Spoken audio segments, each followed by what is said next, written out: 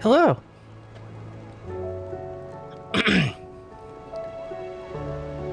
Hope you're doing well. Welcome back.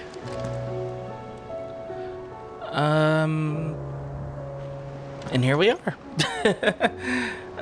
The penultimate stream, the next to last. Twinside's hundreds of leagues away. That'd mean the crystal is massive. And I heard the stream twice because I had a thing up that I shouldn't have. It's good times. Anyway, hope you're all doing well. We're gonna take on the various side quests. But to do that, we gotta progress the story until it actually hits the, you cannot continue, or if you continue, that's it, point, which is just ahead. We'll give, people some time to get in. So it's gonna be a bunch of side quests, tie up the, stories from around the world, and the last few hunts. By few, I mean the last 8. And, that's gonna be something. Oh boy.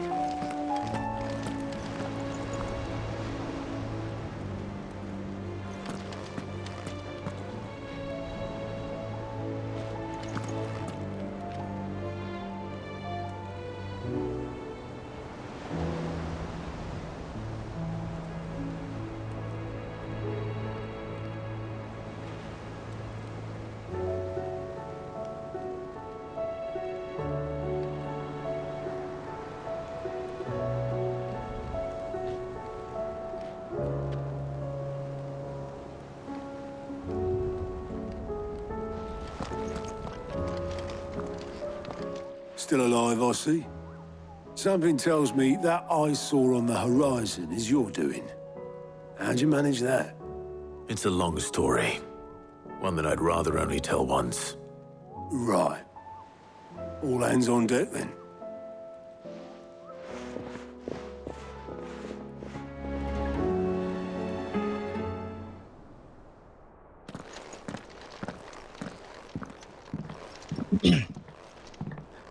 TLDR, we have to kill and dethrone God. Everyone. Literally.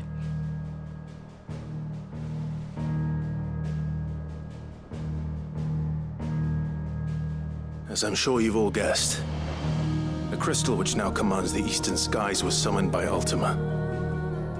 He called it Origin. Though the significance of that name is as yet unclear. What does it matter what it's called? Its emergence tore Twinside asunder and wiped my homeland from the map.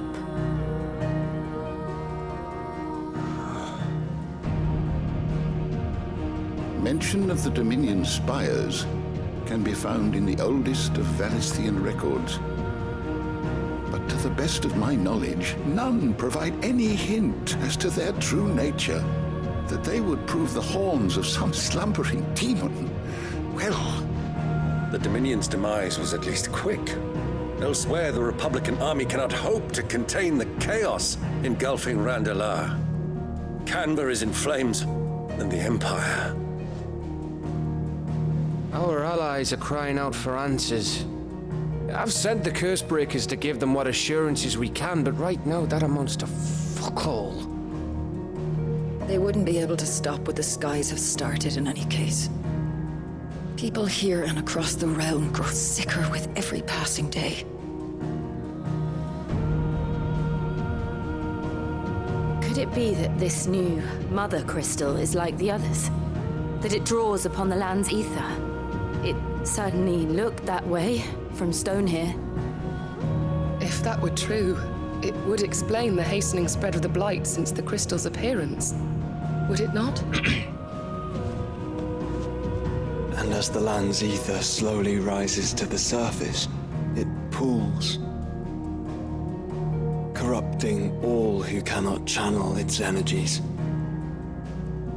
Archay above, ether floods below, and in the middle, here we languish, hopelessly entrapped.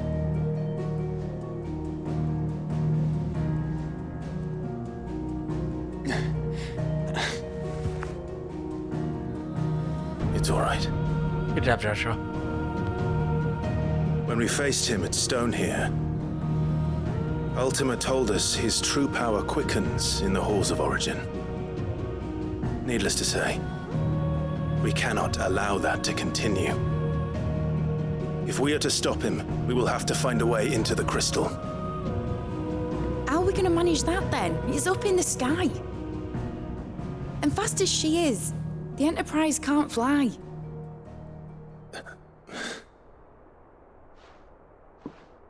It's a lot to take in, and I reckon we'd all benefit from some time to clear our heads. The answer will come to us. Don't you worry. Ain't that right, Clive? Right. That's right. Well, go on then.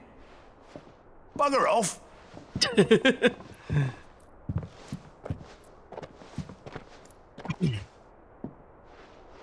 Same goes for you, Clive. You won't solve anything like this. Trust me. Go and get some fresh air, eh? Thank you.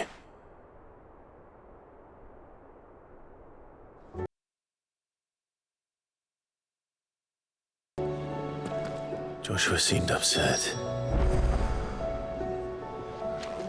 Unless you've taught our chocobos how to fly, I won't be scouting this one for you, Clive. You're on your own, but not alone.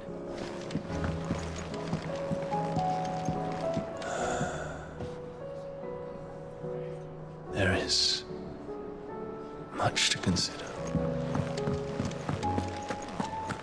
Yeah, if only we knew a guy who could turn into a giant dragon. Oh, wait. Oh, yeah. It's just floating there.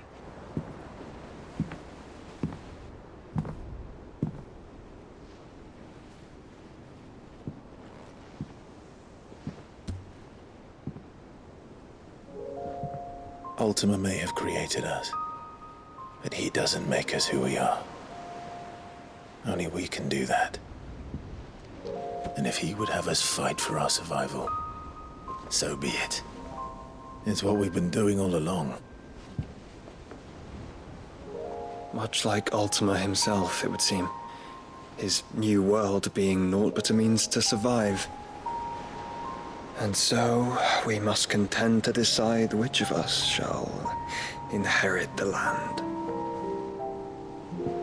Should Ultima prevail, it will mean death for us all. Of that, we can be certain. But even should he fail, what world awaits us? A withered, godless place, where our newfound freedom will most like prove a chain in itself. Well, that may be. But a chain can always be broken. As long as one has the will to break it, it won't be easy. It may take generations, centuries of suffering. And that is if everyone plays their part. But it will happen.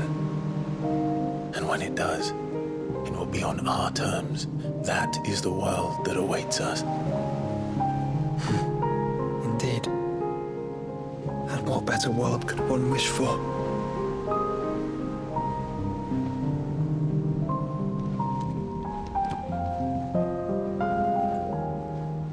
But first, we have to reach that crystal.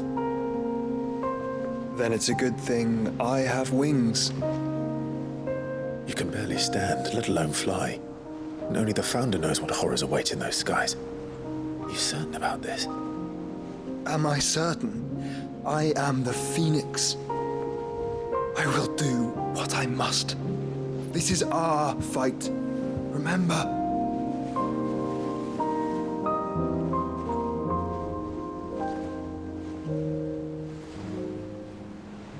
All right. I yield. But only what you must, yes? I'm still your sworn shield. That you are. And what of my wings? Lest you forget, you go to stand against a god. You remembered. I would not have you succumb to fatigue before the fight begins. Ifrit, your brother mentioned that some few of the dominants who had lost their power to you were still able to prime. Is that true? It is. But their icons no longer submitted to their will.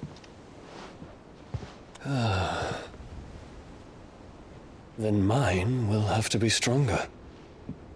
That you both might save your strength for the battle to come. Oh, yeah. You don't have to do this.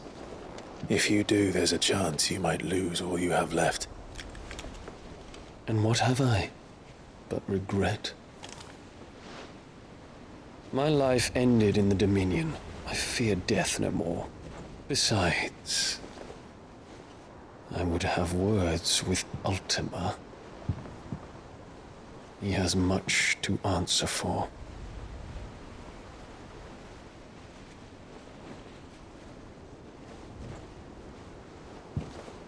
We are in your debt, Dion.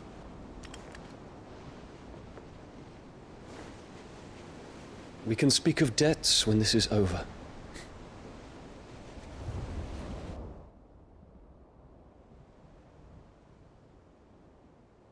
Well, that solves how.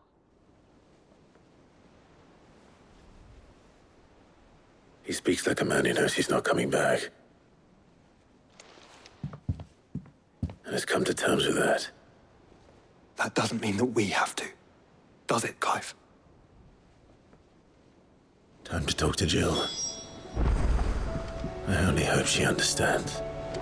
Take as much time as you need, brother. Something tells me Ultima will wait. Say your farewells, and let us be gone.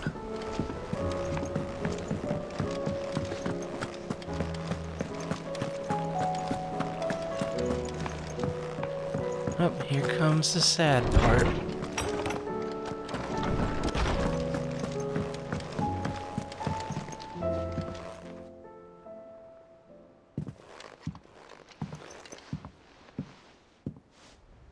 Come to wish on a star.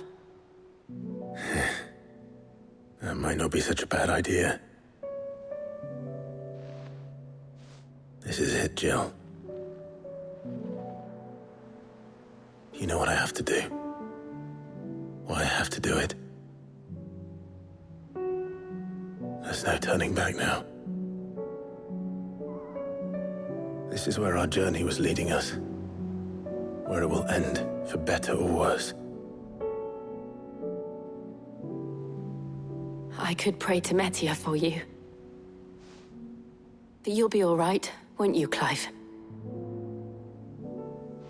You always are. I did promise we'd watch the moon together. I'll be waiting.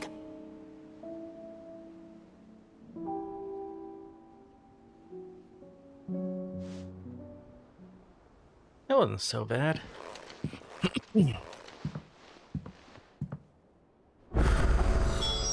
It's almost time. Better make sure I haven't forgotten anything. Well, there's all the quests. And so it begins.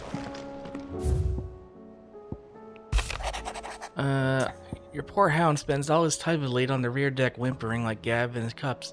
Something ain't right, and my gut tells me it's not to do with his supply of antelope bones. What's wrong with the puppers? What is it this time, Torgal?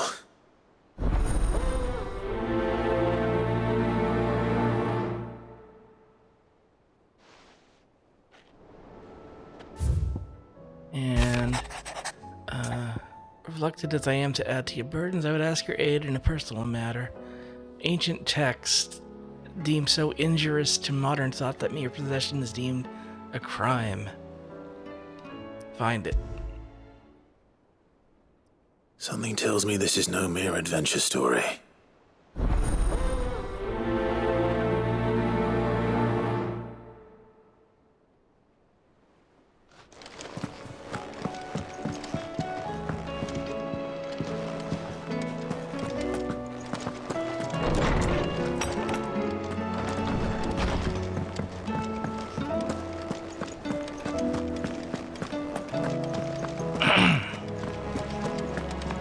Uncle? Clive, my boy! Rutherford informs me that we owe you our thanks. Hadn't intended for you to get involved, but such are the times we live in, huh? I would have done the same for anyone else. You're far too modest, Clive. You'd make a terrible nobleman. But tell me, is the realm truly in as dire a state as Rutherford suggests? From what little I saw, you were right to be worried. I suppose I should have expected the worst. But I was rather hoping the great and good of the realm might have things a little more under control. Alas, it seems that firm leadership is in short supply these days, and without it, the people are bound to lose their way. We must move quickly. Yep. But where do we start? True, the challenges that face us are many. But in my estimation, there are two key areas to be addressed before any other. The realm's armies and her larders. As you've seen firsthand, it's every man and woman for themselves out there. Certain cities have banded together to try and maintain some semblance of order, yes? But such cases are few and far between. And yet, the only remedy for the chaos that faces us is unity. A unity that transcends even the borders laid down by our ancestors. In short, if Storm does not stand together, she will fall apart. It's going well. But how would one even begin to unite the realm? The armies, my boy. As I told you already, we begin by restoring order among the ranks of those sworn to maintain it. Sadly, I doubt I could convince even the lowliest gaggle of privates to dig a latrine together. But I do know someone the High Commanders have been known to listen to on occasion. Field Marshal Eugen Havel. Eugen. I thought he was retired. He was, until an Akashic army tore through Randalar and killed most of the rank and file. There is no man alive more capable. Literally. And as luck would have it, I've already spoken with him on the matter. Oh, enjoy dinner. And he's agreed to help. On one condition. That he first speaks with you personally. Havel has always been a man of frustratingly rigid principle, and he has certain qualms about clasping arms with, well, with an outlaw. I extolled your many virtues as best I could, of course, but the old goat was adamant that he be allowed to appraise you in person. You don't mind, do you, my boy? Of course not. No problem, Gato. If chaos reigns, we will never build a better world. I'll do whatever it takes. It's gonna be all side quests, if but the Field Marshal wishes to speak with me in person, then so be it. I'll catch you up. That's the spirit.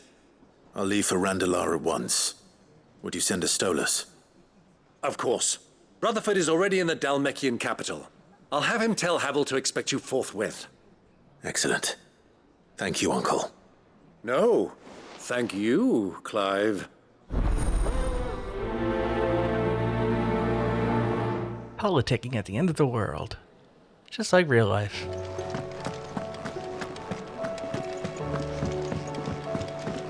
Oh, Joshua has a quest.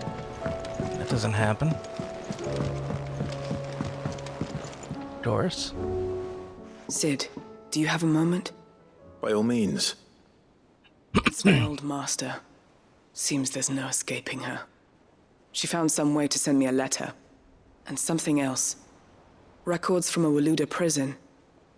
Seems they were keeping a lot of bearers there. How did she come by such a thing? Finding bearers always was her strong point. And it seems the cells of Balmung Dark are full of them. Foreign captives, the masterless. Bearers no one would miss. And even better for her, bearers with no one to look after them. When ether started lapping at the walls, the jailers fled. Leaving the bearers to be liberated by whoever happened to come along next. Sid, I'd like to believe that I've earned your trust by now. And while I'm well aware that you've forbidden Cursebreakers from traveling to Waloed, I can't let those bearers die in their cells. I'd rather risk shipwreck on the Shadow Coast than leave them to starve. Real quick, and this is, I just want your opinions on this. Right now I'm using a LUT file to, it's a filter to try to convert the HDR source to SDR without losing color. Because, like, if I turn it off, this is what you get, which is kind of a washed out. It's not as vibrant. Would you rather I leave it on like this, or would you like it off?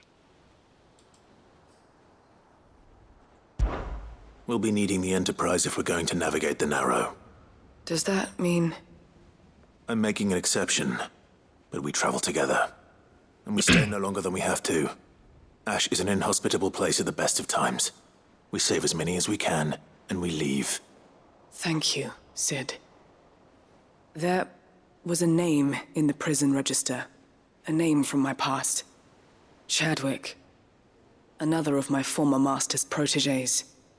A gifted soldier, and the closest thing I had to family. The thought of him held captive in that place.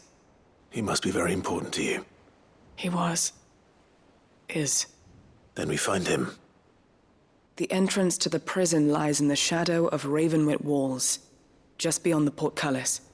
We should head there as quickly as we can. I only pray there are still bearers alive to save. As do I, Doris.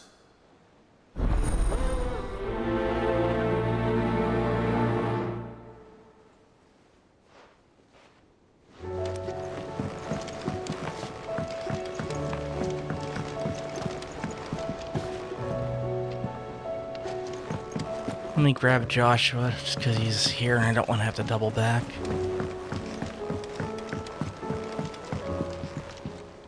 Ah, Clive. Joshua, what's wrong?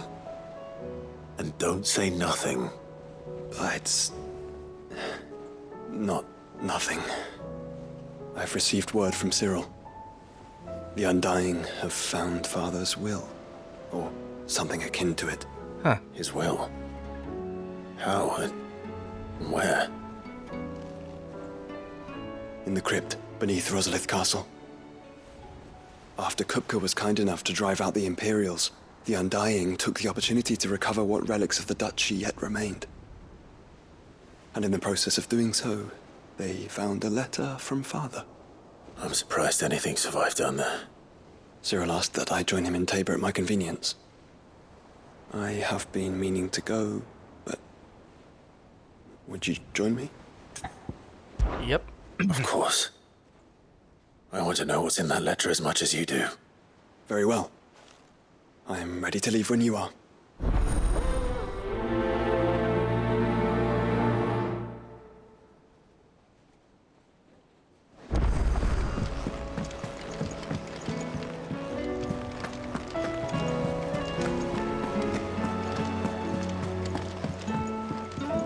Sid, I was wondering if you could help me. It depends what with. A bearer, but recently freed from his bonds, is keen to join the Cursebreakers. As you know, the work we do is not easy, which is why we test every volunteer's suitability. I was hoping you could oversee this one's evaluation. I don't mind, but why this one? Because he wants to be a scout. Our ranks are filled with men and women capable of breaking chains and putting slavers to the sword. But scouting, we're few with the nose for that, which is why we still rely so heavily on Gav. And since he accompanies you on so many of your missions, I thought you might be better placed to recognize the traits in him that we should look for in those who'd fill his boots. Sounds reasonable. So you're happy to oversee the boys' test, then? One can never have too many scouts. Truer words, Sid. I'll let the initiate know that you'll be attending his trial, and now he is to proceed directly to Northreach in readiness. No time like the present, eh? No time like the present. I'll await you there. You're gonna be waiting a bit.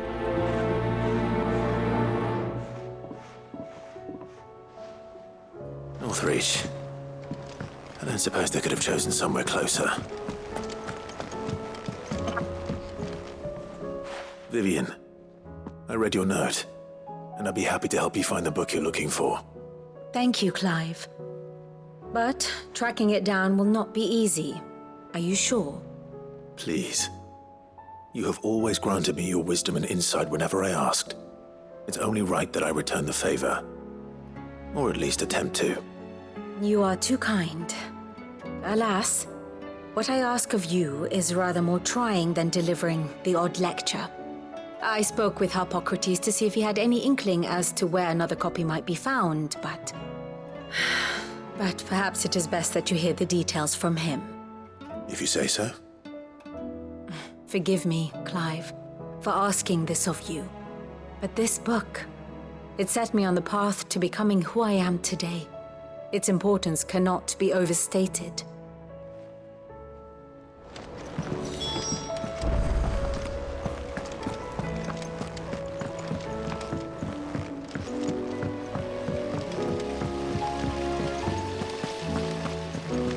Oh, that better not be science guy. I'm in no mood for science guy. What do you think happened to Miss Midadol?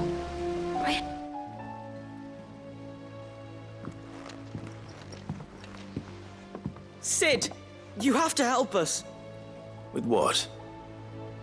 You didn't take apart another of Mid's contraptions, did you? No? Well, yes. But that's not what we want to talk to you about. It's Miss Midadol. She's been acting strange. Very strange. She's barely ever around. When she is, she acts like we aren't even there. Her head's in a crowd. In the clouds. That's what I said. In the clouds. Well, she does have a lot on her mind. When did you last see her? Not long ago. Right after she got back from saving you from Stoneir. Then it's probably just about the Enterprise. It did take quite a battering on the way there and back. You didn't break it, did you, Sid? You really should be more careful around Miss Midadol's inventions. Don't listen to her.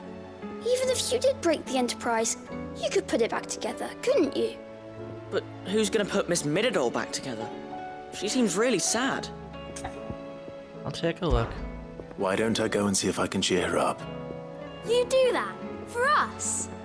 She's in her dungeon. Don't scare him. It's not a real dungeon. Thanks for the warning.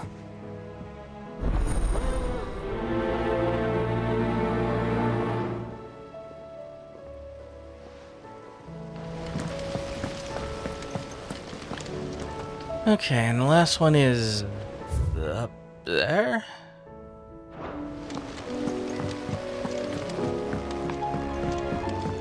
I don't think I've ever had to go up. No, wait, I did for one thing.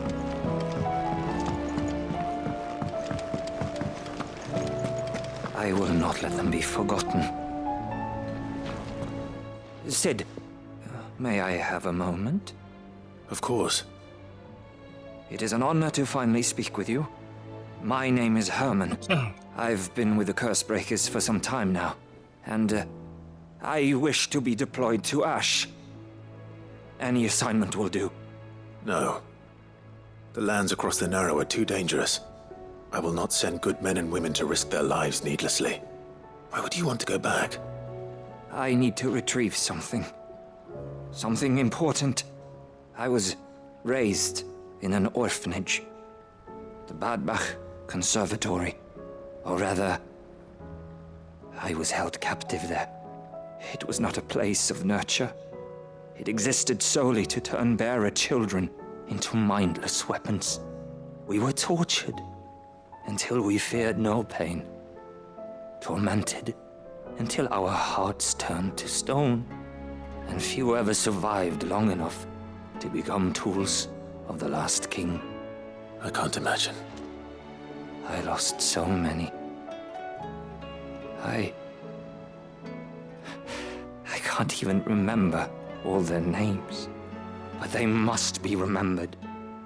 They cannot fade away, faceless and forgotten. The Institute was run with military precision.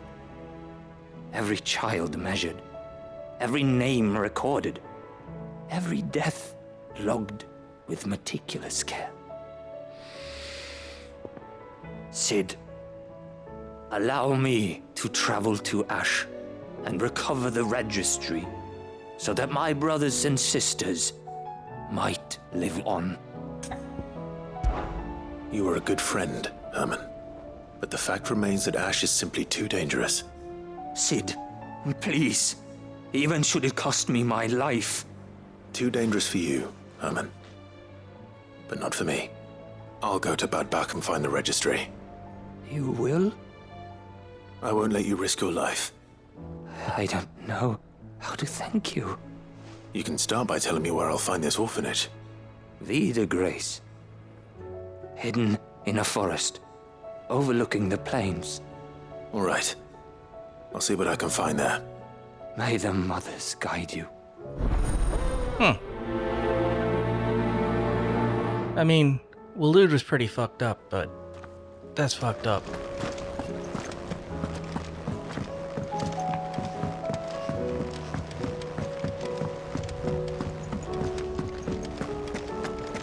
Okay, we have a upset pupper to deal with.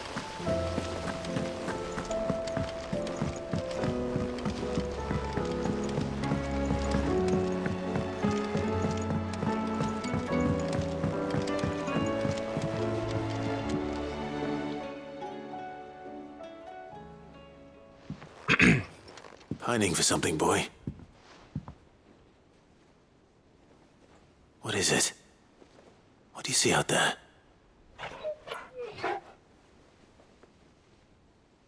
I never did ask where you got that anklet of yours. From Sid, that's why. On the day he brought him home. That long ago? And you're only thinking to ask this now?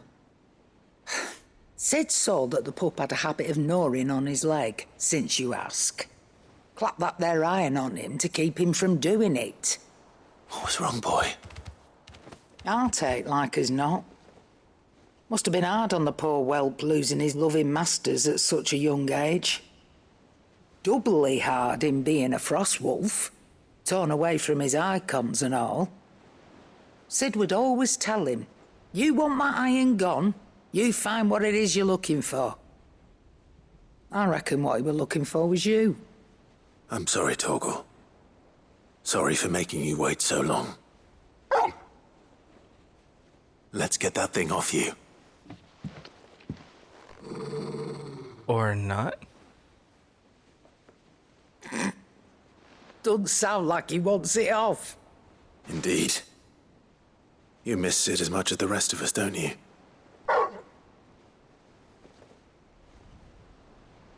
You want me to go with you somewhere?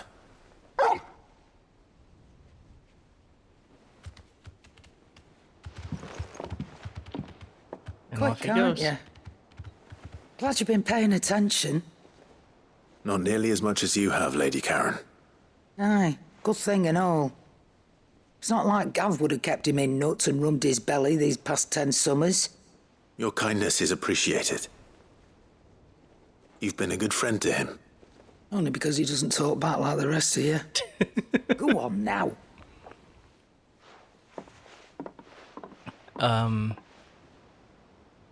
Where to then, Torgal?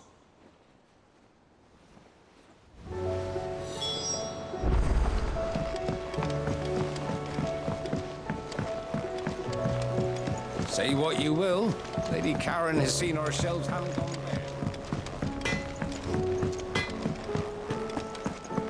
Where are we going, puppy? All right, Torgal. Where are you taking me? I'm going to need a little bit more than that, boy. Do you have a better hint for me? Unless... you've already given me one. Back on the rear deck, you were looking west, toward Rosaria.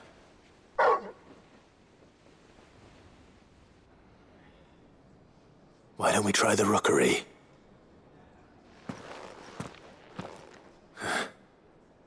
I haven't been to the island in almost 20 years. To Port Isolde, then. Fingers crossed the old mooring is still there.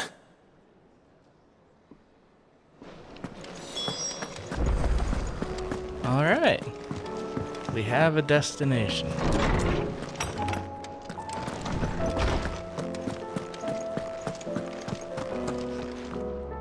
Ah, Clive, my boy. What a pleasure it is to see you. Hippocrates. There's something I need to ask you. I've been charged with locating a book called From a Distance. Then you seek a rare gem indeed. One whose name I had not thought to hear from your lips. You've been talking to Vivian. Right as always. But she didn't seem keen to tell me very much. I take it she didn't like what you had to say. And yet I gather it did naught to dissuade her. Clive, if the young professor has tasked you with obtaining a copy, I fear she asks the impossible. The executors would not allow it. The executors? Coveters of Secrets, a clandestine organization committed to the collection and intenebration of forbidden texts and technologies. One such text being the tome Vivian seeks, chronicling as it does the true history of the enslavement of bearers. A tale which could overturn the established order were it ever to become widely known. Or, so rumor has it. I've never actually read the thing, or even set eyes on it for that matter. How is it that I haven't heard of this organization? Why, secrecy is the executor's watchword. They lurk in the shadows, emerging only to seize that which must be seized, be it books, inventions, Welcome back, Otto. or people, before disappearing again, leaving nary a trace. Which would explain why Vivian's copy was snatched from her grasp not long after she found it. By the hand of the executors, yes. But what drives them? Self-interest or ideology? Fine question. Sadly, all that is known of the executors can be recounted in a single breath. You may just as soon ask me of their origins, numbers, or the identities of their leaders. Any answer I give would be pure speculation. Then my hunt was doomed from the first. What was Vivian expecting? That I'd pluck it from thin air? Not from thin air, no. From ash. Rumors of the executors are rife among the scholars of Storm, but rather less so across the strait. I have a friend. Well, I had a friend in the village of Garnick, a collector of rare tomes, upon which subject we would oft correspond. Alas, I have heard naught from him since the skies fell dark.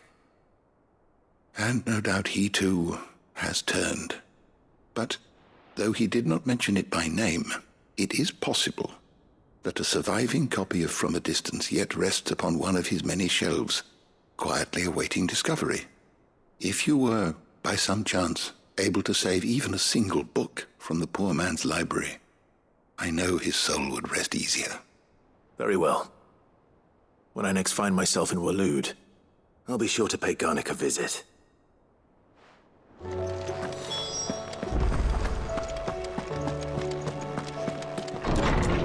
Okay, still gotta talk to Mid. Completely forgot about that.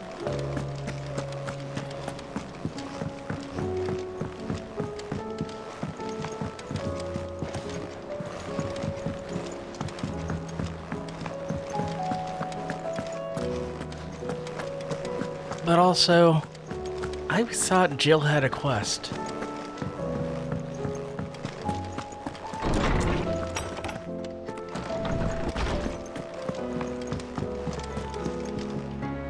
Clive, do you have a moment? Of course. Always. I wanted to give you something. Is this? I stitched it from the cloth you gave Hortense. The piece she said you liked best. I told her I used to enjoy needlework, but I didn't think she'd remember. It's beautiful, Jill. You didn't have to. When I was very little, I recall my mother telling me that young ladies of the court would give knights ribbons from their hair before they went off to war. I still wear mine, so I made you this instead. Red is the color of passion, the fire in your heart. Fierce and bright, it binds you and your brother, you and your friends, you and me. That was a while back, wasn't it? Our bond. May it never be broken. And may it ever bring you back to me. I will always, always be here. Thank you, Jill.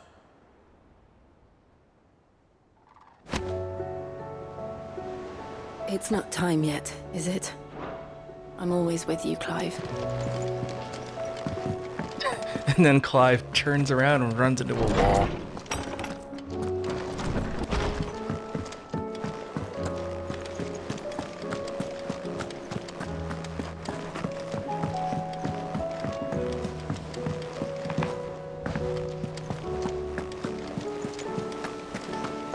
There's something about it.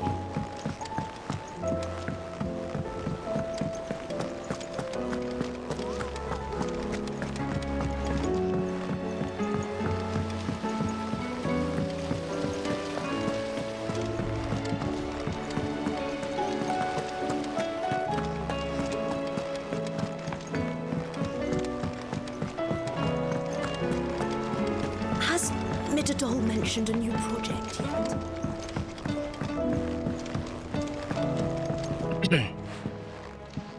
Mid, if you have a... That's it! I knew it! The answer was right here under my arse all along! If this doesn't steer to the skies, nothing will! To the skies? You aren't trying to give the Enterprise wings, are you? What else would I be doing? The children seem to think you're avoiding them. They're worried about you. Is this really so important that you need to shut yourself away from everyone? The Enterprise is already the fastest ship in the realm, and that's with the sea beneath her. But what if she weren't bound to the waves? What if she weren't bound to anything at all? It's not fair. The gods get the skies all to themselves, so I'm gonna do something about it. The Fallen had their chance, but they relied too much on magic. And see where that got them? But not me. I've discovered how to do it without. Well, almost. First, I need to make a prototype. And is that a one-woman job? Are you volunteering? I'll have you know the Enterprise is my baby. But if a godfather's offering to lend a hand, I'd be happy to take it. First, I'll need oil, and not just some old drippings from Miss Molly's spits in the Tub and Crown. Refined stuff, like they make in Ordil. Then I'll need some bone, or shell. Light, strong, preferably no longer attached to the beast it belongs to. If it's beast bones you're after, I'm sure the curse breakers will know where you might find some. No, they'll know where you might find some. You're the one who offered to help, remember? God damn it. I should speak with one of the curse breakers before I set off for Old Hill. See if I can't find this bone while I'm there as well.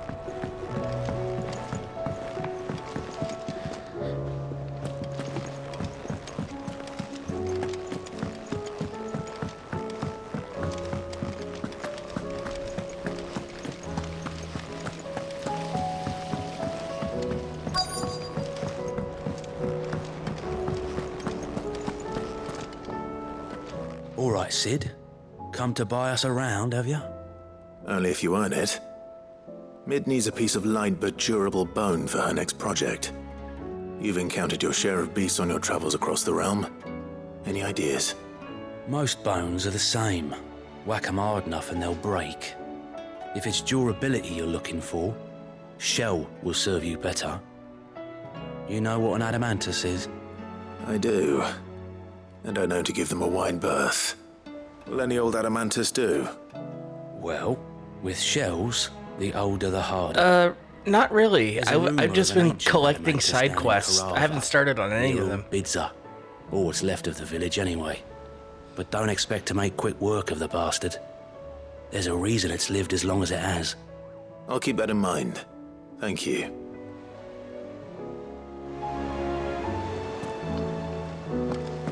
All right.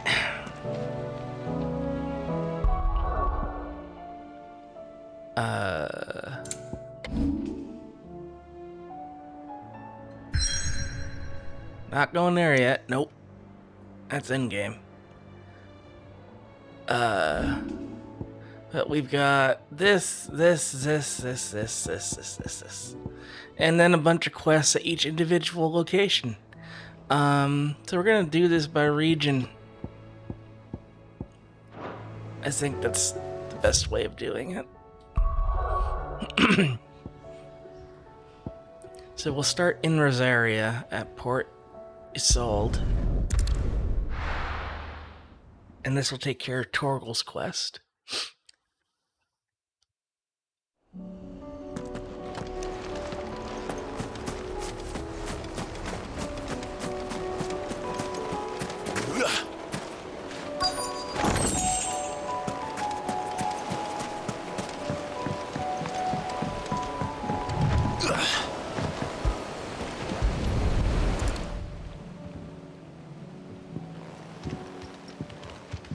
It's still here.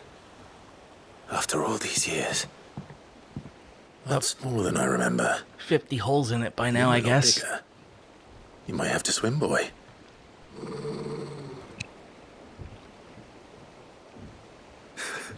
I wasn't being serious. You two go on without me. I doubt that boat will hold a third. If you're sure, we won't be long. Hop in, boy. We're going there.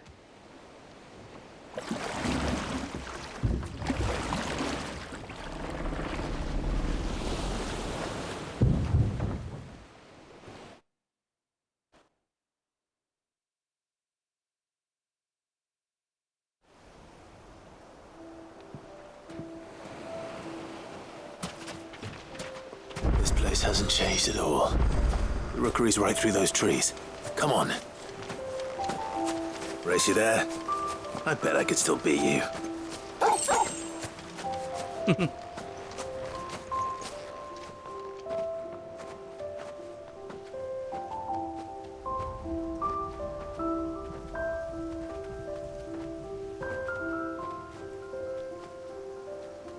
Here we are.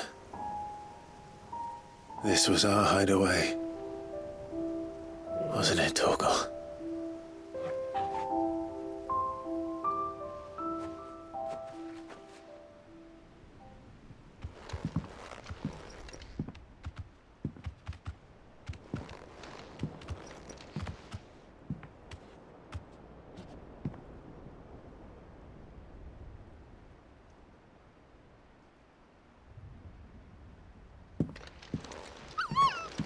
Aww.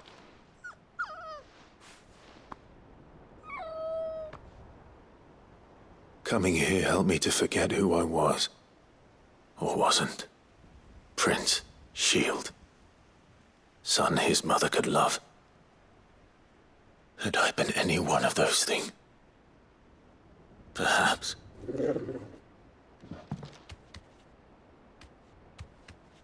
What is it, boy?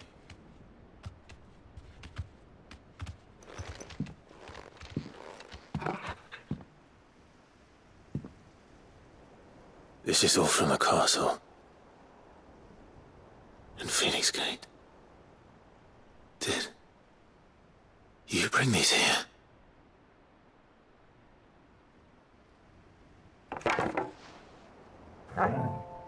Aww.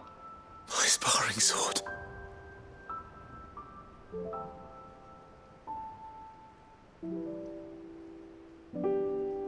Well. You never stopped looking for me, did you, boy?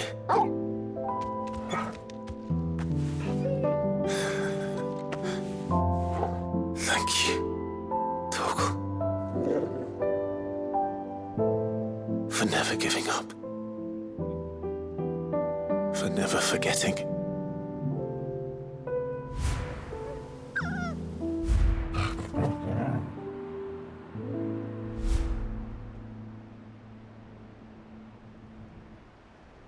Let's take this with us, shall we?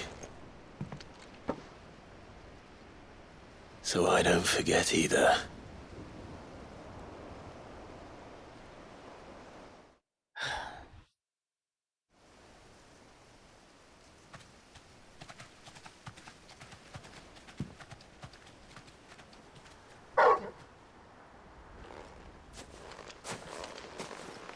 That's not the way back to the boat, Torgal. All right. I'm coming. I think I know where we're going.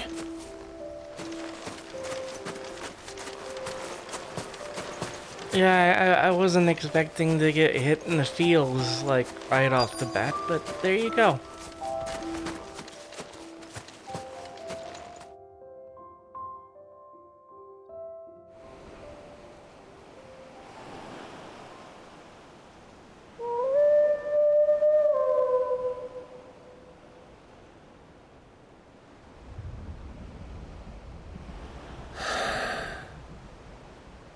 People always talk about the importance of putting the past behind you. But without it, we wouldn't be who we are today. And we certainly couldn't steer our way to a better tomorrow. Come on, Torgal. Let's go home.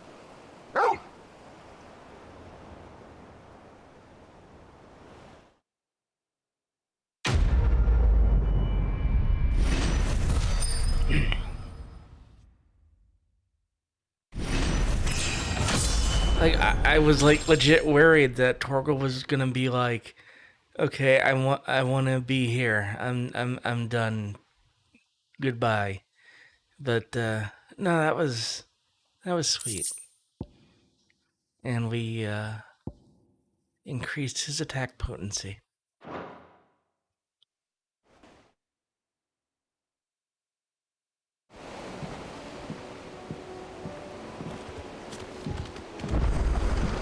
Sorry for the wait.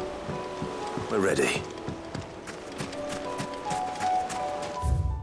Alright, the next quest is over there at the Old Hill Docks. But I want to check something real quick.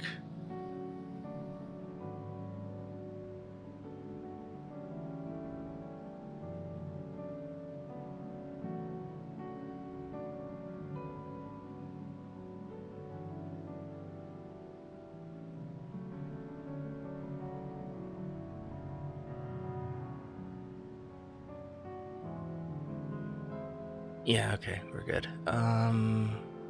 Let's get the oil from here.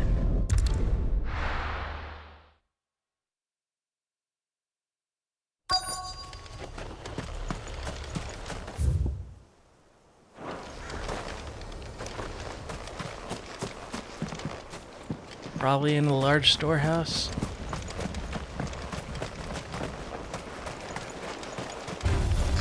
Whoa. Or goblins.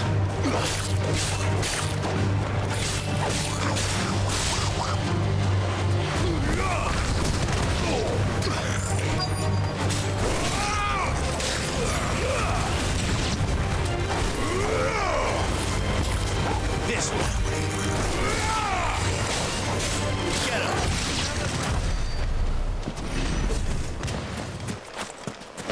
him. There's some oil. Yoink. It's oil. After what happened here, it's a miracle there was any left at all.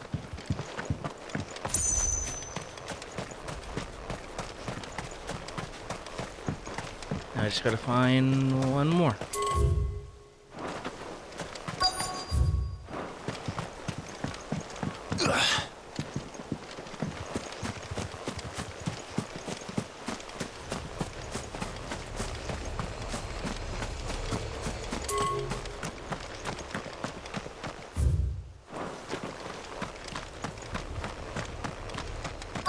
There it is.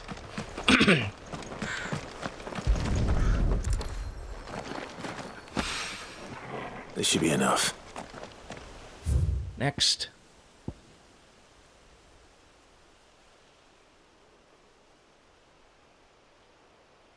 apparently that's it for Rosaria.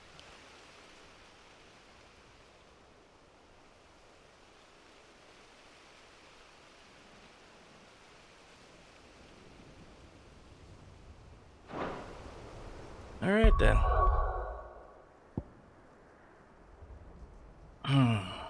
Next, we'll go to up here.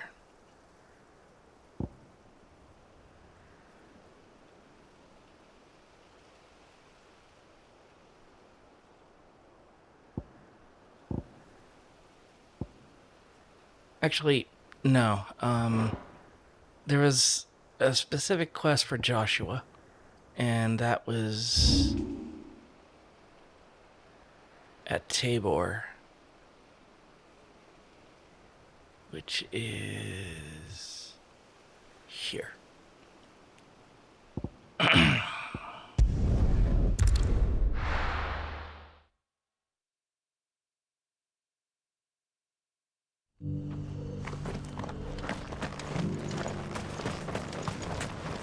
Are you buying or selling? Neither, really. Come again.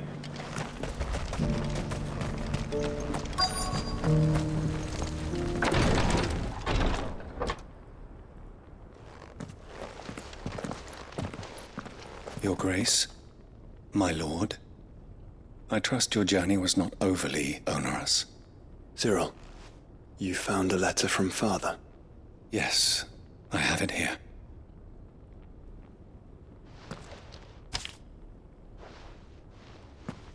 If you would do us the honor, my lord. I know that I ask much of you in this coming war, but I see no other way to secure a future for our duchy and our family. Yet even should we succeed in subduing the savages and winning back Drake's breath, the threat of the Blight still looms. And only with all Rosaria striving as one might be at last overcome it. I've made plans to see us through, but such are the obstacles that stand in our way, it shall likely fall to you to continue my work. I know that you have the strength, the courage, and the will to do so. This shall be an arduous inheritance, and so I offer another, that you might be reminded of the love and the faith that I hold for both of you, your father. An inheritance? It would seem the late Archduke penned this missive shortly before his passing. The day before we left for Phoenix Gate. What are these plans he spoke of? His plans for the duchy, your grace. Your father entrusted them to my predecessor, the former bearer of the Burning Quill, who entrusted them in turn to me. The complete emancipation of bearers is their stated aim.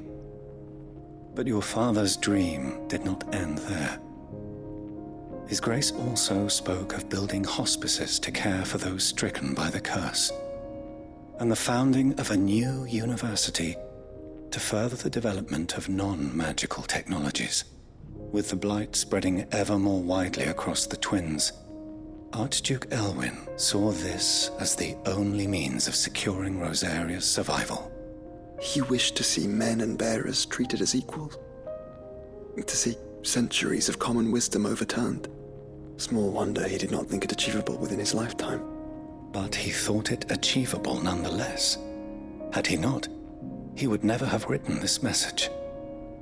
Nor would he have entrusted his vision to his most faithful aides, those who would have stood with you, shielded you from the machinations of the less benevolent personages at court. Your mother? It's a pity only they are still with us. 'Tis true that those most loyal to your father were the first to suffer the Duchess's wrath.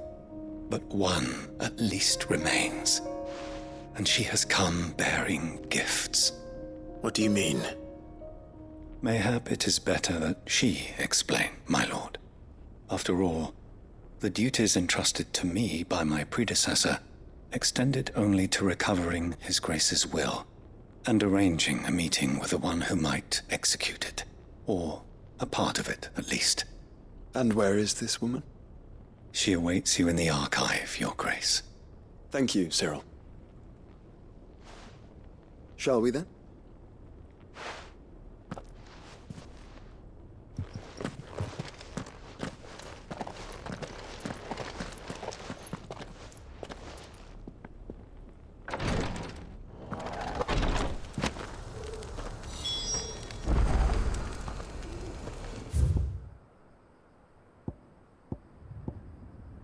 Oh, it's just upstairs.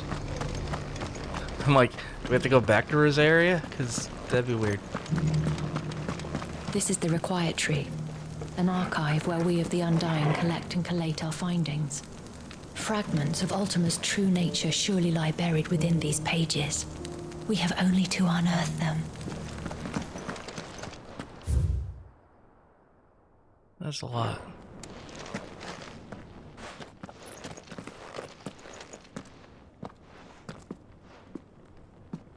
My lord, Your Grace. I hardly recognize you. I am Goditha, retainer of House Rosfield, loyal servant to the Phoenix and his shields. Your father, the Archduke Elwyn, entrusted me with the delivery of a gift.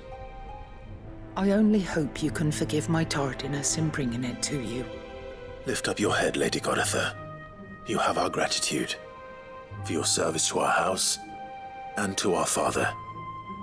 I merely did my duty, as any proud Rosarian would. My lady, perhaps you could explain a little more? What exactly is the gift you bring? As I'm sure you know, it has long been the custom for the children of House Rosfield to be presented with certain keepsakes upon their coming of age. Indeed it has. Our father often spoke of the day when our turn would come. And had he lived to see it, he would have presented you with the treasures I bear. Matching armbands for you both. Alas, he did not live. Indeed, he was taken from us even before they could be completed. He had intended to claim the Heartstone with which each armband was to be finished himself, but it was not to be. And his gifts remain incomplete. I see. It saddens me to bring them before you, as they are. It was your father's wish that you be presented with the finished articles, not these works in progress.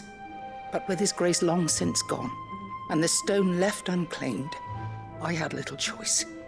You are grown men now, and his house is yours. And while I would not presume to insist upon your claiming the Heartstone in his stead, I know that nothing would have pleased him more than for you to do so. Thank you, Lady Goditha. What say you, Clive? What else?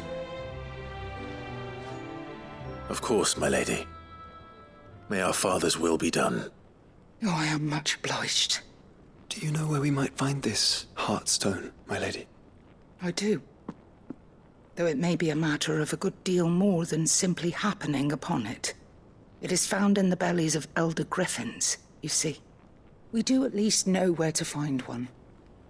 A certain specimen has made its nest in Titan's Wake, not far from here. A certain specimen? You are most perceptive, Your Grace. In answer to your unspoken question, yes. In fact, this is the very same beast your father meant to slay. I have been tracking its movements since you were but a boy. Were you to slay it in his stead, as men of House Rosfield, it would surely make your father proud. What say you, Joshua? Oh.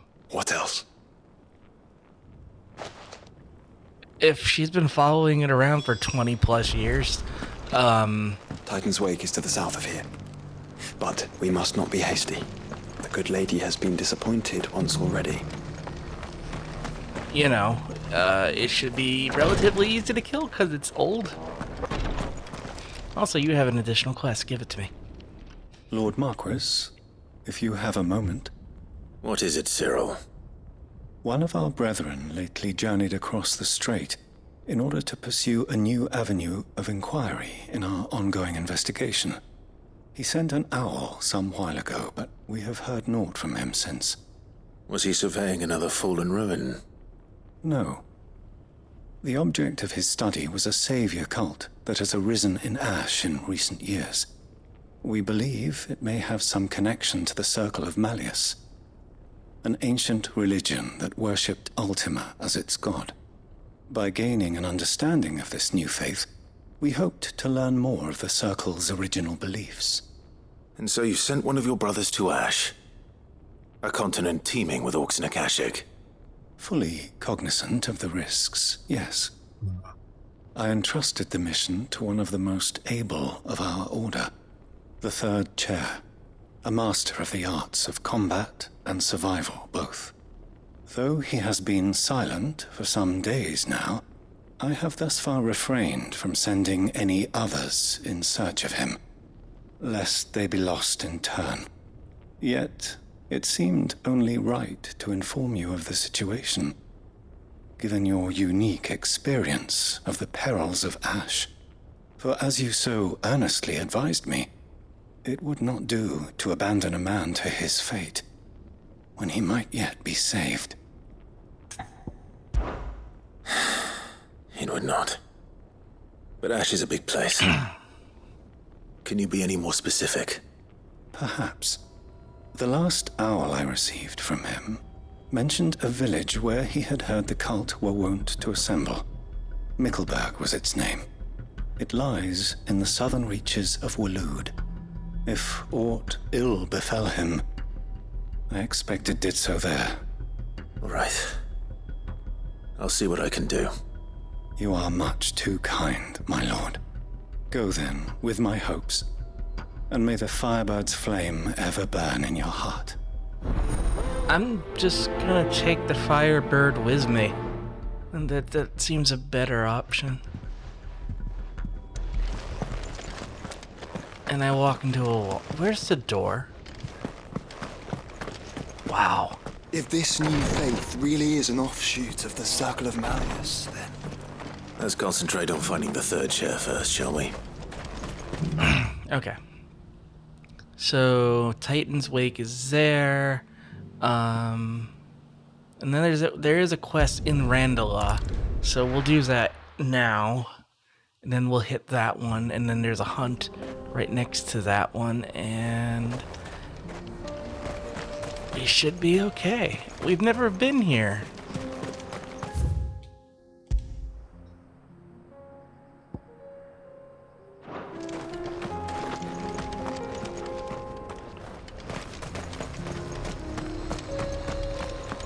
You know, I'm surprised.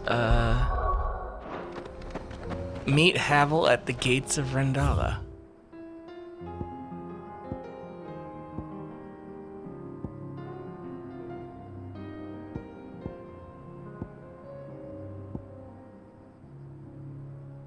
Oh, you know what? It's up there. Never mind. We'll hit this first and then the hunt, which is like over here.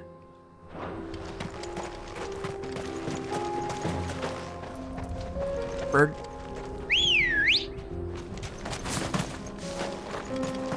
Good girl. Run like the wind. Eyes peeled, Joshua.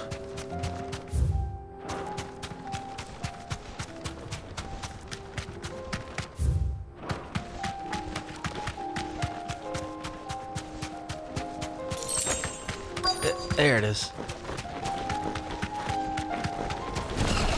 There it is. For House Rossfield.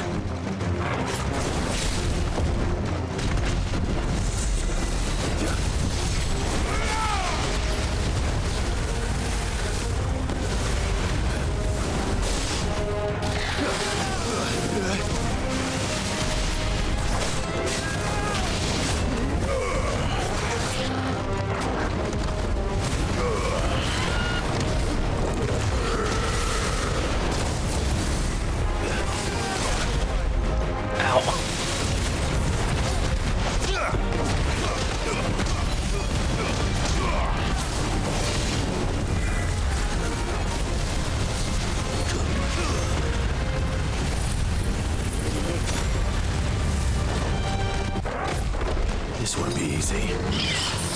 Oh, you... It just bumped me out just enough to reset the fight.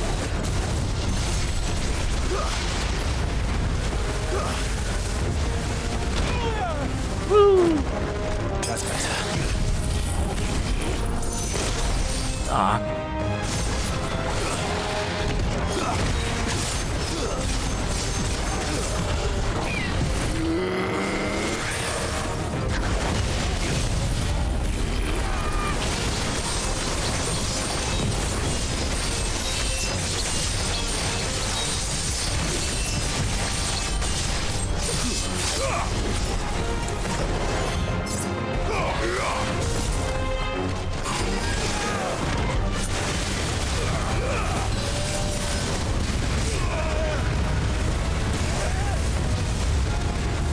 This is revenge for every time I got hit by... I threw a tornado, I mean.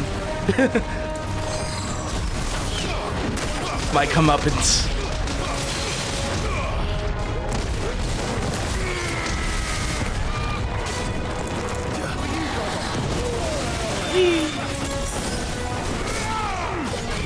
Too slow.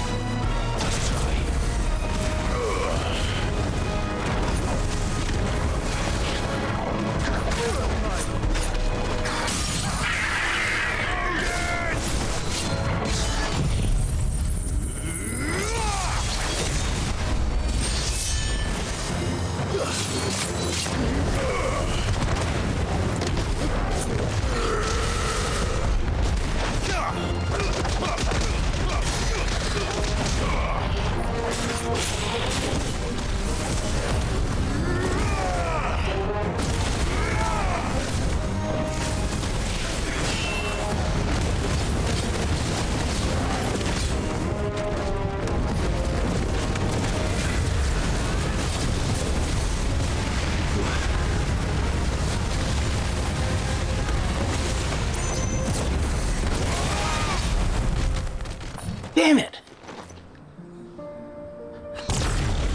Oh, that is not fair. Okay. I literally cannot cross... And there's no, like, landmark to be like, don't go this far.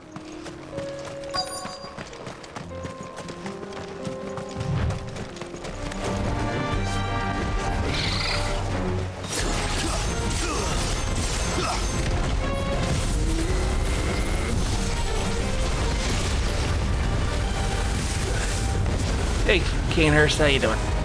Well, it's hard to stay, like, in the middle, because it does that.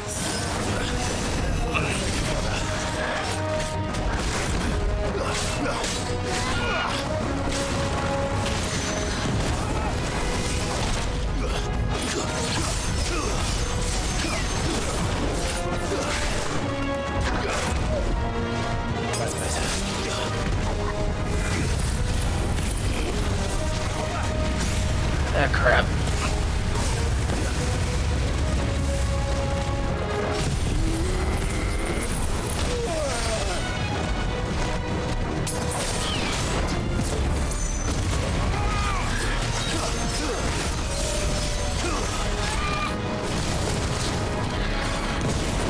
Yeah, this will definitely get a PC release at some point.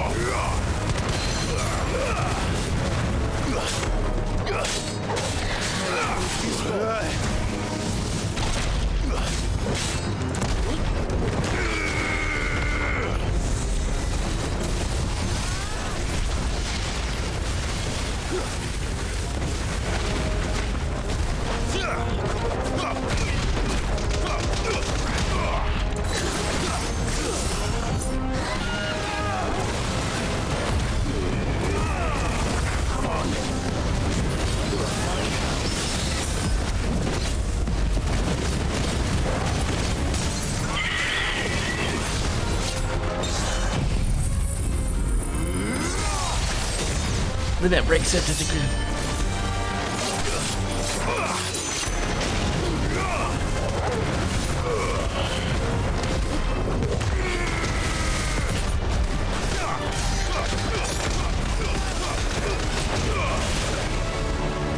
have the bad.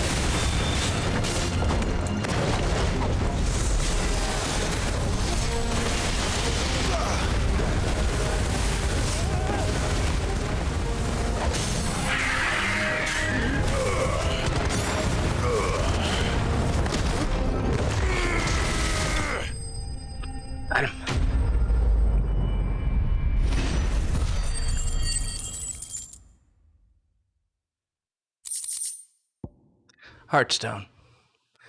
Griffin suffers reading hard. Griffin suffers something akin to the crystal's curse, their flesh slowly turning to stone over a lifetime of channeling ether.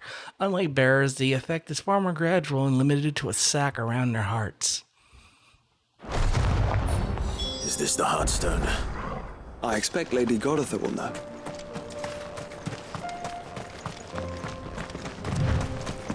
Okay, and the notorious mark is in this corner.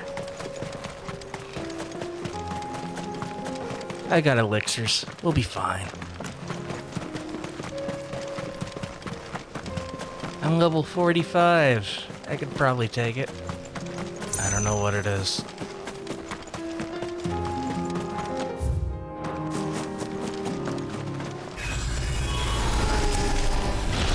Oh. Xanatos.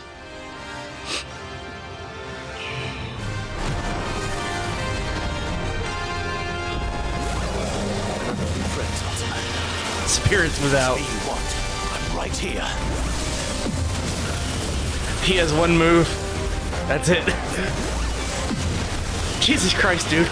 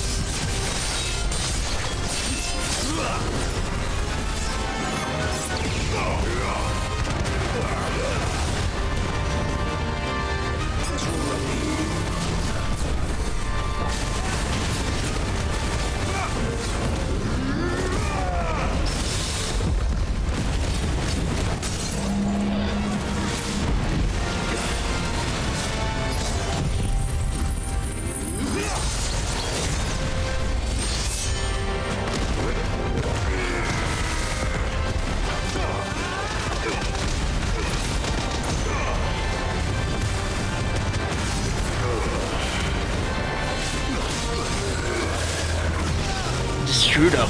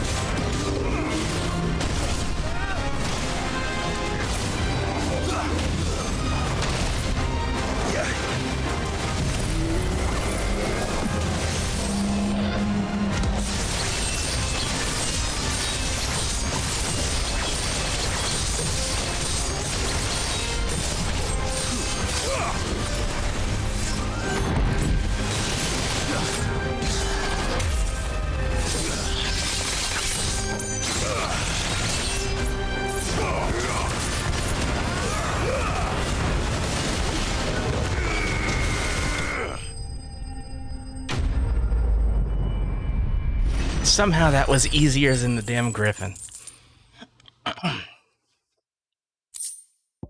Darksteel. I need that. And don't come back. Okay. So is that done? Let's get back to town. And turn this in.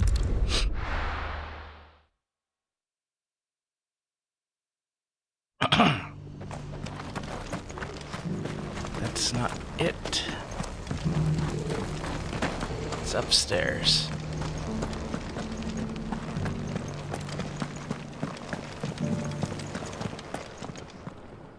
Oh, thank the Founder you were safe. The Griffin is slain then? And the Heartstone claimed. I need some head pads. There we go.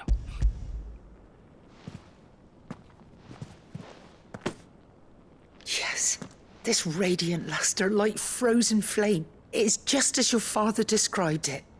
Thank you, my lord. Your grace. Your father would be so proud. Lady Goditha, the lapidary is ready. Thank you, Cyril. I will be with him shortly.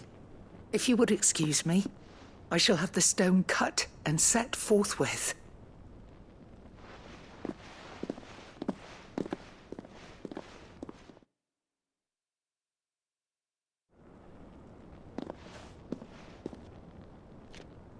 The armbands are complete. Pray, take them. They are yours, after all. Heartstone is harder and more enduring than garnet, or even ruby. It symbolizes unwavering will and devotion. And the graven vines encircling the stone represent the unbreakable bonds between you. It's a message.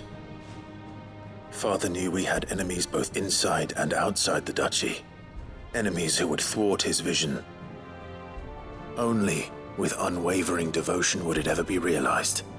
And only if we stood together, as Phoenix and Shield, as brothers in arms, only then might those enemies be overcome. Indeed. His Grace knew the enormity of the task he would entrust to you, his heirs. But this was more than just a message. It was a promise. That he would always be with you. Thank you, Lady Goditha, for remaining the steadfast custodian of our father's will. Forgive me, my lady, but there is something I don't quite understand. The Undying told me that after Father died, Mother claimed all of the ducal treasures for her own. Even if the armbands were incomplete, she would surely not have overlooked them. So, how were you able to keep them from her? Because I was the keeper of the vault. Though I was but a lowly servant, your father spoke to me of his intentions for the bands. Yeah. Of the deep love he had for both of you. And his hopes for your future. In the days before the disaster at Phoenix Gate, I discovered that the Duchess had ordered her jewelry be sent away from the castle. It was then that I knew she meant to betray us. I tried to warn your father, but it was too late. When word of the fire reached Rosalith, I knew my time was short. So I took up the armbands and I fled into the night. And thank the Founder you did. Yet my duty to your father was incomplete. Not knowing what else to do, I followed the Griffin, thinking I might claim the Heartstone on its passing. And so my pursuit continued, until Lord Cyril appeared before me. He informed me that His Grace's will had been recovered, and that his sons were alive and well. Lady Goditha, on behalf of my father and all the people of Rosaria, I thank you for your loyal service. As do I. Thank you, my lord. Your Grace, for coming back to us, for giving my service meaning.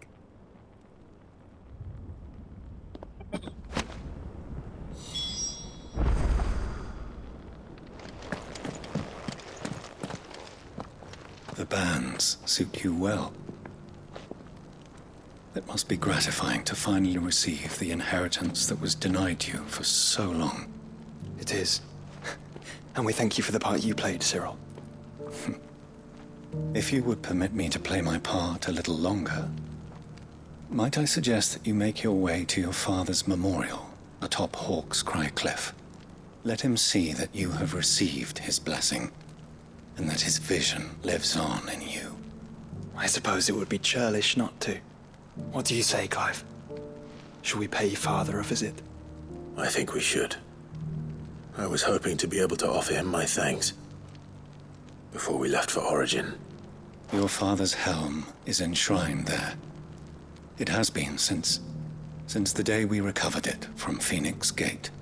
I prithee claim it, for it too is a part of your inheritance, and I do not doubt that your father would prefer it in your hands than perched upon some lonely rock.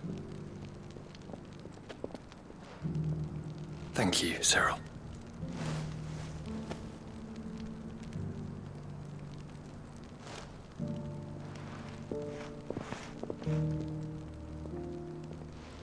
Come on, Clive. He's waiting. Yeah, well, he's dead. He'll wait. The Founder's Grasp, fashioned after those pictured adorning the wrist of the mystical founder in ancient engravings, Archduke Elwin intended to gift these bands to his beloved sons upon their coming of age, that they might serve to remind them of the unbreakable bonds they share as proud scions of the ducal line, and the unwavering devotion that would be required to see their duty done.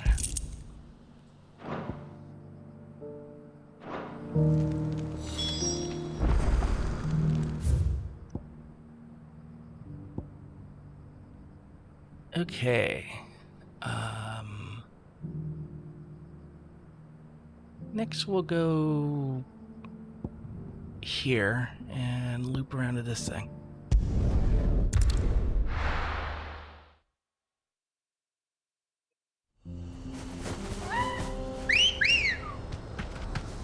Good girl.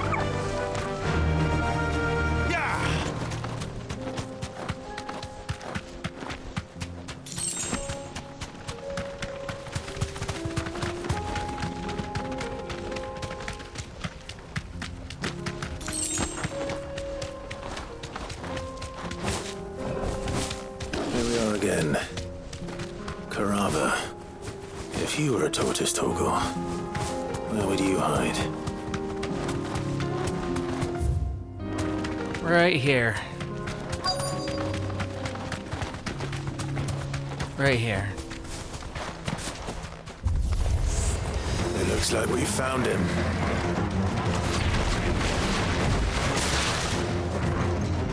Just ate that one.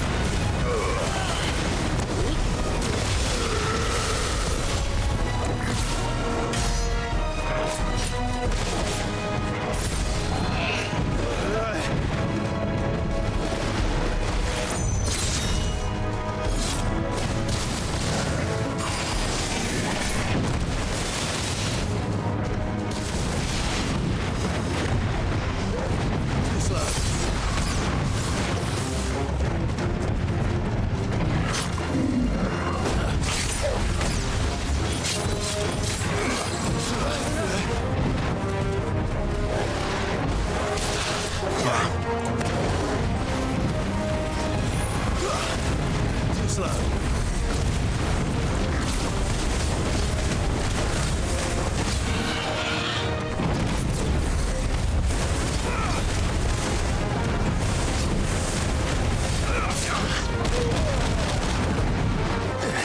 Guess we're all ready.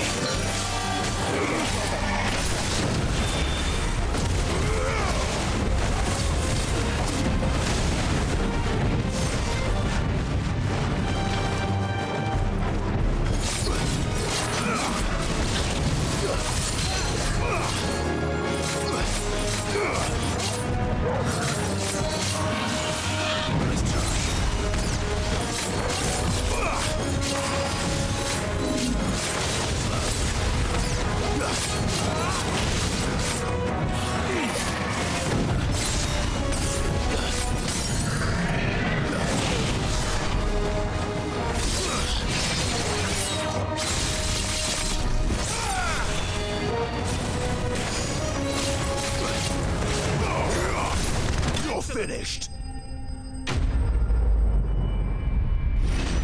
Yeah, one dead turtle. I better get these materials to Mid so she can finish her prototype. Okay. Next in proximity is Delamil, which is just as well. I am out of potions, or at least very low on them.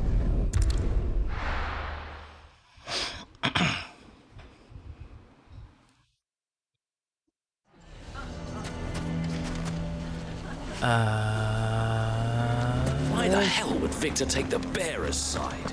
Oh yeah, these people are still pissed that the person who saved them is a bearer. Who can say what Lubor is plotting? Personally, I'd let the whole town burn.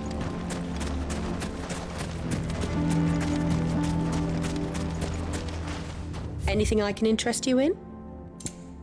Yeah, this. An excellent choice. This. My thanks. That. An excellent choice.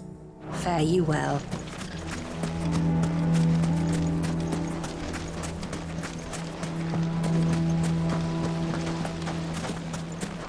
This may be another long one. I don't think we'll go 5 hours though, but I do want to clear out all the quests. That way, when we get together for the final stream, it really is the final stream.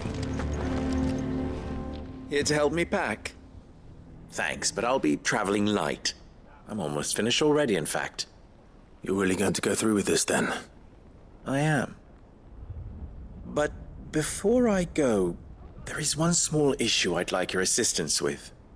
Well, two, in fact. If it's within my power to help you, I will. It's the children. I refuse to let them share in my disgrace. And if I leave them here, they surely will. Our friendship would see them ostracized forever. But I can't take them with me either. I can think of only one place where they are certain to be safe and provided for and loved. The Hideaway. Of course. The children would be more than welcome. Thank you, Clive. I will not forget this. Lubor, are you still here? What is it, Ferda? You look pale. There's been a flood in the Velcroy, a damn big one. The League of Outlaws encampment was completely submerged in ether. What? Every last one of the bastards has turned, and they're headed this way. Bandits are one thing, but Akashic bandits are quite another. The town guard won't stand a chance against them. We need to evacuate. There's no time to lose. Ferda, gather the men. The Akashic may strike at any moment. We must make ready to cover the townspeople's escape. Well, what are you waiting for? Yes, my lord. Clive, change of plan. The children stay with me for now. I need you to find Conrad and Natalie. Tell them to prepare for a full and immediate evacuation. Understood. I'll do what I can to convince everyone else. Wish me luck.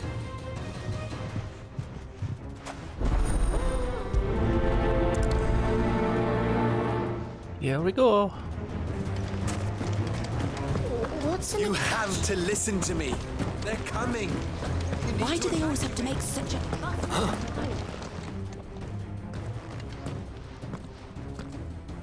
Ah, it's you. What do you want, Lord Underhill? To pass on an important message. There's been an ether flood out in the Velcroy. The camp where the so-called League of Outlaws were gathering has been swallowed. They're no longer just bandits. They're Akashic now, and they could be here at any moment. You need to begin preparing for a full-scale evacuation right away. Oh, do we?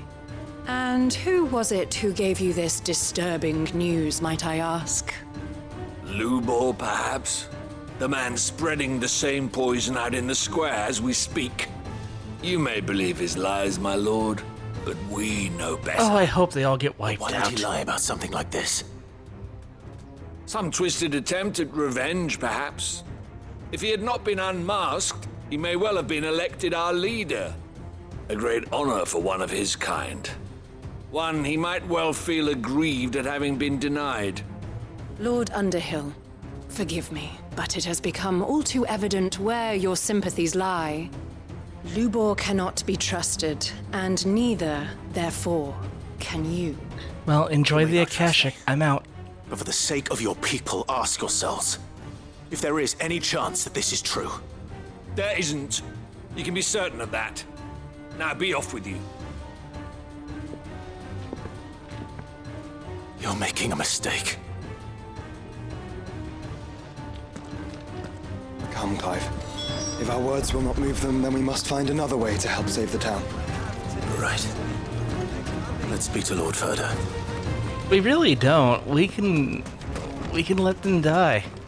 I think we'd better shut up. What's Lubor raving about now?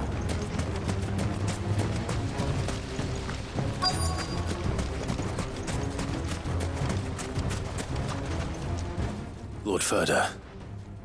Sid, what's wrong? I went to warn Conrad and Natalie about the Akashic, but they wouldn't listen. They've convinced themselves that nothing Lubor says can be trusted. The bloody fools. Which means the town guard can't be counted on for support. But I can. If there's anything I can do to help you defend Dalamil. Gotcha. I appreciate it. Sid! Ferda! I've been looking for you everywhere. Does this Victor look better? I thought you'd left. Than I couldn't this. abandon a friend in need. And Lubor is in need at this very moment. Come quickly.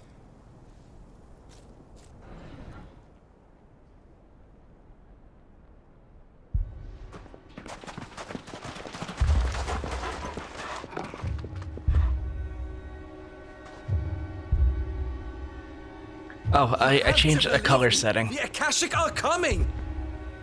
They don't eat, they don't sleep, they don't tire. This is with it They off. don't care who they kill. They're unlike anything that's come before. There will be no parley, no mercy And granted. this is on. We may have saved the town once, but this is different. I do not ask that you forgive me, but please believe me. If you do not run, okay, you will die. You will all fucking die!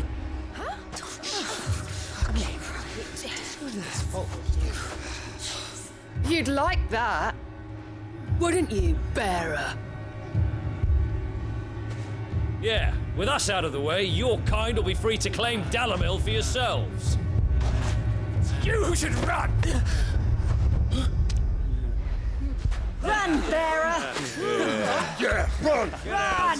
Far, far away! Run! Just go, bearer! Yeah. Yeah. Yes! Go! Come on, then. Go on! Go! Just go. Just go.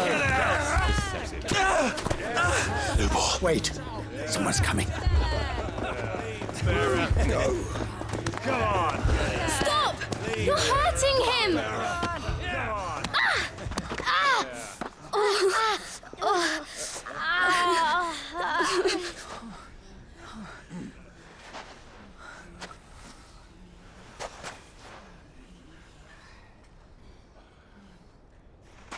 What did Lubor ever do to you? Hmm?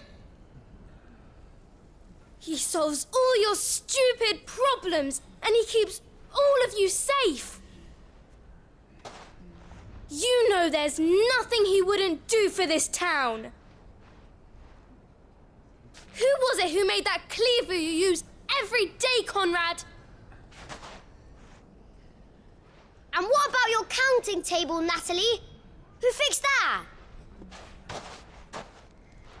Whose men make sure the streets are clean so all your boots don't get dirty? Who spends all day, every day making sure things run smoothly around here? Reach. And none of you ever say thank you. Ever. But did Lubor ever complain? Well, does he ever stop smiling? He keeps this whole place going. And you act like it doesn't even exist!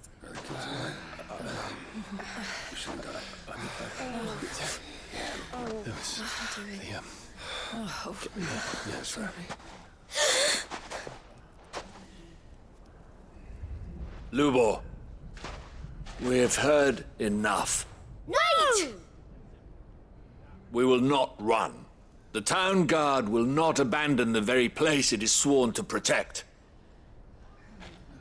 And I will not give up for lost the stores that we labored so hard to fill.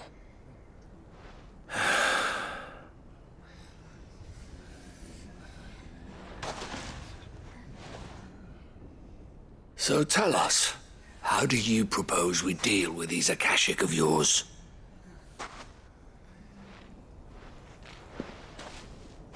We won't run, but we will fight. All right, then.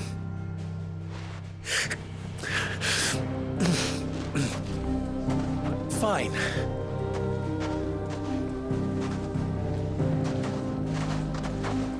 Gather round if you don't want to die.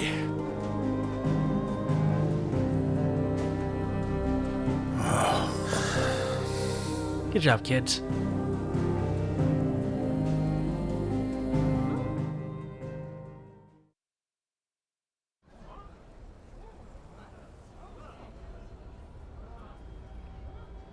Allow me to explain the situation. The ether flood occurred near the village of Cheratina, deep in the Velcroy. The place had been abandoned for years, until the League of Outlaws decided to make it their base of operations. Now they're all turned, and if the scouts' reports are correct, heading in this direction. They are mindless monsters, driven only by hate and rage. And they are utterly unpredictable. With the bandits, we at least knew how and where they were likely to attack.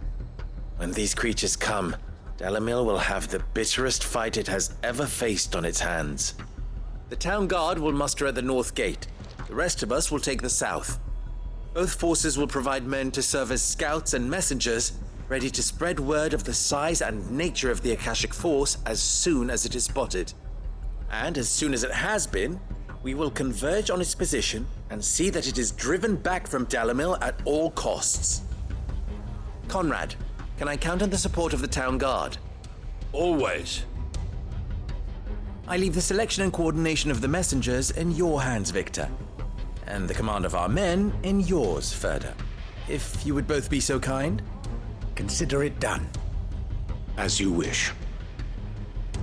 Natalie, I would ask that you and your people have the townsfolk barricade themselves inside the bathhouse. And tell the merchant not to waste time securing anything beside the essentials.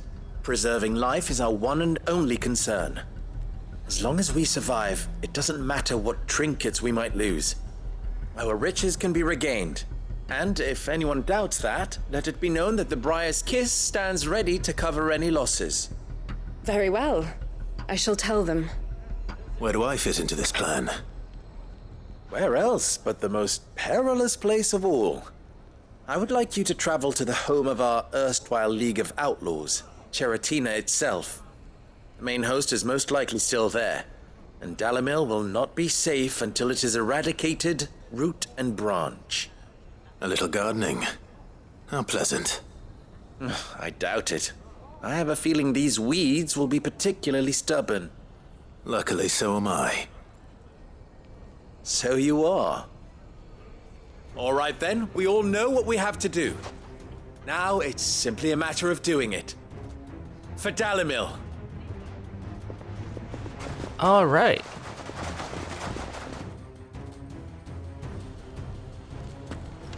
Now I go out this like gate. everyone's ready. Correct? Yes, I got it for Do once. not keep them waiting. I'll chocobo out there. There's a hunt, and I want to get it. That will keep some of them out. Faster! Any man sighting an Akashic is to raise the alarm immediately. The messengers will see that our entire force rallies to that position.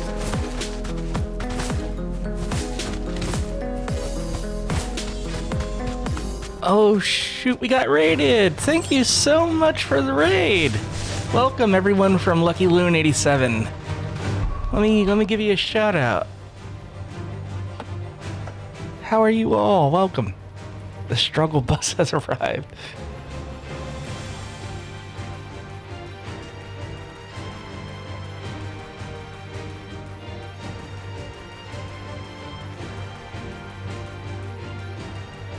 If you're new here, I'm Jay, part of Team RetroFox, and we do a variety of stuff, usually retro, but sometimes the good stuff like this. Being a big Final Fantasy fan and all. Unnatural sent you this way. Awesome.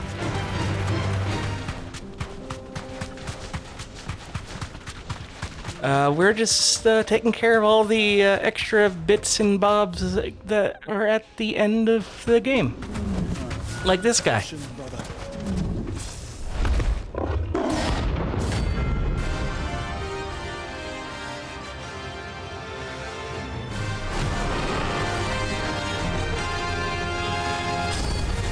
Delta, oh shit. On this one. Stay close, Tor.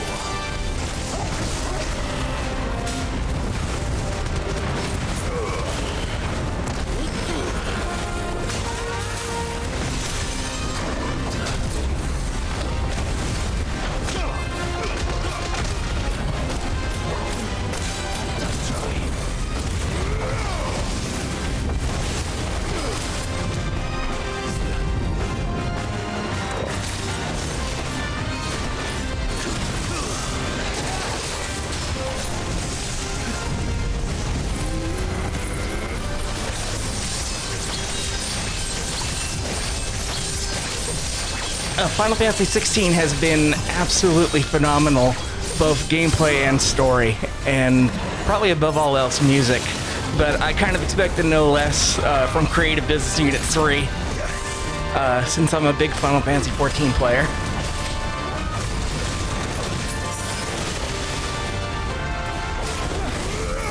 "100% perfection, Stardew Valley."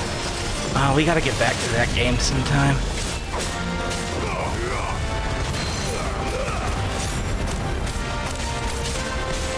Yeah, most Final Fantasies do tend to nail music, but Matsuyoshi Soken, who does the music for 14, he goes above and beyond, and the OST for this has been legendary.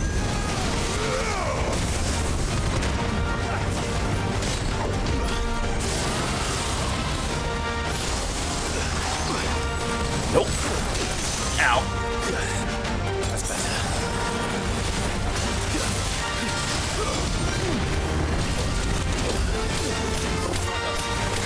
Sure, I'll be just standing a dot. Oh.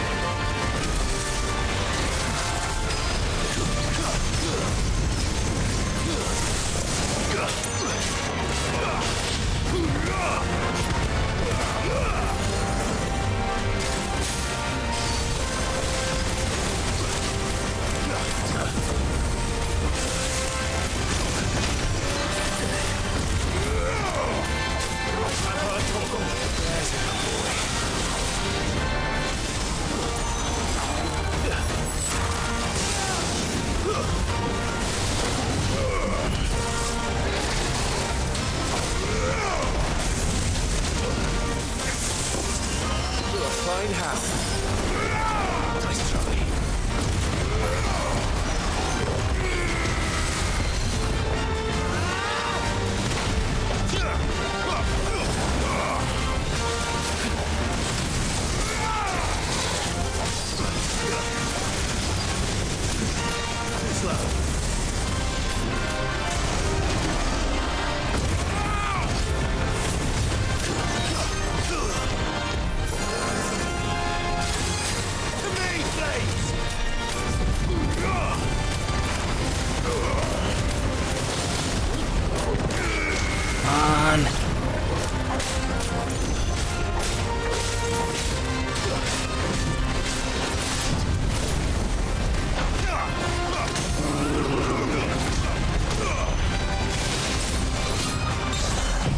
It's that time.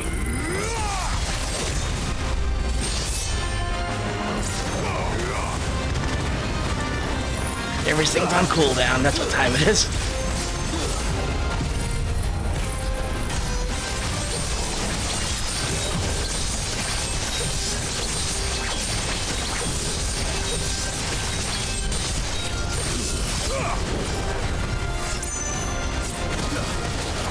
Oh yeah, this thing is all muscle.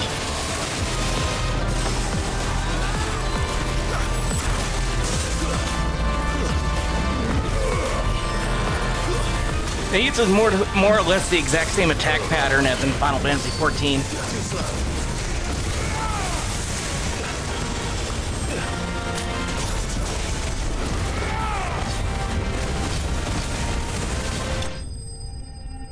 Thank you for the follow. You have a good night. It's much appreciated. Should have picked on someone your own size. Alright. Let's, bird over there. Fly, Ambrosia.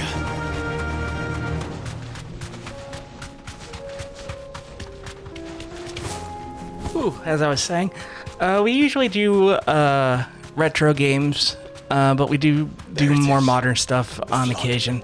It's a team of 3. Myself, my best friend, and my boyfriend.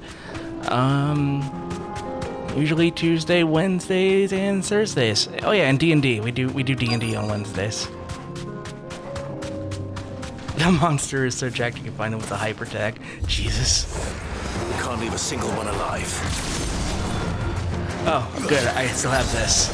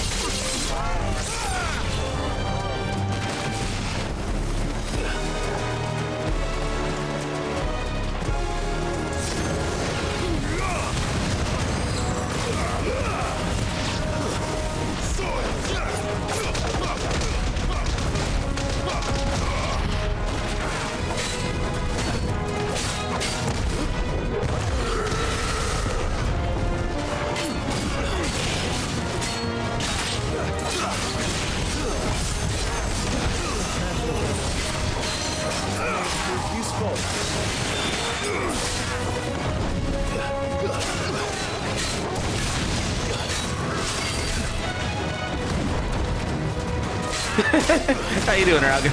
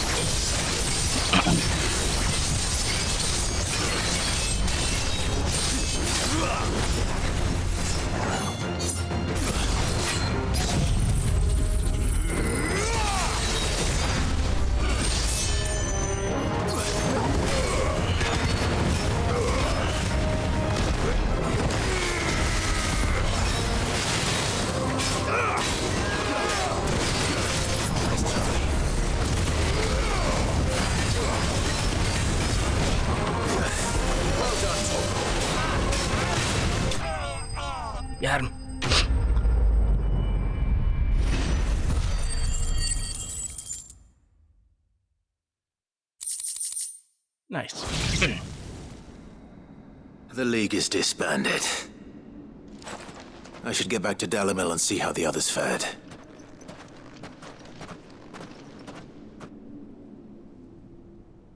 Teleport? Teleport.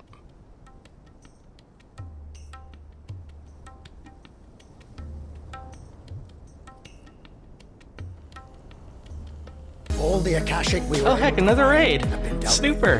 How's it going? Seems that might Thank be you. the last of them. Welcome everybody. Here, perhaps.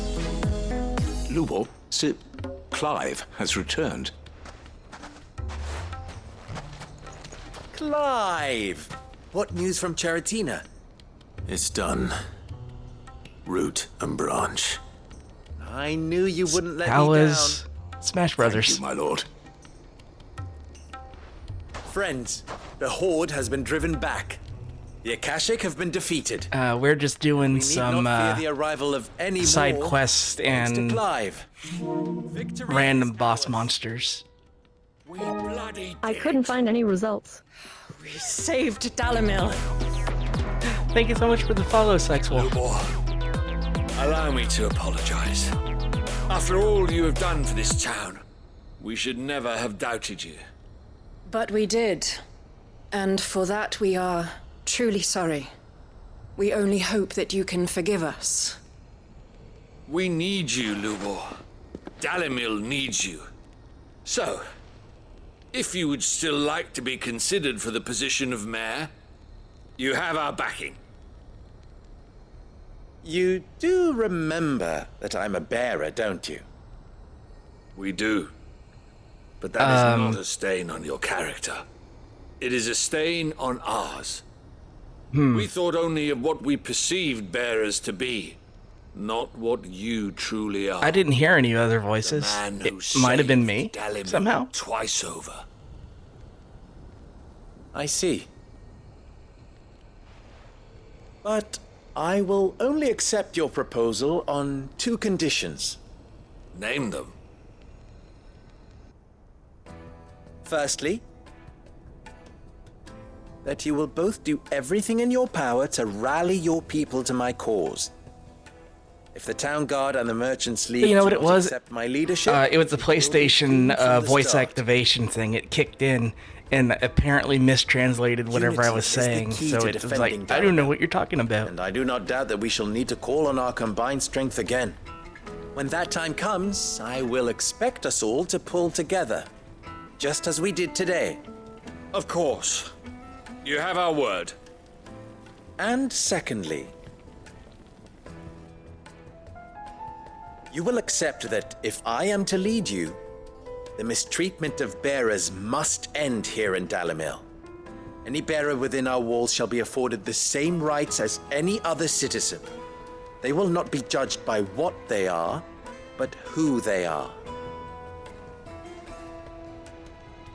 As we failed to do, and came so What did you miss, close to Zombie? losing everything. We agree to your conditions. A lot of fighting, And we have only one our in father's return. will, and You making these continue races to stop being work racist. For the good of Dalimil, We ended racism. as you always have. Condition accepted. Oh, and 2 raids. Well there, then, there were 2 raids. It seems my mayorship is all but confirmed. Do I get some sort of special hat?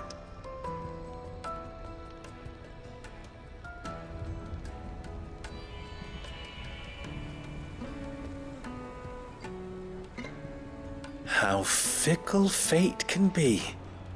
Not so long ago, I had resigned myself to leaving Dalimil in disgrace. Oh yeah, and Torgal had a now, quest that made I tears find come out. myself her leader. Here. For everything.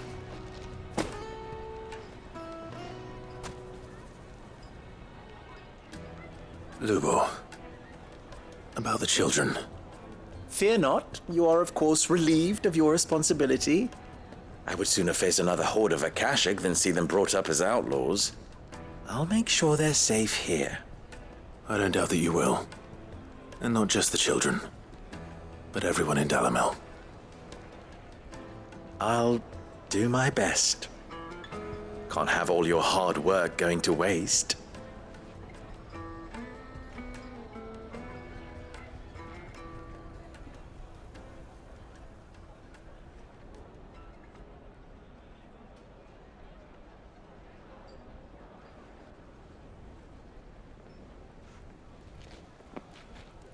Good job, kids. Anyway, if you just joined us from the second raid, hi, I'm Jay from Team Retro Fox. Zombie is another part of Team Retro Fox. We do a variety of games, mostly retro, but occasionally stuff like this. We also do D&D, and we're on usually Tuesdays, Wednesdays, and Thursdays, but we've been doing extra days for Final Fantasy XVI because it's just so damn good. The last quest here in the desert will be up here, and Baklad is the closest spot. As far as Final Fantasy XVI goes, this is the next to last stream of it. We're just taking care of all the remaining side quests and monsters and whatnot before we do the last bit of the plot. You've a discerning eye. So it's a bit more chill. Do you see that too? Yes. This Wednesday, this upcoming Wednesday, we're back at D&D. No more vacations, no more conventions. Oh, please. Just make it stop. I'm scared. For now. Nothing good's gonna come of this, I'm telling you. Just looking at it's enough to send me shivering.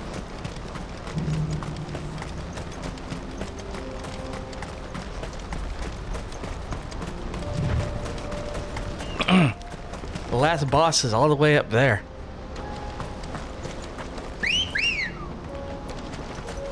I called my bird and looked away. Run like the wind.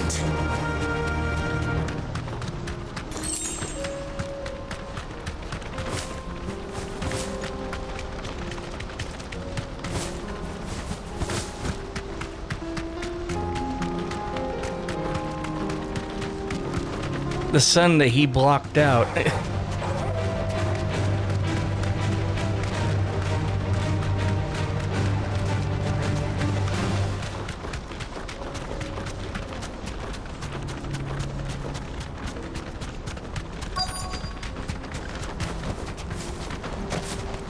can't be Rutherford, can it?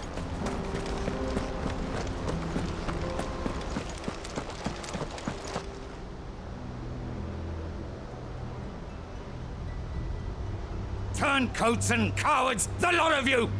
If it's a fight you want, it's a fight you shall have! Allow me. I don't need your... Please, Field Marshal, oblige him. This won't take long. You're right. It won't. Well, then finish him. Here I go killing again.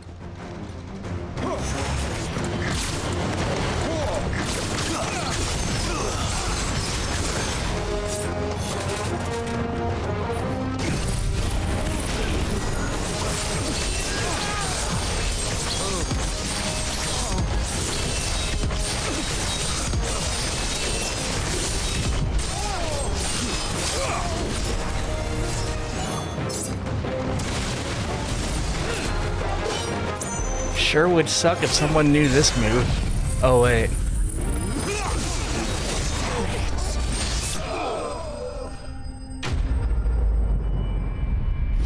I win.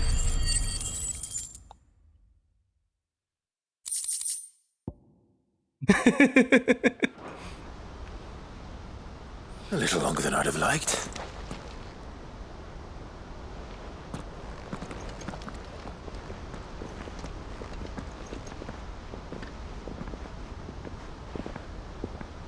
Field Marshal Havel, I presume.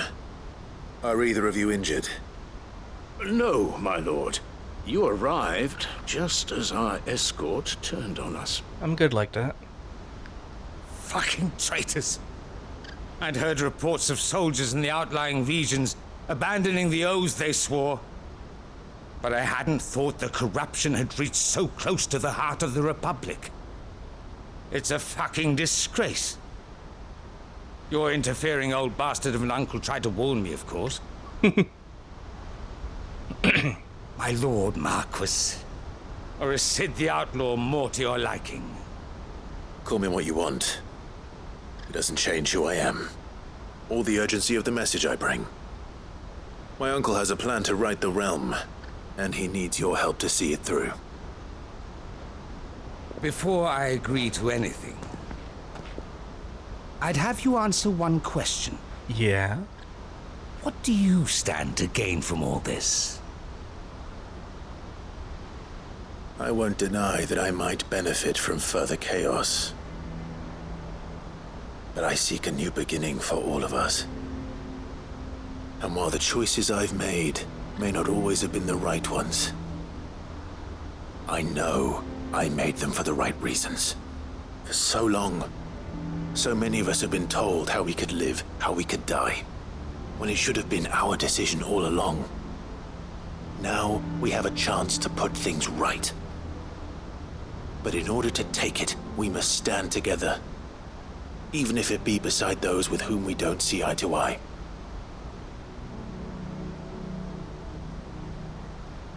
Certainly not the words I expected from an outlaw. But perhaps your uncle was right. You are no ordinary outlaw. I'll never hear the end of this. All right. I'll start by ordering my most trusted guard to bring the Dhalmekian fringes under control. Next, I'll make contact with my counterparts in the Imperial Army and see if I can't convince them to try and restore order in their own territory. Thank you, Field Marshal. But they are not the only ones we will need to convince. What do you mean? I don't doubt that I can bully some sense into a few generals. But those they answer to require a different kind of persuasion. And when it comes to honeyed words, well, we will need an envoy. One who can court even the most stubborn of statesmen. You, perhaps. I'm flattered. But I'm no diplomat either. And I have other problems to attend to. What we need is a skilled arbitrator. And I may know just the person. Is that so? And would he happen to be an outlaw too? Of a different kind, perhaps. Well, beggars can't be choosers. I suppose we'll all have to find a little of the outlaw in ourselves if we're to make it through this. Very well. Send your man to me right away. I shall. Yep. Otto, I'm gonna guess. My Lord Marquis. Your Lord Uncle bade me escort the Field Marshal to his manor in Port Isolde. And I will see that my associate joins you there. Very good, my lord.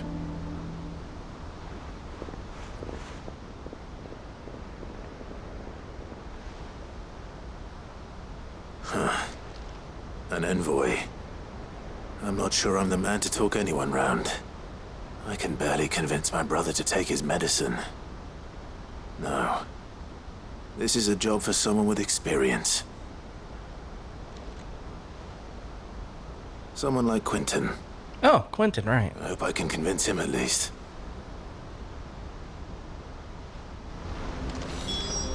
And that's it for the desert. So we will move on from here. Dip back into Rosaria for a second.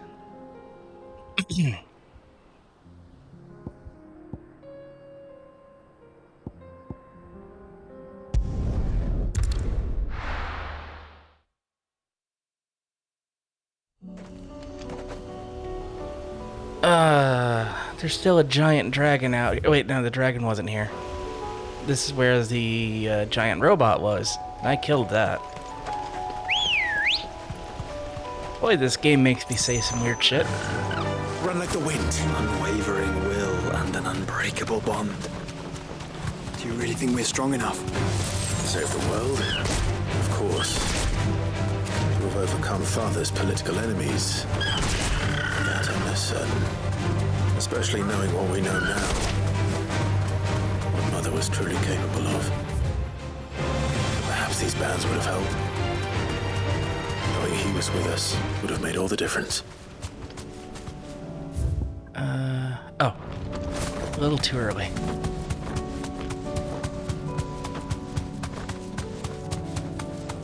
It's just back there.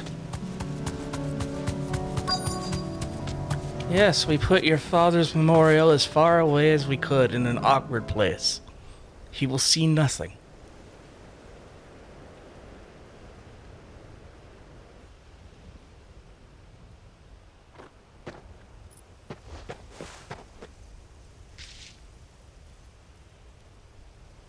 Father always fought for what he believed was right. It wasn't until that night at Phoenix Gate that I realized. I had never fought for anything. I always had someone else to do the fighting. A quick question for everyone watching. Right now I'm using a color filter to adjust the HDR source. No matter how fate this is what it looks like. He Was it never lost off? heart. Never looked back. Is off better than on? To me, he was the greatest of men.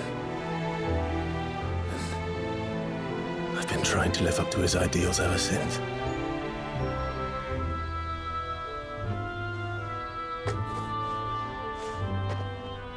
We all have, Clive. On feels a touch unnatural. We all have. And we'll keep trying. Because that's what he would have wanted. What he would have done himself. Even if it meant standing against the very gods in the heavens. I shall be borrowing this, Father, if I may. That you might watch over us as we follow in your footsteps.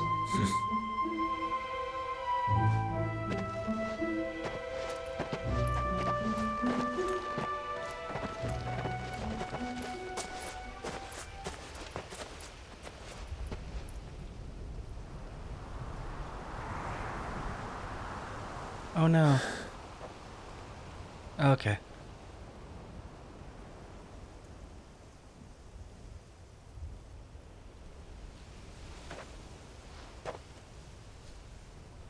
We won't lay you down.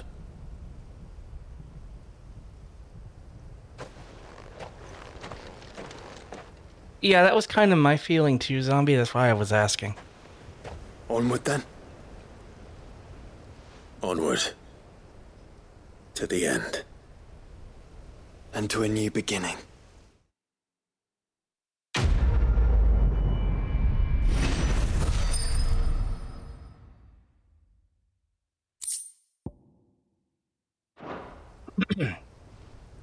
It's fun having new video equipment to play with and try to tweak. But we're getting there. Joshua has permanently joined Clive's party.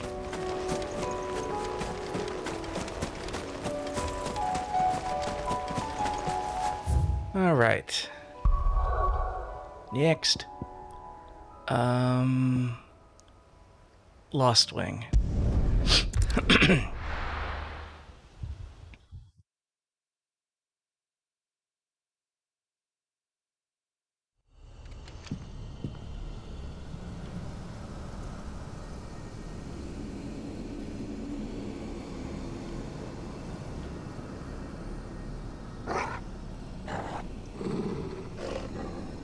Right, Lost Wing is lost. So now we just gotta go to Quentin's new place down the road.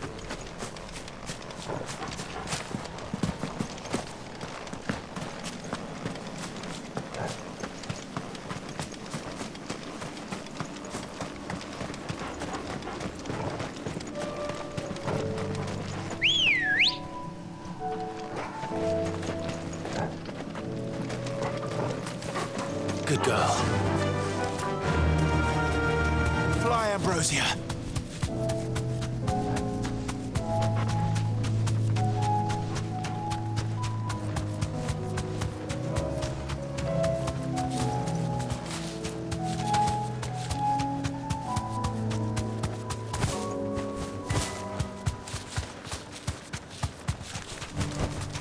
No need to ride from here. Boop. Quentin, I have a proposal for you. Do you now? Something tells me you'll be asking more of me than a cask of Gotand gold. Go on then. Ah, water time. Propose.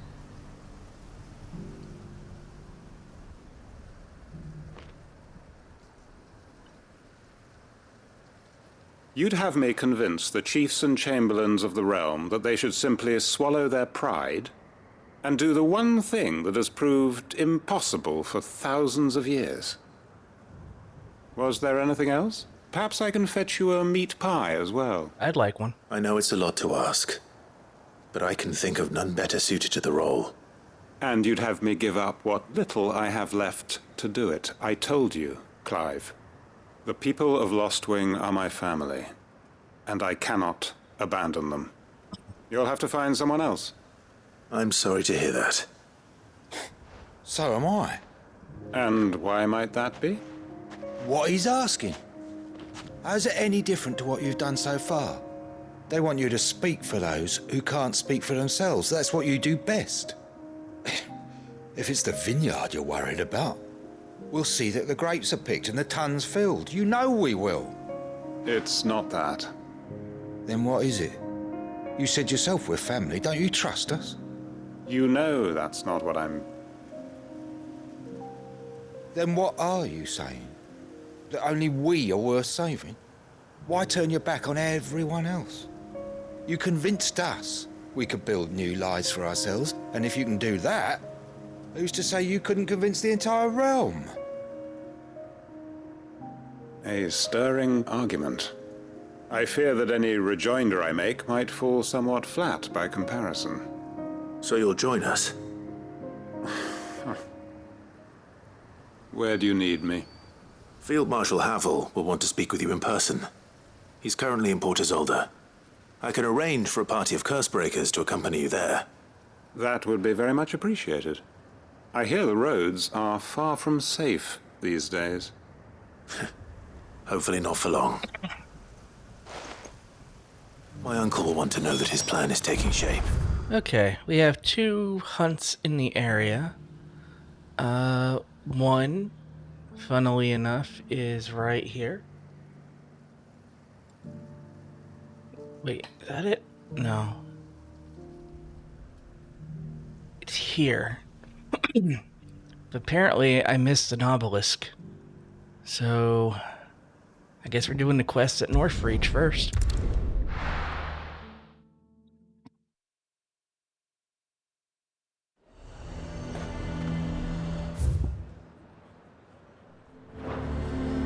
Well, I do the obelisk for each icon. Might at least have mentioned where in Northreach he'd be.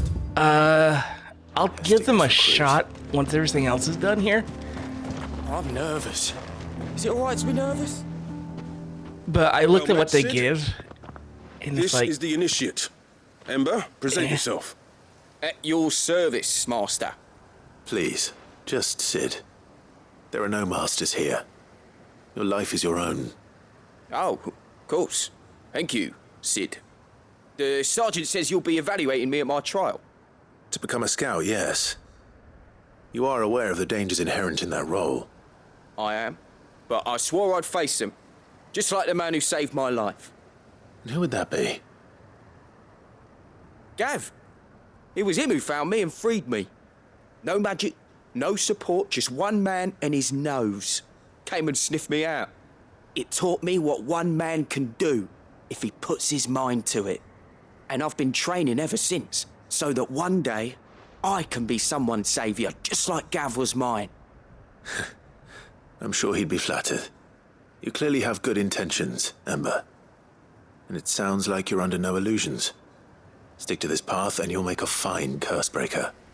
So, what? Have I passed? No. You haven't even started yet. Now listen.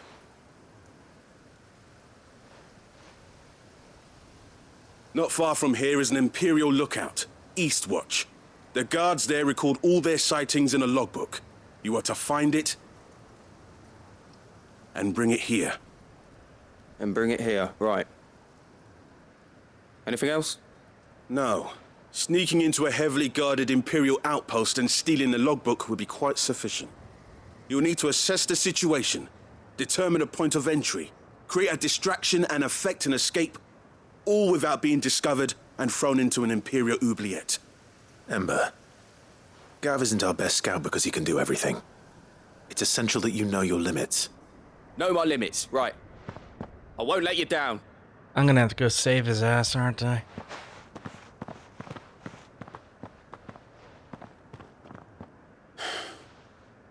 It shouldn't be as dangerous as I made out. But keep a weather eye on him all the same, would you? On my way. All right, Ember. Okay, so he's that way, and our target is...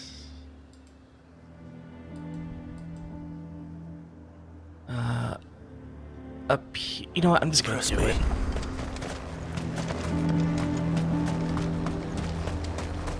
A fortress? The garrison is threatening to pull their sentries from the market. I would speak with this Duke. Oh yeah, we still gotta deal with the, Saw the captain just now. the high priest of Sembrek. What say you then? It's this way. And then around. If Philippe is gone, who's our new captain?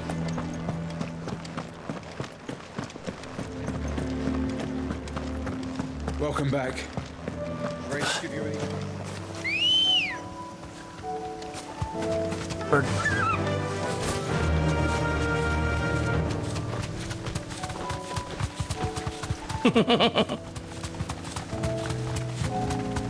That's a good pun.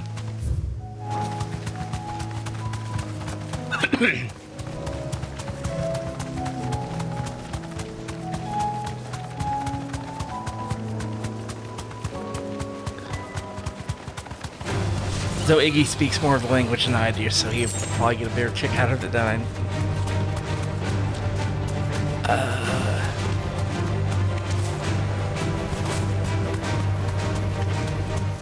it's somewhere around here.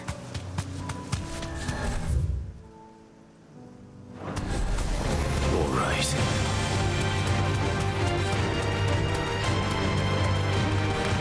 Right here, I'm gonna guess. Right here, I'm gonna guess. Right. Caution, brother. Quiet. Come on. Oh,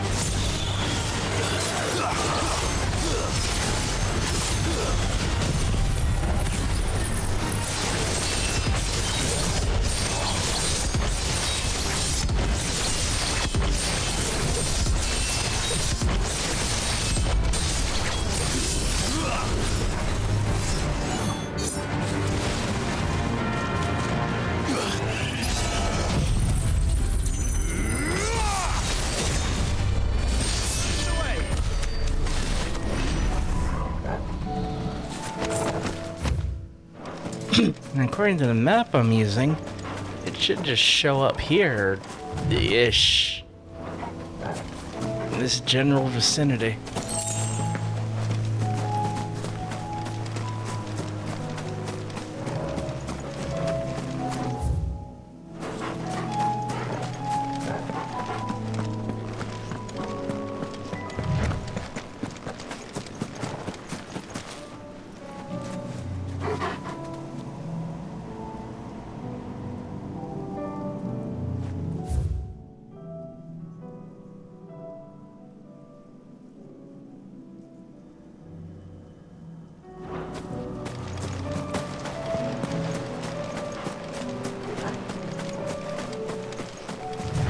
Come on.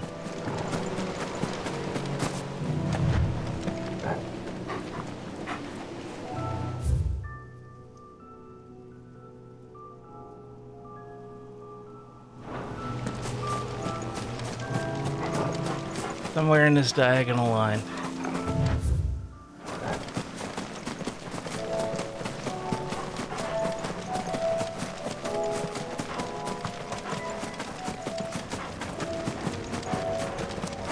Really?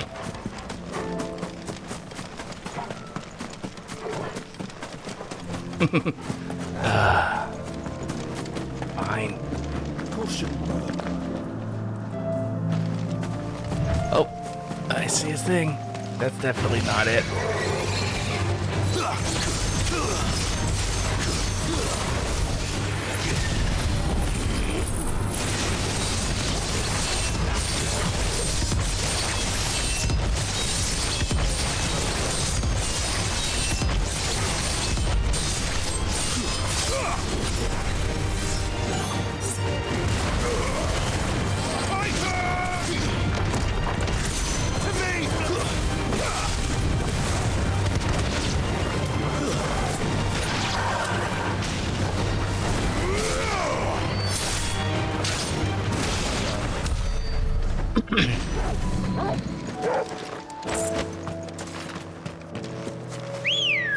One more check and then we'll just do the quest.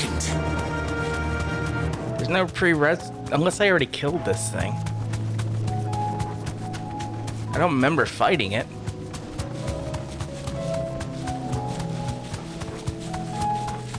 I might have already gotten it. Well, that just makes me look foolish. Alright, let's go save the kid from himself.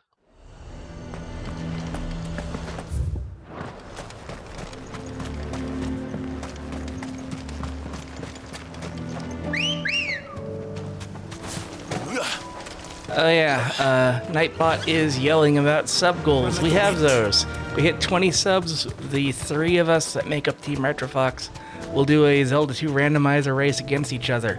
At 30 subs, I will play Simon's Quest with crowd control on so that you may screw with Simon's Quest. At 40 subs, I will play for the very first time in my life Castlevania 3. And at 50 subs, I will play for the very first time in my life Fester's Quest. Fester's Quest. Yep. These are clean kills. Perhaps young Ember really is... Or maybe not. That was just comedic timing. Yeah, it's a hunt. It was like a named revenant. I think I got it before. Oh, it's a dragon. Ember, draw your sword! I can't! Then run! If you want him, you'll have to go through me.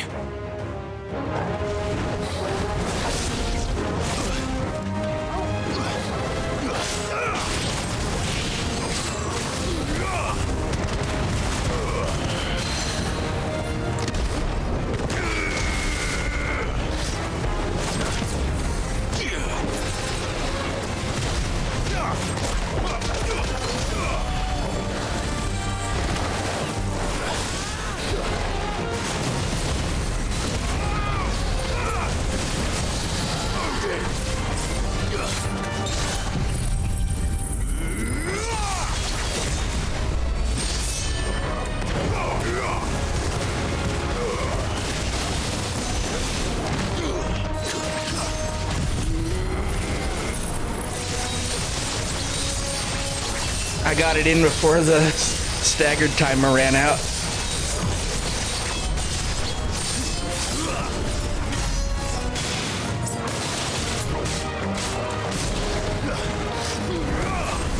It's over.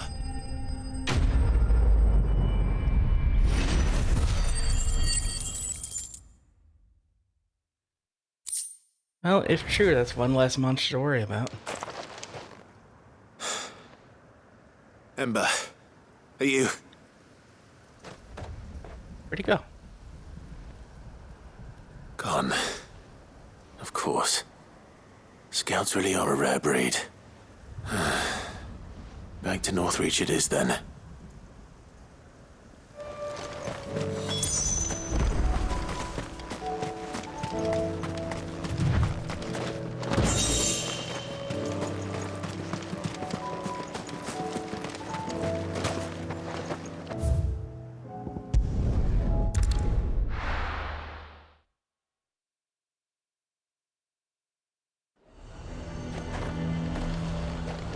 A fortress?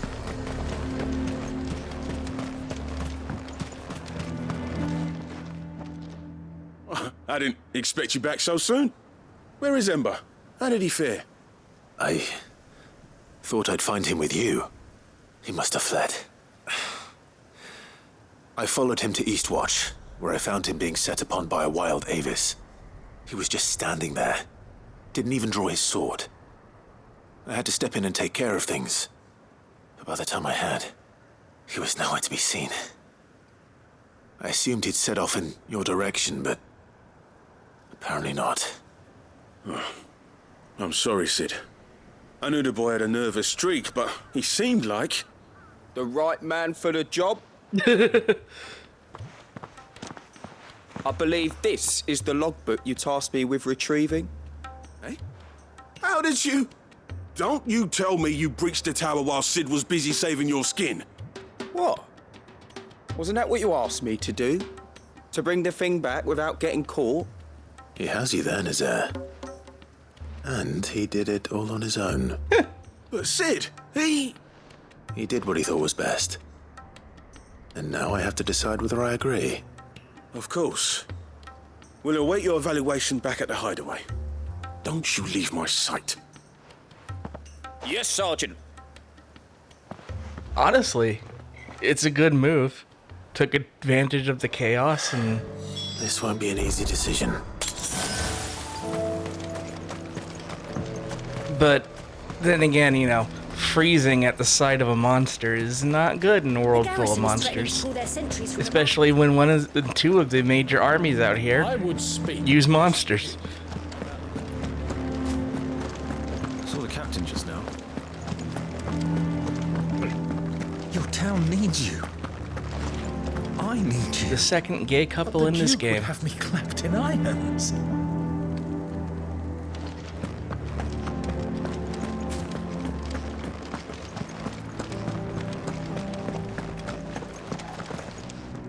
Do you have a moment, Clive? What is it? It's the Duke, unsurprisingly. His Eminence has assumed full control of the garrison and put every able-bodied man to work on the fortifications.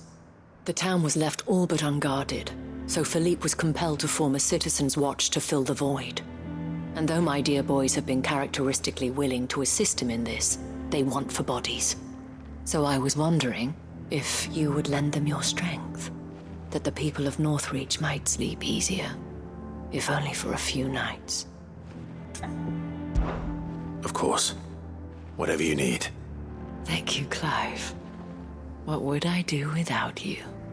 Philippe told me he had men stationed at... Where can I find the mistress of this establishment? Here, my lady. To whom do I have the pleasure of speaking?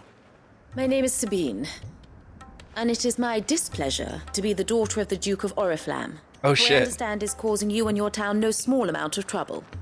I wish to speak to you about what might be done. Very well. Let us speak. I trust you'll forgive me, Clive. Absolutely. Our conversation can wait. Please, proceed. As you know, my father is a most overbearing and supercilious man, and I join you in objecting to his every action. Supercilious. Indeed, I owe you my thanks for continuing to argue against his reckless plans. Yet I fear he is not one to be swayed by reason. No. He must be made to face the consequences of his actions. And who would make him do this? I would. Myself and several other like-minded individuals. Were you to join us, we would surely have the strength to drive him from Northreach for good. Does that not seem a trifle drastic? Drastic action is precisely what is called for. Unless you are content to see your people downtrodden and dispossessed. My father would have it that citizens exist only to serve the Empire. That they should be forced to make every sacrifice to ensure her revival. But he is wrong. It is not the people who must serve the Empire, but the Empire who must serve her people. He's always been like this. Scornful of the opinions of anyone he judged beneath him. But he cannot be allowed to ride roughshod over the common folk any longer. We must fight him by all possible means. Fight him? No. My purpose is to quell the tension in Northreach, not to stoke it. Respectfully, my lady. Our only chance of saving this town depends upon every one of us uniting against our common enemy. Your father and his followers included. While I understand your frustrations, I cling to the hope that he may yet be won round. False hope, I assure you. But I see that your mind is made up. I shall bother you no longer. If you will extend me the same courtesy, I bid you good day. She certainly has spirit. Indeed. But unfortunately for us, that spirit is only likely to harden the Duke's resolve, which may be enough to seal the fate of this town. Not that she cares. This is all about her and her father. Families. I'm sorry, where were we? Ah, yes. I was about to tell you of Philippe's plans for the town watch, but perhaps it's better that you heard them from him. I believe he's in the market, if you'd be so kind as to seek him out. Right away.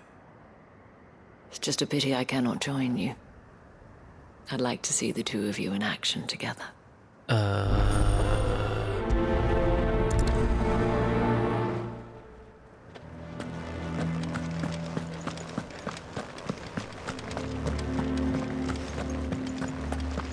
Your town needs you. Saw the captain just now.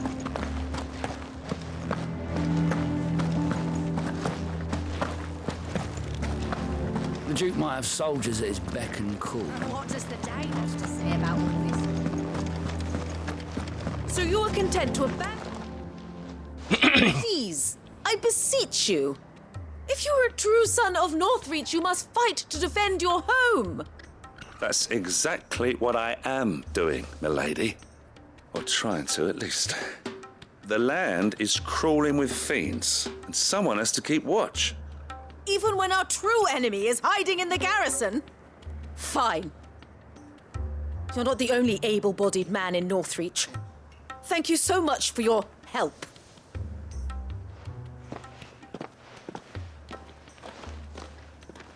She cornered you too, then? Could hardly get a word in edgeways. Like father, like daughter, eh? She made an uninvited appearance at the Vale earlier, hoping to convince the Dane to join her in fomenting rebellion. I bet that went well. Her ladyship seems to have a way with people. Anyway, what brings you here? Our mutual friend thought you might welcome some help. Oh, she did she? Right as always. In fact, you're just the man. We've had some reports, you see. Sightings of, you know what. They're back. Seems that way. Akashic. All over, too. We haven't been able to confirm anything yet, but if you're willing, you could go and see what's what.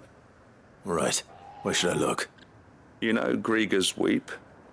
One of the sightings places them somewhere on its shores. I'm on my way. Thank you, Clive. I'll look into one of the other sightings. Let's rendezvous back here later.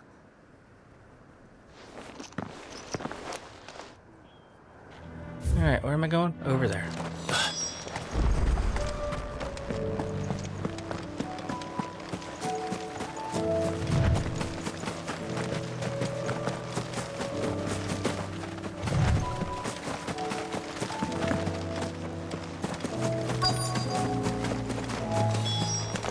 Damn it.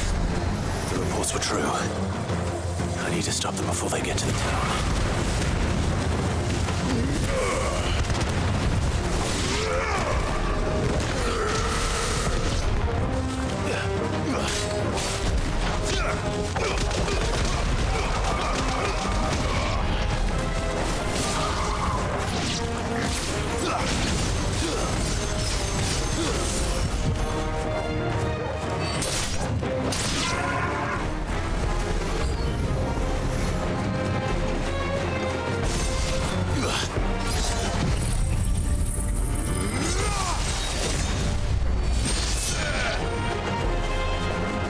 That one was too far away. It's over.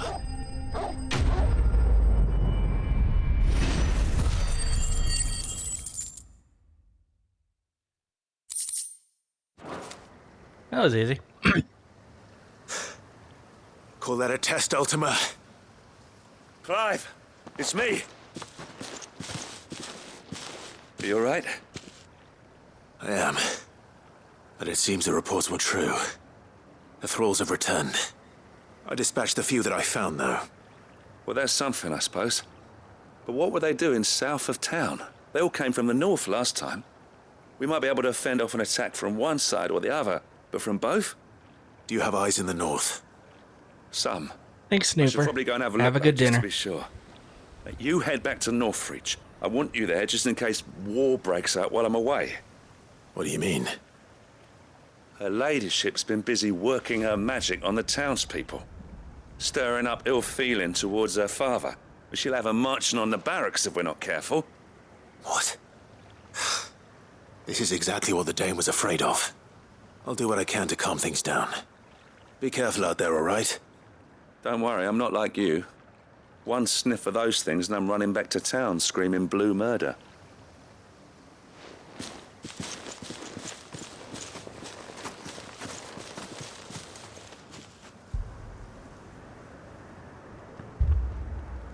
Oh shit, she did it. Do you not see, Father? The people of Northreach have given enough, and only a fool would ask for more. Listen to me, Sabine.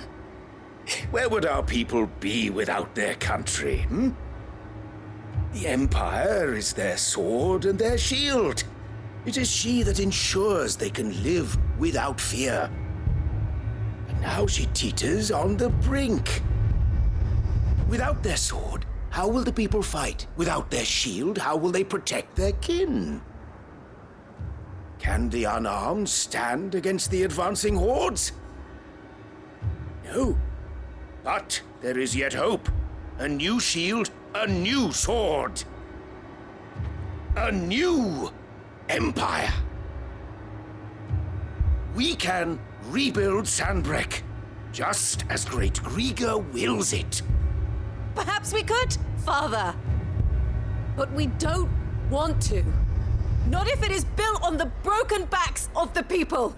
Please, let us not quarrel in the street. You must see that no good will come of this. Our fight is not with each other, but with the threat that draws ever closer to our gates. A threat that your sword has yet to rid us of, Your Eminence. You will hold your tongue, whore! Ooh. You may have filled my daughter's head with your heresy, but I will not be corrupted. Corrupted? Your daughter's opinions are her own, as you would know if you had ever deigned to listen to her. At least I hope they are your opinions, and not posturing born of a family feud. Northreach deserves better than that. Northreach deserves better than you, Carla. Yes, I know who you are. The slut of Twinside who bedded a branded. Jealous, are you? That a woman might choose a bearer over a pious man of Grieger. Clive! I met a swarm of thralls coming south from Oriflamme. Hundreds of them. Too many to count. Oh, fuck. No. Work on the fortifications has scarcely begun. We will retreat to Caer Norvent and there make our stand. You mean the castle I blew up at the beginning of the Did you game? hear me? That was an order! While this is but a heartfelt plea, let us make our stand here and protect our homes. Protect those that we love. Together, for Northreach!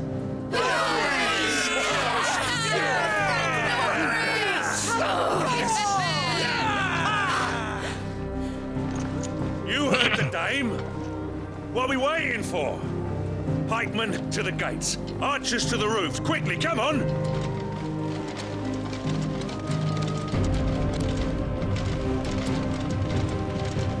But she is but a common... whore, yes. And we'd follow her to the gates of hell.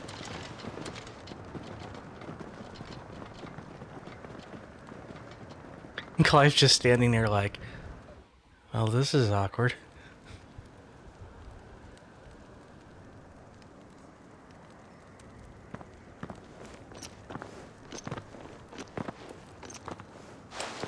The men have their orders, and they look like following them.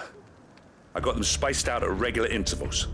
Whichever direction the thralls strike from, there'll be someone there to meet them. Thank you, Philippe. Rest assured the people will play their part. The herbalist has donated her stock of medicines to me. Should any of your men be injured, take them to the Vale. We'll see to them there. Thank you, milady. I will.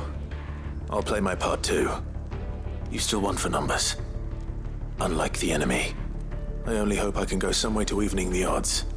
Philippe, can I leave the south in your hands? I doubt the thralls by the lake were the last of their number. Of course. I'll lead a party down that way so we don't get taken by surprise. What about you?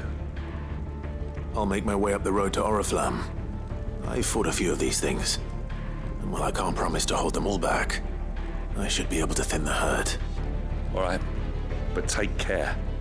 Thank you. Both of you. You can thank us when it's over. Till then, madame.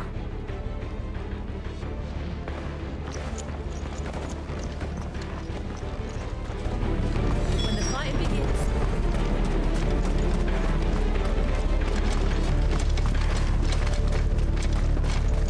I want steel in the hands of every man.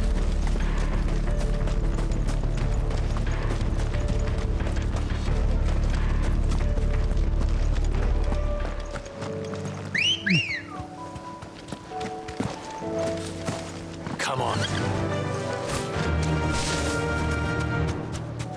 Here we go.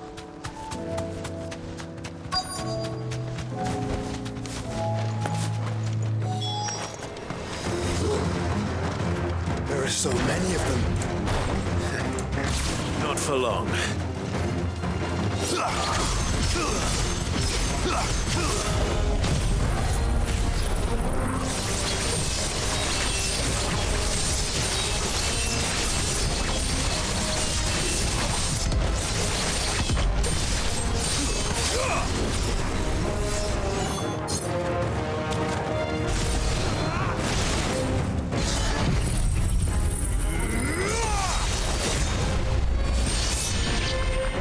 Is it over? No. It's only just begun. To me, flames!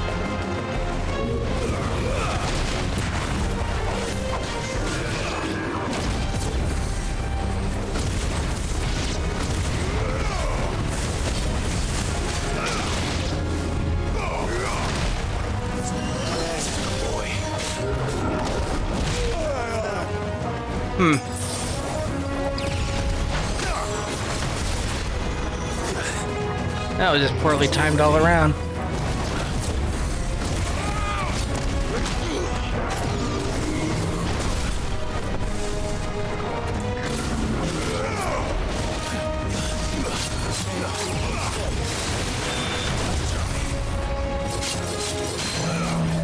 As Joshua goes flying off into the middle distance.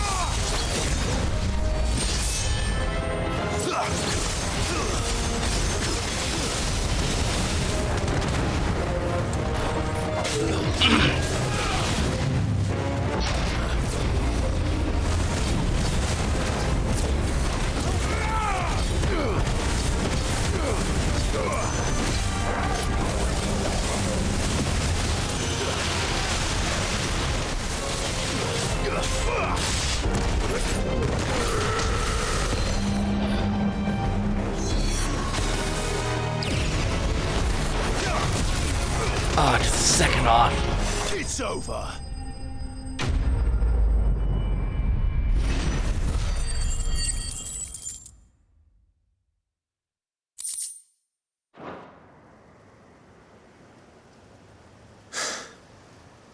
That looks to be the last of them. I wonder how the others fared. Better hurry back to town. Come on, Torgal. And Joshua. Joshua, who is here, but not. Excuse me.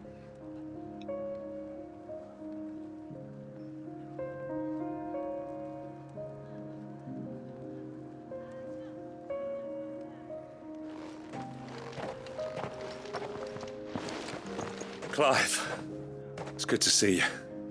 And you. The road to Oriflamme is clear. How did you and your men fare? Well, we ended up fighting for our lives down by the lake. Took a few nicks, but nothing the girls of the Vale can't put right. Glad to hear it. Well, it seems we've survived. For the time being, Yeah, at least. it looks like the I thank quest you both writing for only answering the takes into call. account that Clive is going to be there. right. But there's dialogue while you're traveling And I that was your wrong. companions can fill in so they feel like they're About involved. everything. Which is a I nice way of thought doing that it, the honestly. Only way to unite the people was under the banner of Empire.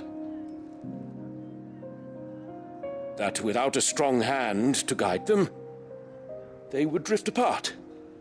To be borne hither and yon by the eddying currents of fate. But you brought them together. Not by force, nor by the exercise of goddess-given authority, but by simply being one of them. By knowing what they feel, because you feel it yourself. Our purpose was ever the same, Your Eminence. You were merely distracted by a loftier vision of empire and glory, while our eyes beheld matters closer to home. You have the right of it again. As did you, Sabine. His radiance said it himself. Sanbreque is naught without her citizens. I forgot that. And I am sorry. I'm sorry too, Father. I should never have taken things so far. I only wanted you to understand how the people felt. How I felt. But my anger got the better of me. Do not blame yourself, my dear. This was my doing. I should have listened to you. To all of you.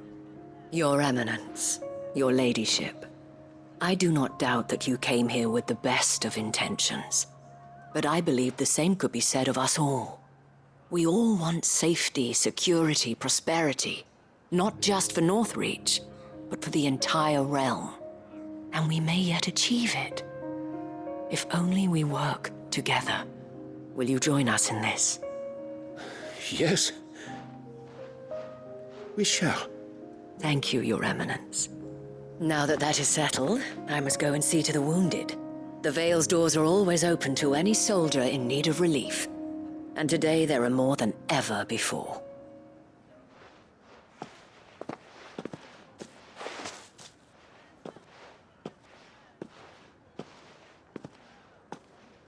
Madame Isabel is a rare soul indeed. In these dark times, I see that it is not men like me who should lead the realm, but women like her. You're right. If only I'd listened to her when I had the chance. Forgive me for saying so, milady, but you still do. The dame said it herself. We can turn things around. We just have to work together. And that goes for you, too. You're one of us now. One of you. Well said, Captain. Let this be a new beginning. Not only for Sanbreque, but for us. Well, since there's nothing more to be done here, I should see if Isabel needs any help moving the wounded.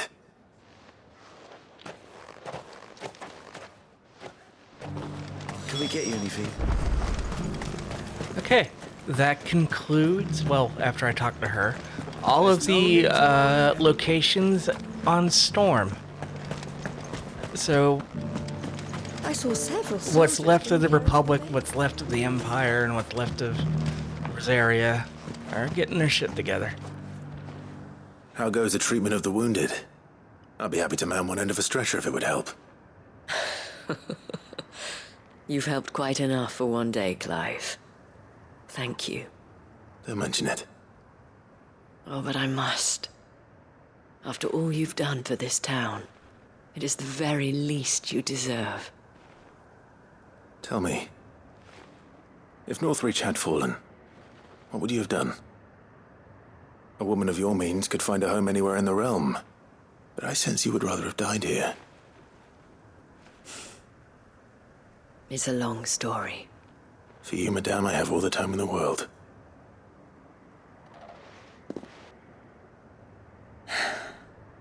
Very well. Long ago, I had a life in the Crystalline Dominion. I was Carla then, courtesan to the nobility. So sought after was I that it was only they who could afford my time. Alas, those halcyon days were not to last. For naive as I was, I fell in love with a bearer. He was my master's guard, the gentlest man I have ever known. After they discovered us together, he was whipped bloody and forbidden from ever looking at me again. And so we fled. Not that we had anywhere to flee to. We wandered, aimless and starving, half dreading, half praying that the next day would be our last. Until we found ourselves here, in Northreach.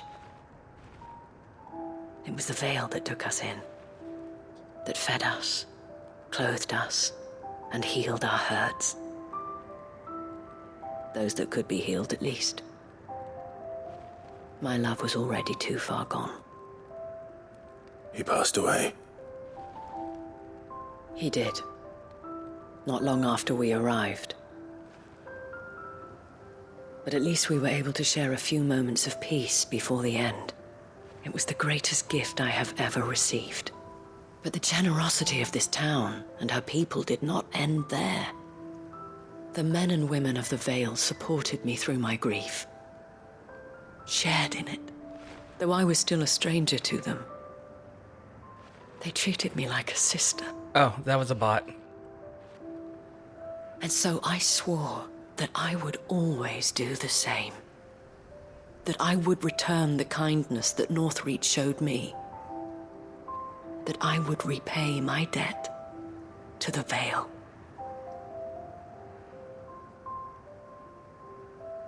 Thank you, Isabel, for sharing this with me.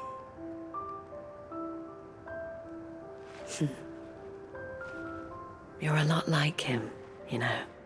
Perhaps that is why I have such a soft spot for you. Never stop fighting, Clive. And I shan't either. I know that it will not be easy to keep Northreach together. But our efforts will be rewarded. Just look at us now.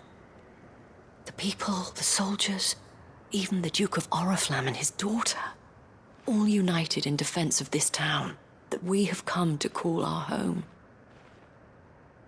And what of you? Can we count on your support too? Always. Quest complete.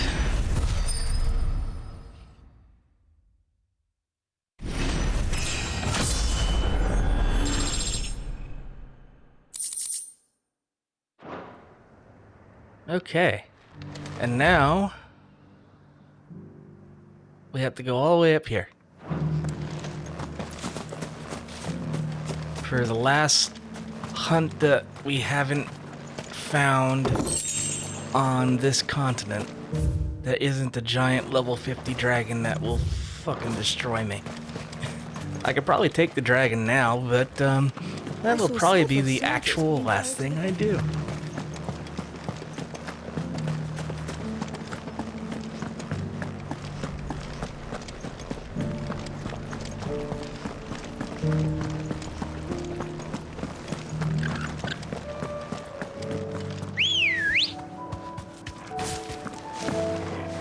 Let's go. Yeah! Okay, just all the way up.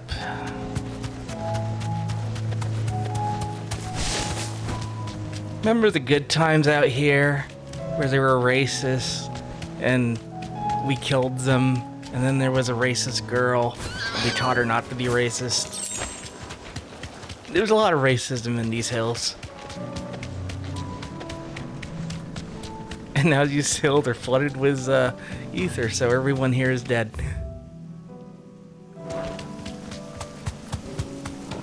Really, it's a happy ending all around.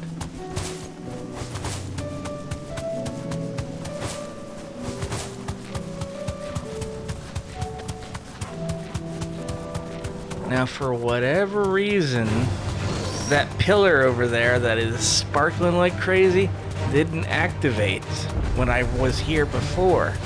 And that would have saved me a trip.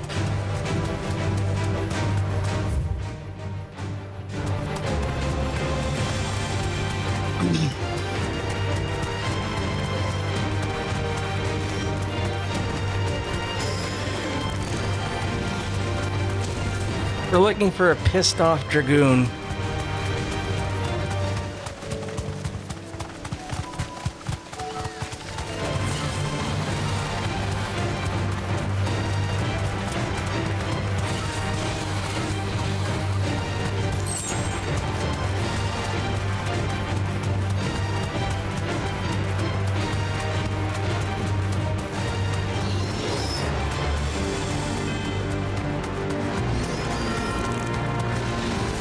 Safe.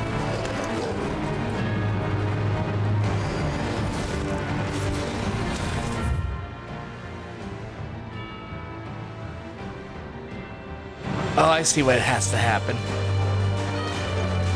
have to get rid of these. It's a dragoon, so he's gonna make a splashy entrance.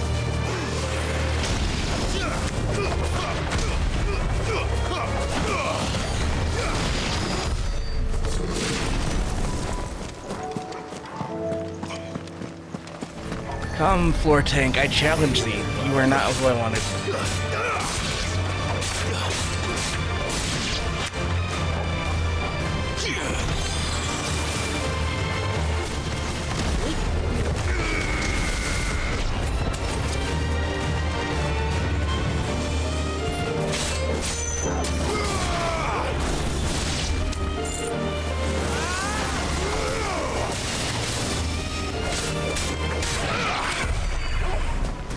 Where did I kill this dragoon already?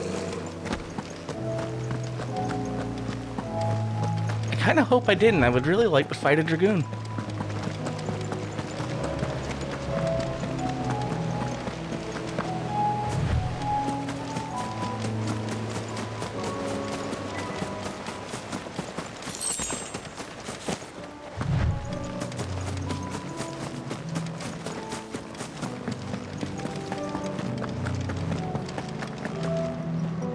Well, you can't, because that's Oriflamme, and it's gone now.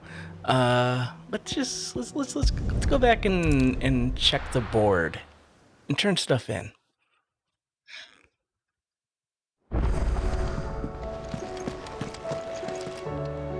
Uncle, I bring good news. The Field Marshal has agreed to your plan. Ha! Of course he has. I didn't doubt you for a moment, dear boy. Rutherford is accompanying him back to your manor in Port Isolde as we speak. They will await your return there. As will one other. One other? Who, exactly? Lord Havel was concerned that even if he could get the realm's armies to agree to an accord, he might not be as successful in convincing those with political power. He asked if I might have a solution, and I suggested a certain Imperial Lord Magistrate turned Liberator. One of your co-conspirators? Master Quinton would probably call me one of his. But yes. Another outlaw, then. Just the thing we need to put these rotten politicos in their places. Good thinking, Clive. I'm glad you approve. The more the merrier, eh? Uncle, assuming Havel and Quentin can solve our problem with the armies, you still haven't mentioned how we might manage the grain shortages. Oh, don't you worry, my boy. The 7 high houses will be seeing to that. They have all agreed to make the most generous of donations. Oh, of course, it did take a little persuasion, but luckily I had some unexpected help. From who? Why, you, my boy. Rumor has it that you rescued the Lady Ariane's head steward Rockford from a horde of bloodthirsty bandits. It was more of a handful. Well, the old battle axe was so pleased. She had a shipload of talents delivered to my private docks by the next new moon. And when the other houses saw the parsimonious old crone's purse strings finally loosen, they as good as tripped over themselves in the rush to follow suit. I'm happy to hear it. Now, I must be getting back to the manor. Join us there at your earliest convenience, would you? Of course, Uncle.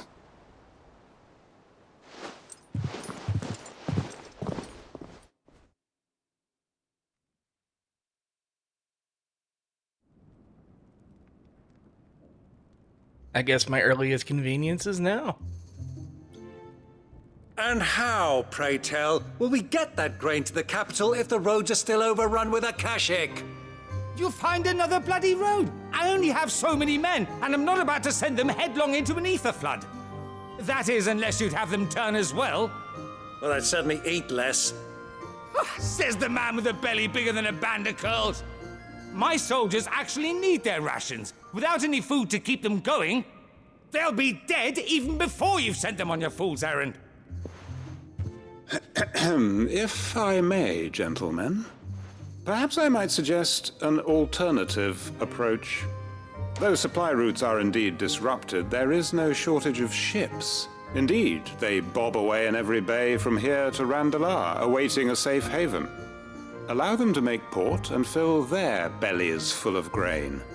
And once those who crowd the cities are fed, ferry the displaced back to the countryside to work the fallow fields. But I'm sure that you wish to continue your discussion. Forgive the interruption. 2 such firm friends as yourselves need no help from the likes of me. Rutherford spoke fondly of the great bond between you.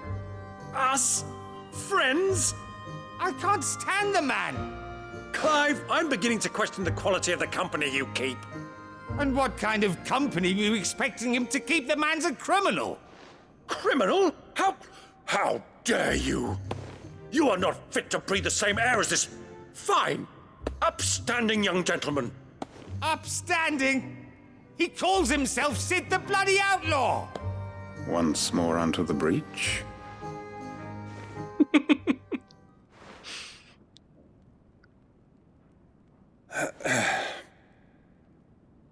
Shall we begin again? What we seek here is not to create a new nation, nor to claim the thrones of those that already exist.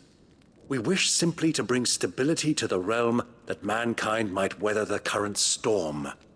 And to do that, we must convince those in power, the generals, the statesmen, the nobles, that our cause is just. There will be disagreements, yes, and I imagine some resistance, much resistance. But we cannot let that deter us. If we show them the path, show them that we walk it ourselves, then I am confident they will follow. The fate of the world lies in my nephew's hands, but the well-being of her people lies in ours. And we must not squander the chance that Clive has given us. Uncle Byron, Now, with that settled, let's move on to the signing of the Accord. For what great moment in history hasn't been accompanied by a little ceremony?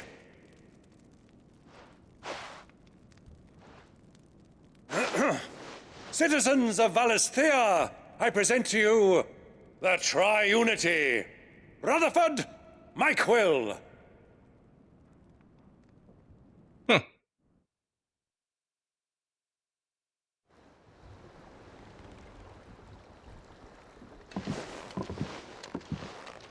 Well, my boy, The stage is set. That it is. This is the role you were born for. Now I ask only that you trust in the talents of your supporting cast. We shall play our parts to the best of our abilities, that you might have the opportunity to shine. The realm needs its Sir Crandall. And there is no better Crandall than you, Clive. I want you to keep this signed accord as proof of our faith in you. I will. Thank you, Uncle.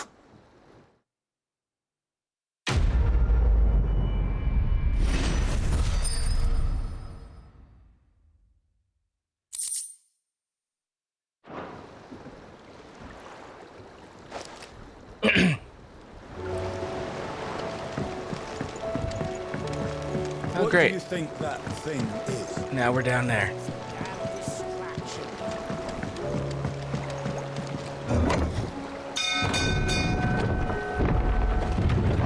Oh, I'm sure they'll get it right this time. There's a doomsday. Doomsdays tend to make things work out for a little bit, most times. You should. Welcome back, Sid. Welcome back, Sid. Yes. Welcome back. Trip wasn't too much of a pain in the arse, I hope. Truth be told, it was me who suggested roping you in to help with the trial. But from what I hear, things didn't go quite as planned. They never did. No, they most certainly did not.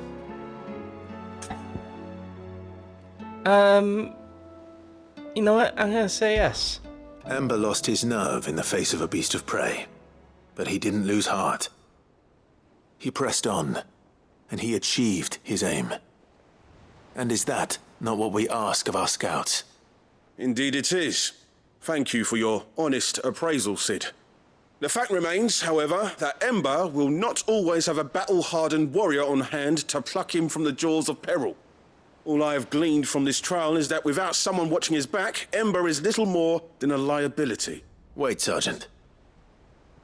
Ember still has much to learn, it's true. And this time he was found wanting. But I'd say he's due a second chance, nonetheless. After all, he did do as you asked. With a bit of hard work, any hand can be made to hold a blade, and any mind can conquer its fears. I'll have to But look a into that. scout's nose is different. You've either got one, or you ain't. And by sniffing out that log, young Ember here has shown he has a conch and a half. Wouldn't do to waste it now, would it? Fine. One more chance. I'll do whatever you ask. I'll spend my days and nights in the pit if I have to. I'll show you. Just you wait. Hi, Edge. Soft as a brush, that one. But his heart's in the right place. How you doing? Just like someone else we know. And if you ask me, we've been leaning on him for far too long. That time the curse breakers took some of the weight off his shoulders, I reckon. It couldn't hurt. Just don't tell Gav I said so, will you? I won't have him thinking he's been hard done by. Next thing you know, he'll be asking for a day off. Chance would be a fine thing. Back to work. I'm doing all right. Forgive me, Sid. Knocking out all This these side quests. Did not play out as I expected. Things rarely do these days. But that's why we need men like Ember more than ever. Men who can make the best out of a bad situation. Remember that. I will, Sid. Thank you.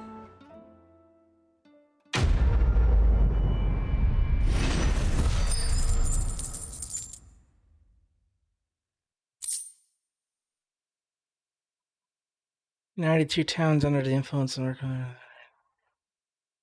Huh.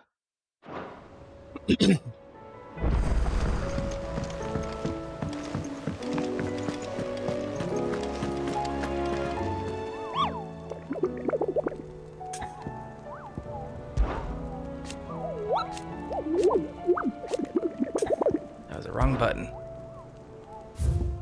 Okay. There he is. Knight of the Splendid Heart. The Grim Reaper. So those two that were in Sambrek are still in Sambrek. 3. Got rid of that guy. Waloed. And we're not doing that one yet.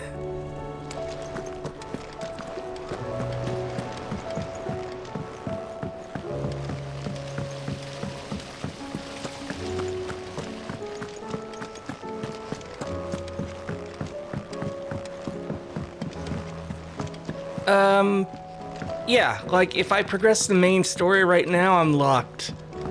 And we would just go right to the end. Mid, tell me this is all you need.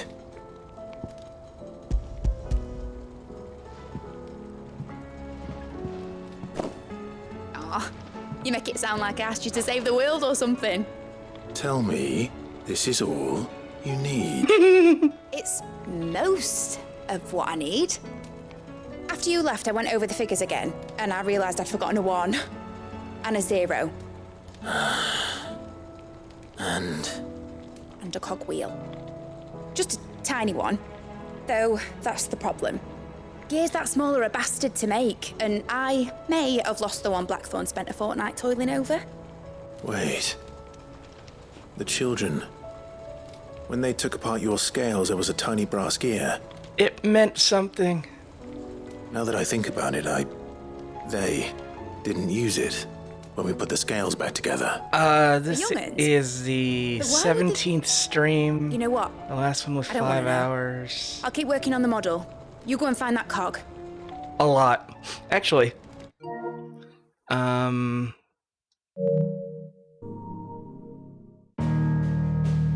61.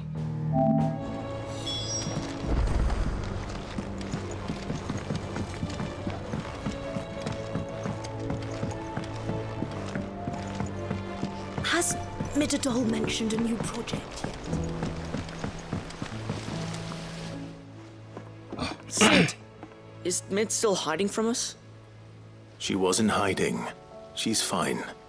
She's just busy working on her next project. A new invention?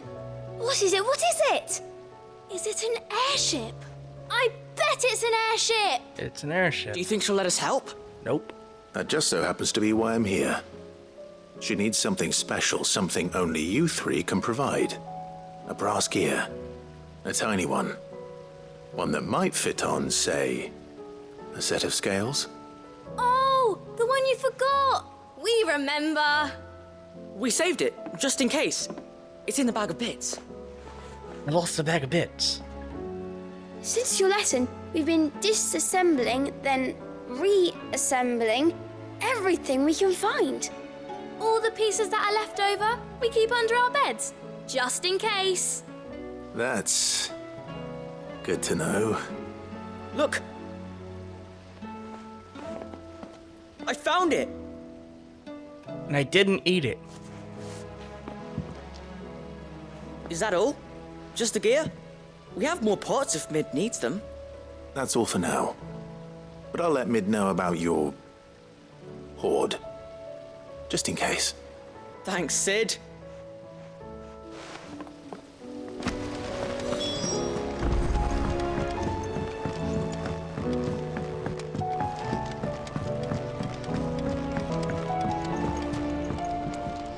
Well, did they have it?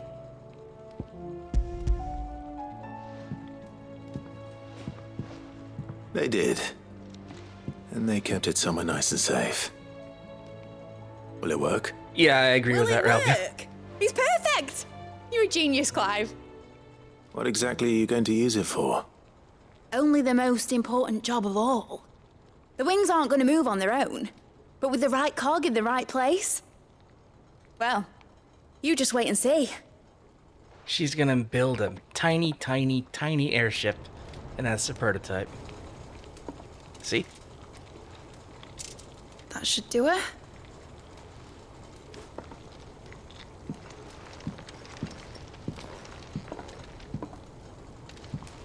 Here goes nothing.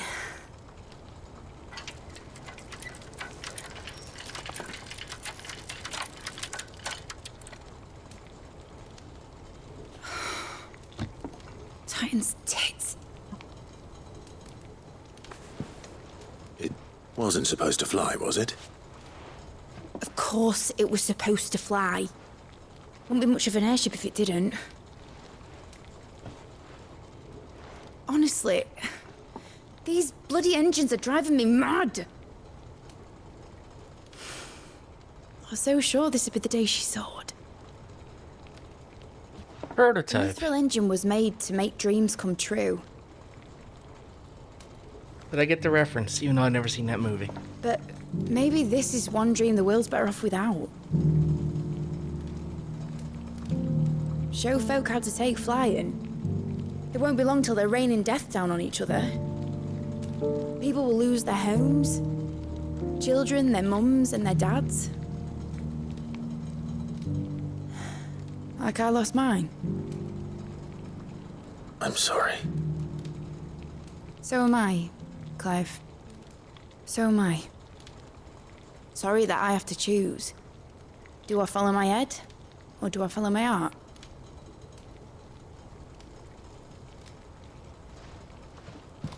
Good question. The first time I stood on the deck of your ship, felt the wind in my hair. It was like I was flying. But imagine how it would feel to actually do it. My dad always said there were two ways of living life. Chasing a dream or shuffling to your grave. And he were right. Right about a lot of things. Not that I like to admit it. People need dreams to chase. Especially in a world like this.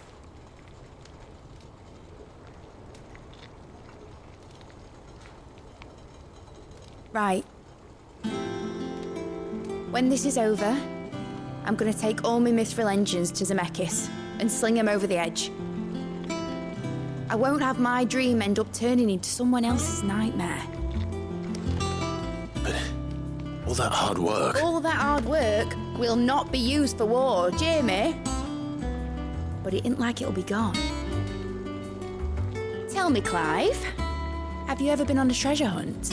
Not since Joshua and I were boys. Why do you ask? Because I'm gonna bury the engine schematics and leave behind a little riddle telling people where to find them. A really hard one, so that only the most dedicated dreamers will ever be able to work it out.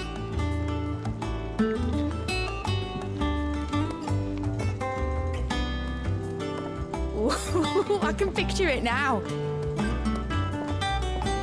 Some daft general squinting at the words with a gormless expression on his mug.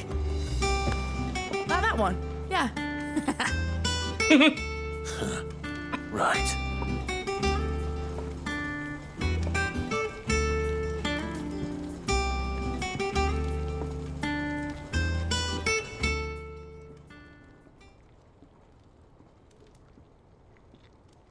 Hydrate and Of course, if I'm putting this engine at the end of a treasure hunt, I'll still need to make it a treasure worth hunting for.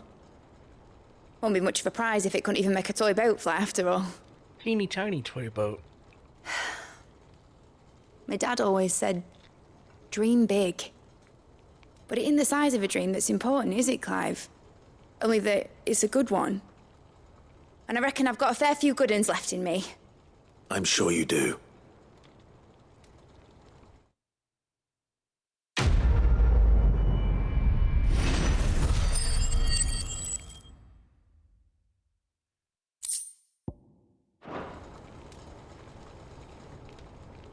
Yeah. Okay, what's left over here?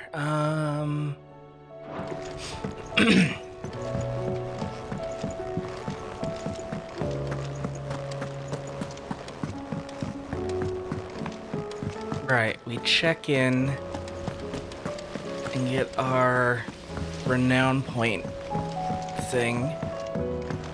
Nothing in the infirmary, right? Okay. Oh, I wasn't expecting you back so. Genji You gloves. All done?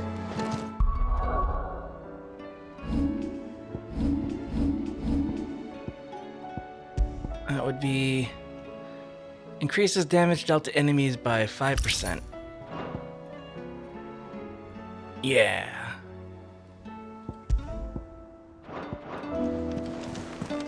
Twinside's hundreds of leagues away.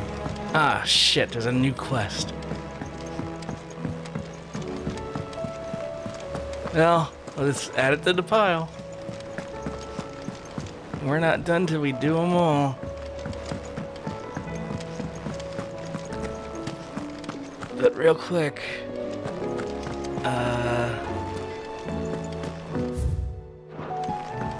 there's one up here.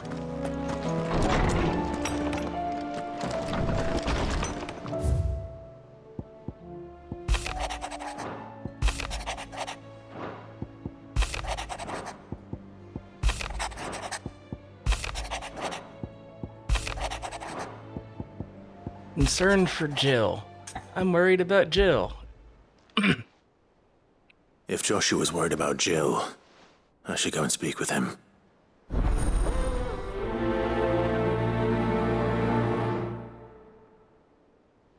Okay, we'll do that in the hunts that are in Sanbreck that didn't show up before. And then we'll take out everything on Waloed, and that'll be that. Hi, Gav. What do you need? You alright? Something troubling you? No more than usual. It's just... Etta's baby will be coming soon, and I wanted to make something for it. I'm sure she'd like that. Back in the north, families would always make gifts when a bairn was on the way. Yeah, I'll let the little tykes know they were welcome in their new homes, like. So, what's the problem? Well, the problem is that Etta's due any day now, and I don't know if I'll be ready in time. Is there anything I can do to help? You know, there just might be. All right then. What exactly are we making? A good luck charm. But not just any good luck charm. Not just any. No. One made from the feather of a silver chocobo. What? There's nowt luckier in all the realm, or so we used to say back home anyway. Thing is, they're hard to come by. Had Otto and Karen check with their suppliers, but nothing. Probably. Try and track one down myself. Only the big day is fast approaching. The English cast was chosen first. The script written in English. That or the bird whose arse it's attached to, aye. I was gonna start by asking around with traveling traders plying the northern borders. Well, there's no shortage of those passing through Martha's. I think I might make that my first port of call. I'll let you know if I find anything. You're a good friend, Clive. I won't forget this.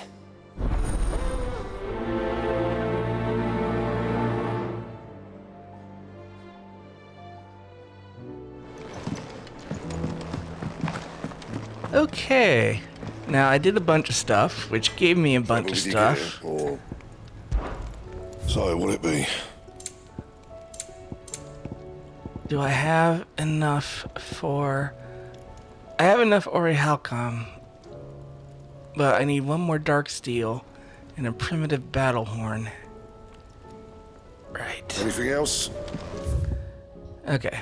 Now I gotta find Joshua and punch him.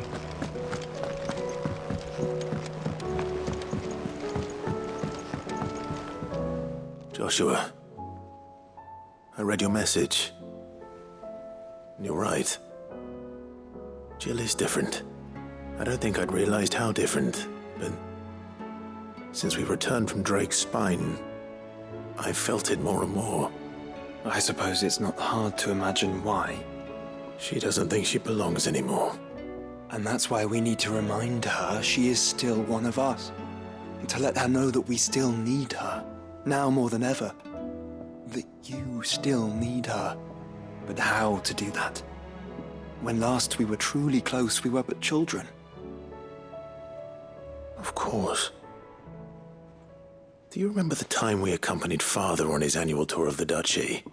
And Jill and I broke from the procession to ride up Man's Hill. To see the snow daisies, I remember. It was the first time Father had allowed us to join him. And when he realized you were missing, He had the entire retinue down to the pot boys combing the countryside. In the rain. A thunderstorm forced us to take refuge in a grove of oaks before we'd even made it halfway there. It was the Lord Commander who finally found us, and needless to say, he was none too pleased. Then it seems you and Jill have unfinished business. What do you say?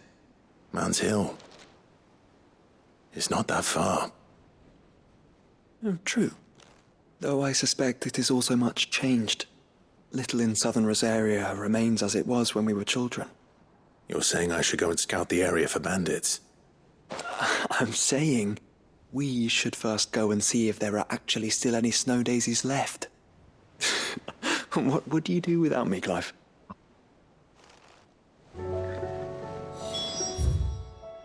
Suffer horrible trauma for 13 years.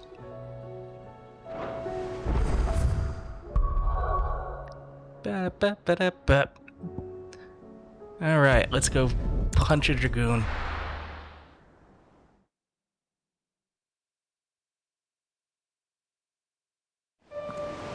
And there he is. Right out of Elden Ring.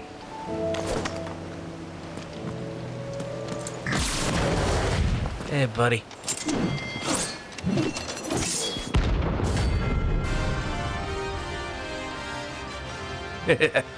Oh, I love these fights.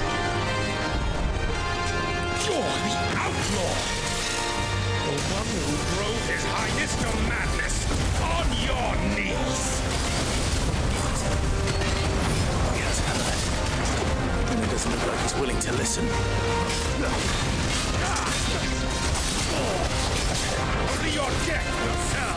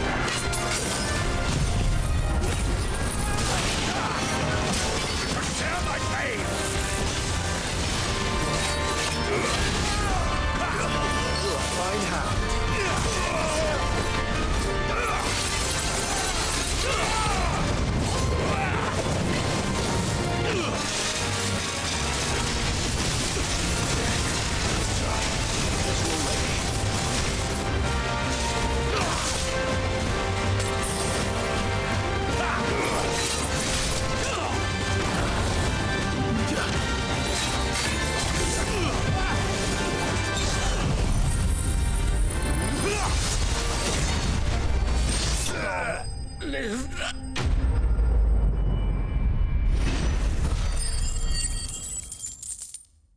That was good. Damn it. Dion would have been glad to have you back at his side.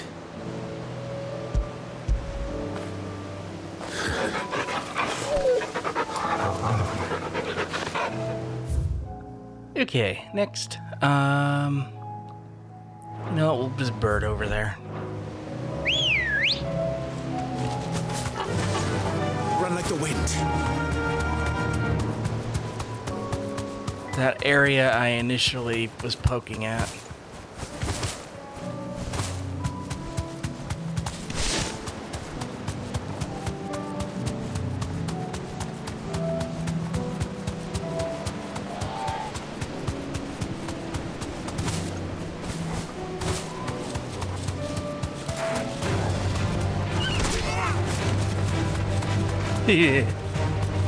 Sorry, this is just endlessly entertaining to me. I don't know why.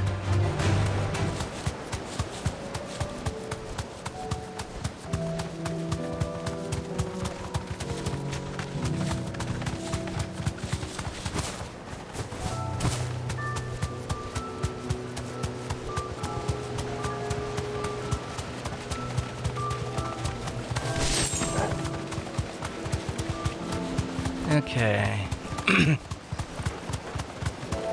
The Prince of Death should be... That's a goblin.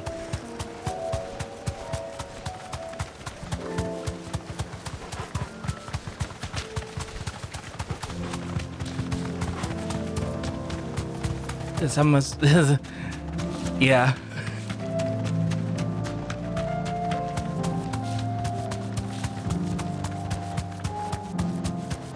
Chickens can and will fuck you up, though.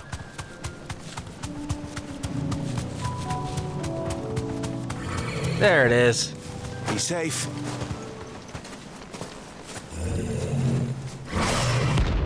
This one's special because he's burnt.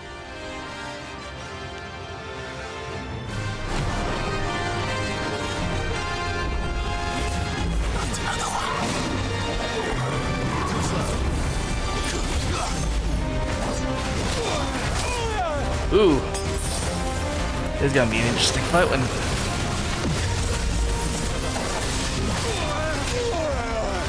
It won't be a long one though if I keep getting hit.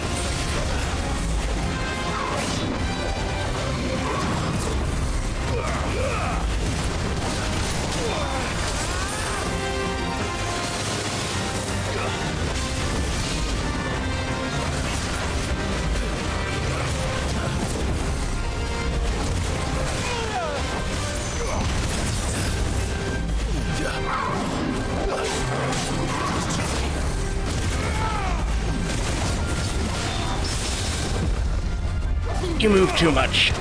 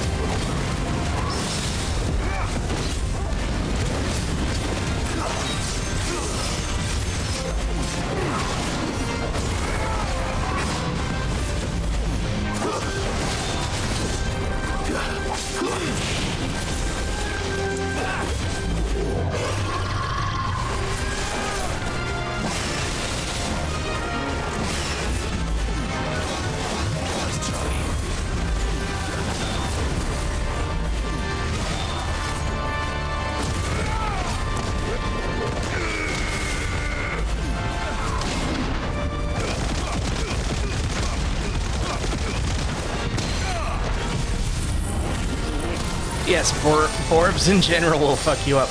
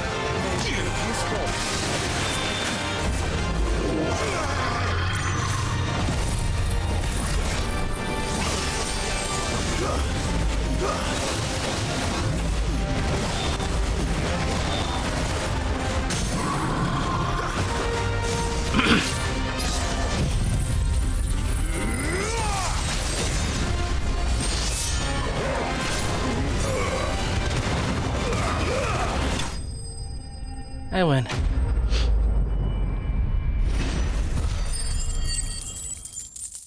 We had a parrot once that was,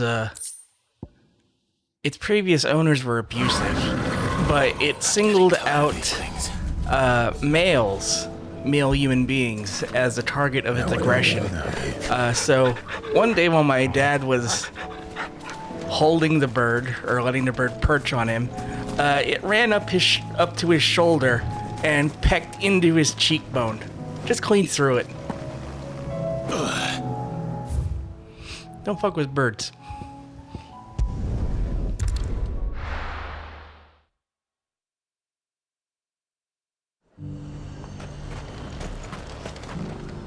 Do you see anything you like?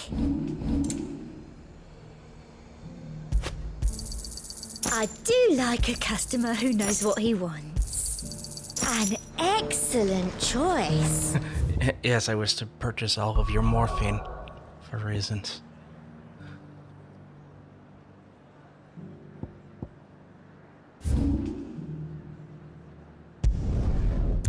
What am I doing here?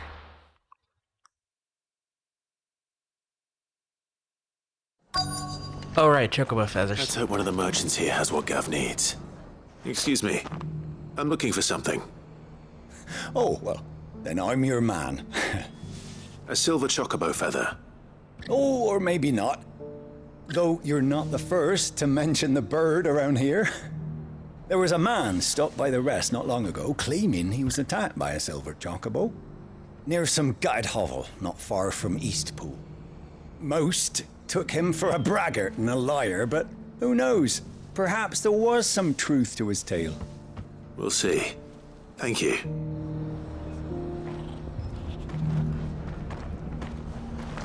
Alright, well, that's one.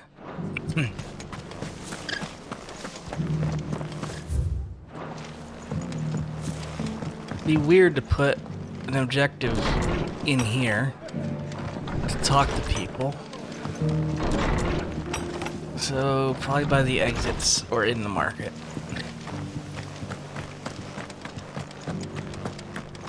I already Just bought. because the heavens have gone to Rackaroon, it don't mean we have. There it is. How do, traveller?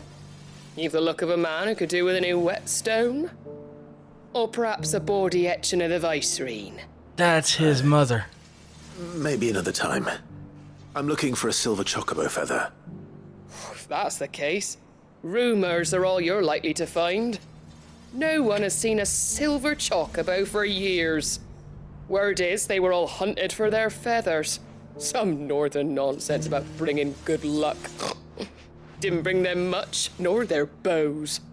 If any are still out there, I reckon they'll be doing their damnedest not to be discovered.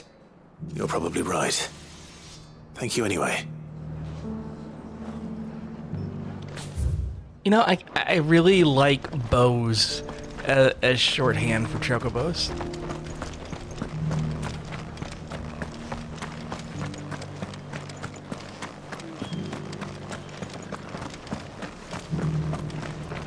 few rooms going spare now. I'll build a barricade so sturdy, even a Vanderbilt. Can I help you with summit? You wouldn't happen to sell silver chocobo feathers, would you? I deal in fruit, not fancies. But if it's fancies you're after, I suggest you try Rhiannon's ride. Was a silver chocobo seen there? Oh, yes. If you believe the ravings of a madman. It wouldn't be the first time. A silver chocobo sighted in the hills near Rhiannon's ride. It sounds almost too good to be true, because it probably is. Almost too good to be true. But since I'm already here... And it's equidistant. Oh yeah, an obelisk. Gato, you wanted me to try this, so I'm gonna try it. I needed that. Can hardly make out up.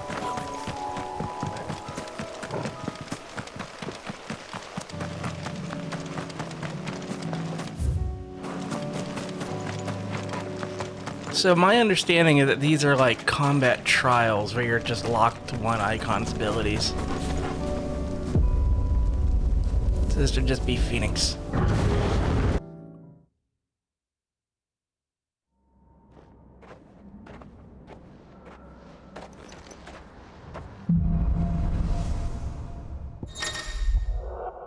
Complete the trial, you must defeat all enemies before time runs out using only the predetermined feat and ability of a single icon. Time can be extended by performing battle techniques. Alright.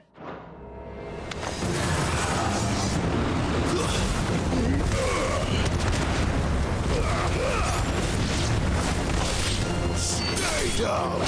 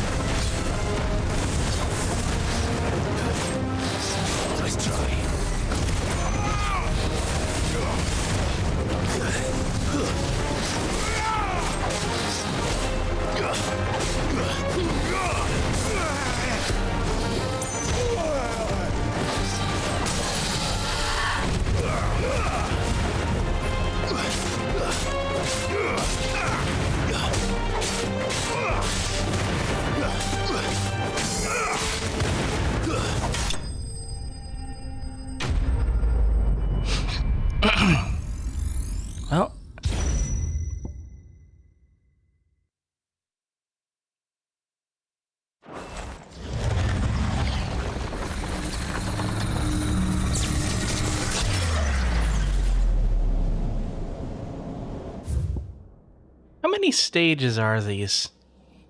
'Cause...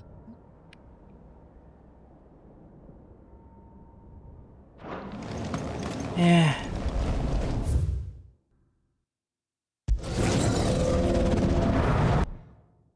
I know what they award. They give an accessory that powers up each icon's ultimate ability. But I don't use almost any of their ultimate abilities. So I think I'm just gonna...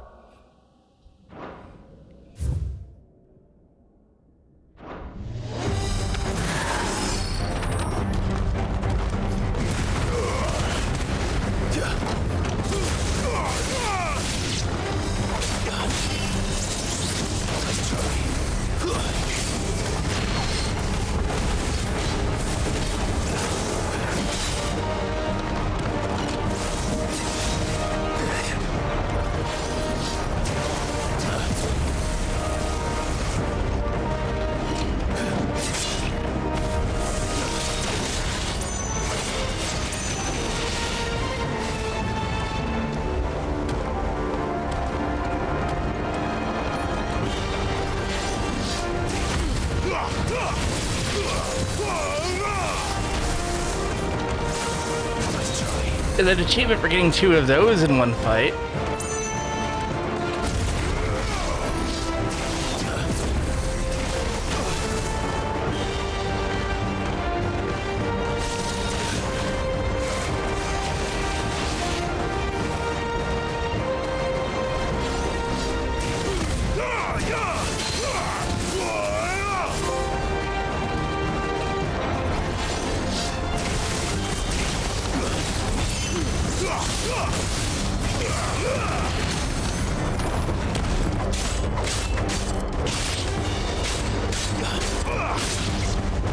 But there's no achievement for the obelisk. They are probably the most optional thing in this game.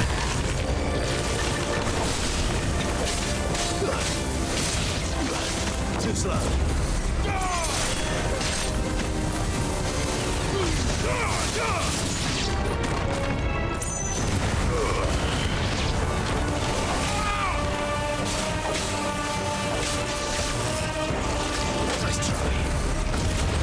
And I'll probably use them for getting the combat achievements.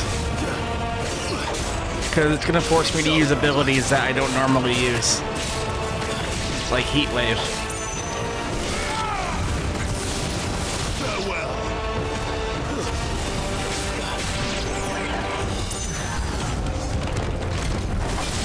Ah, God.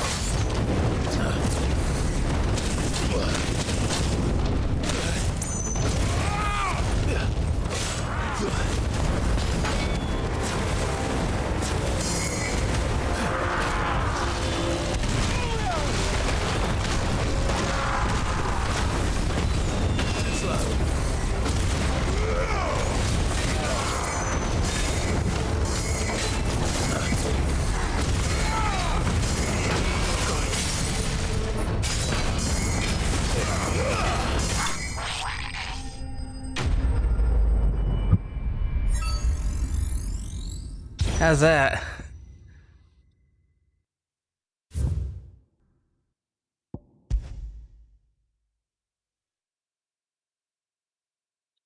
Yeah, I see that being like a fun after everything is done thing.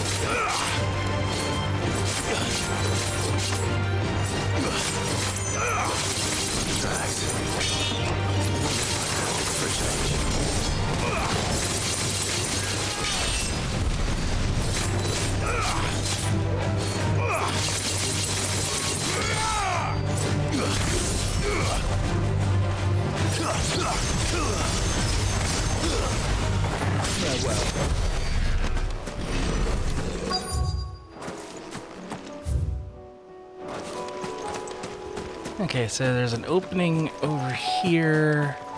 That little path there.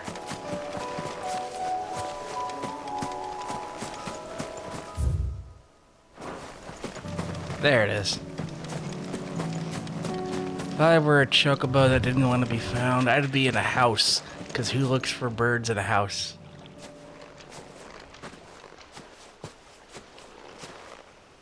More tracks. And these look fresh. A chocobo was here. And recently. Perhaps it still is.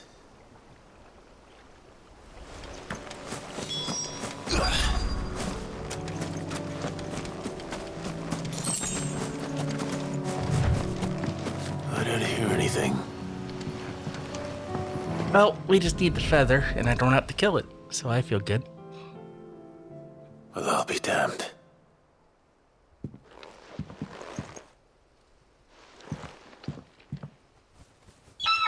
Uh-oh. Perhaps I misspoke.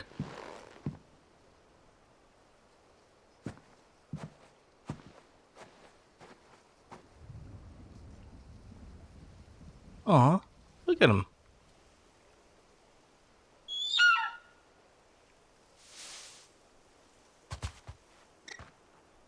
It's all right. I'm not going to hurt you. Just borrowing a feather for my friend.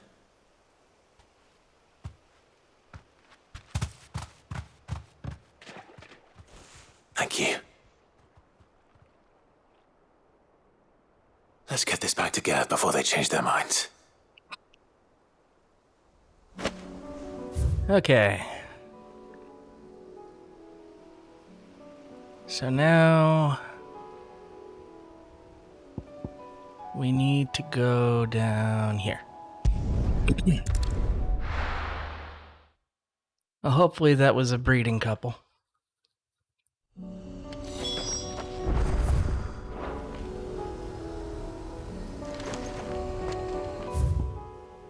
Ah. Eh? Ah.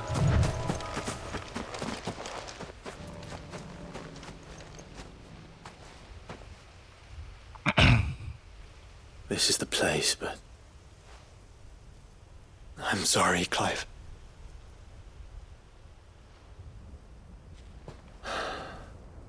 There's nowhere been spared. What do we do now? We keep looking. Man's Hill cannot be the only place where snow daisies grow. Perhaps, but... it's the only place I know of. Knew of. Then why not ask someone who might know of another? Someone at the backyard? To the hideaway, then.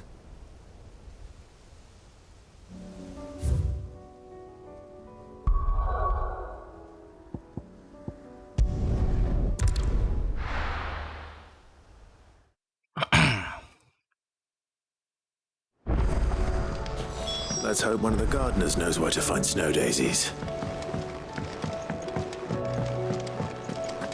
Oh, great. Here you go, Gav. No trouble. And Gav's replacement. Clive, you're back. How'd you get on?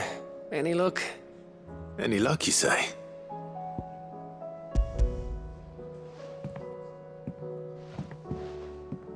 Crystal's crack. Is this what I think it is? Where in the hell did you find it? It's a long story.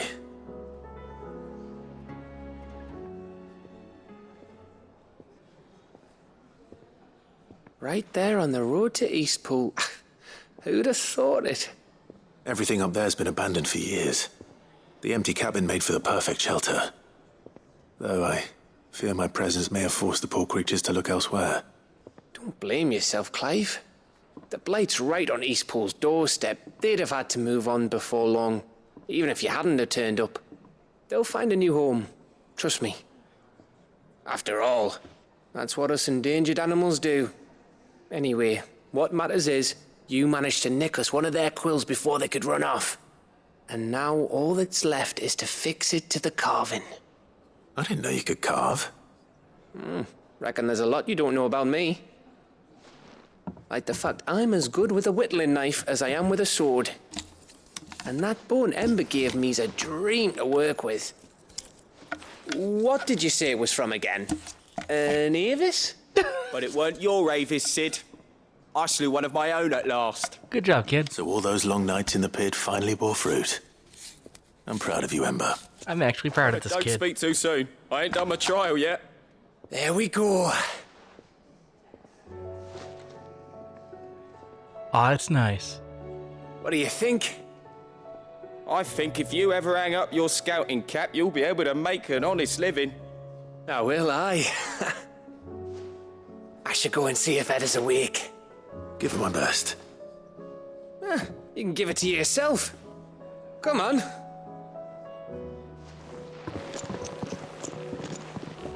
Don't teleport me, don't teleport me, don't teleport me, thank God.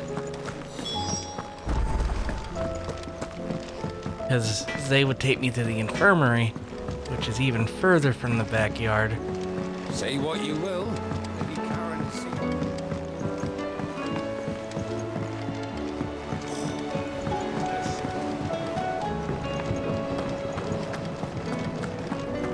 I want to get the jail quest done first because then she'll join the party and that'll make everything Baloo that much easier. Oh. What brings you down from the heavens, Sid? I need your advice. Joshua and I are looking for a place where snow daisies grow. Preferably in abundance. Snow daisies. Then you'll want somewhere not too hot and not too cold. And where the winds are strong enough to carry the seeds. I reckon Man's Hill would be a good place to start. There in the Royal Meadows, perhaps? Both have similar climbs and the right elevation. If the Blight hasn't claimed them yet. Right. Thank you. Did you learn where we might find our flowers?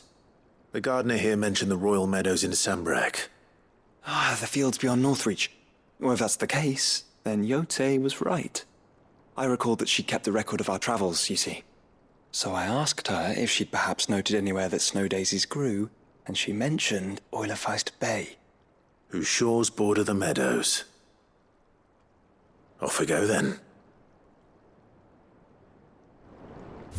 Oh, not immediately.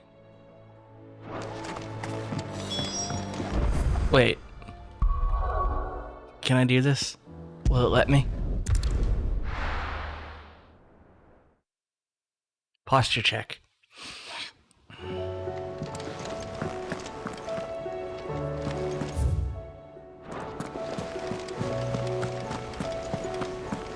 The fastest of fast travels. Just re-enter the world, or re-enter from the world map.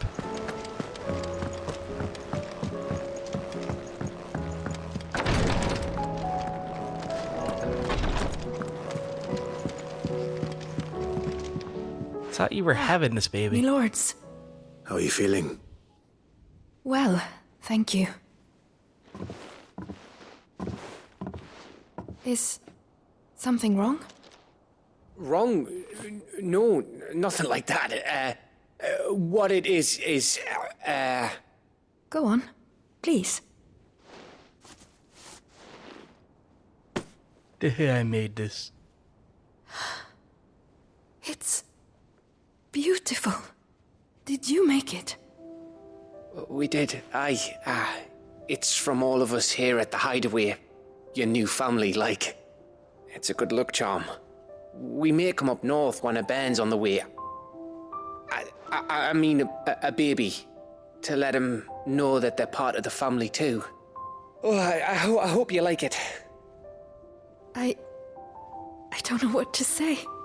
I thank you, me lords, for everything. If there's anything you need, just let us know. I will. They would make a nice couple. Clive, fancy a swift off? I'm thirsty. I could be convinced.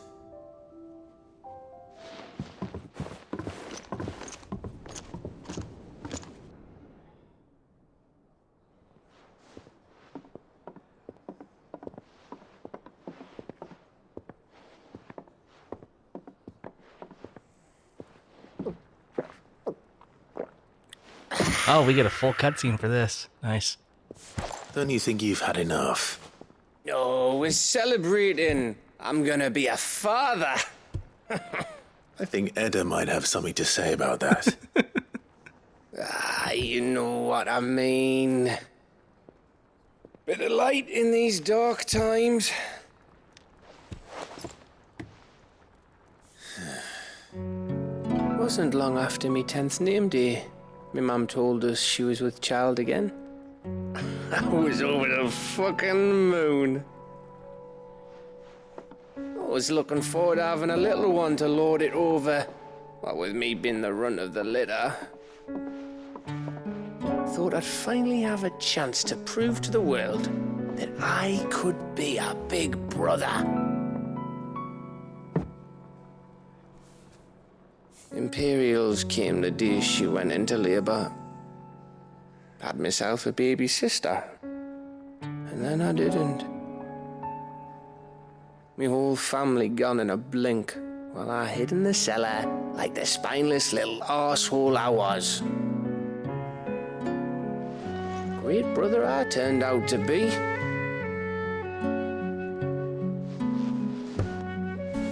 I'll never be a leader. And I'll never be a hero. I'm just a daft little dog who comes running when his master calls. I'll never be like you, or Sid, or Jill, or even Torgal. Have you finished? Maybe.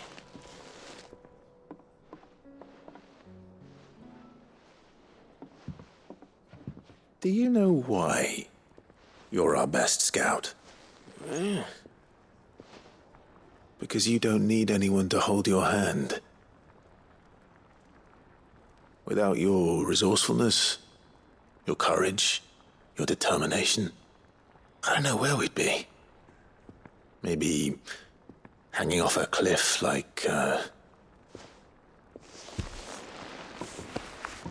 That was only the once. Exactly. You learn from it. And here you are after Founder knows how many missions, stronger for everyone. And let's not forget Rosalith. Who was it who freed me from the dungeon? Who was it who ran to Jill's rescue? That would be me. Because you're our brother, Gav. My brother.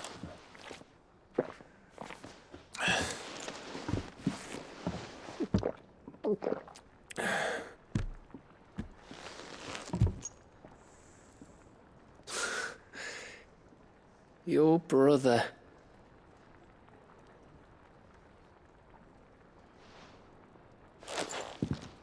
Which means that when the time comes, I get your room. And your sword.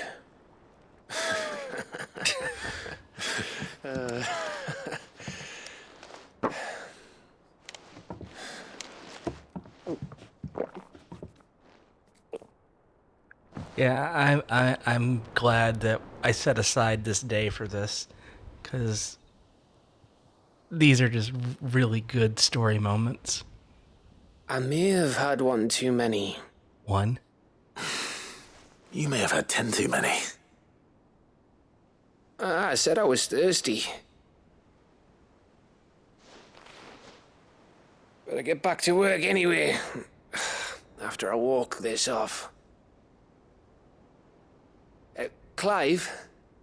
What is it? Thanks for, you know. I know.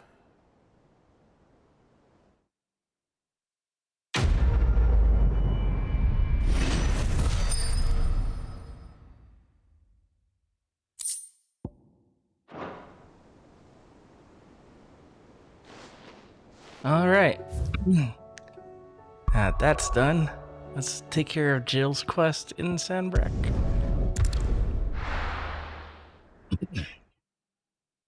Then we'll hit Waloed. The garrison said they'd taken up 100. And how might I help the garrison today?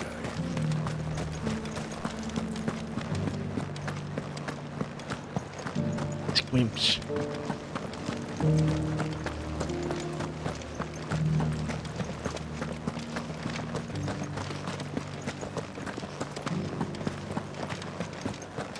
Haven't seen any of those beastly... God, it's gonna be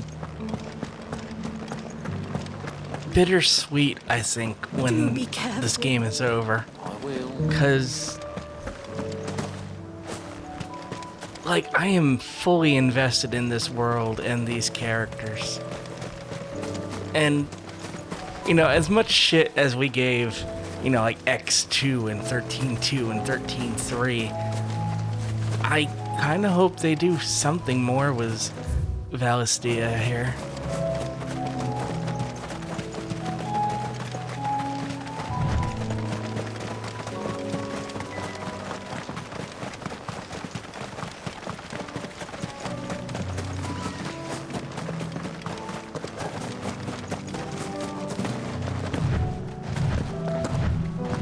The meadows are vast. Where do we even start? Jaye mentioned the coastline. We can start there.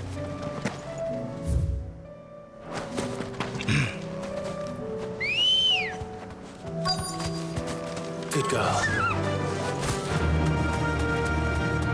That is the opposite of the coastline. I'm gonna go this way. Right there.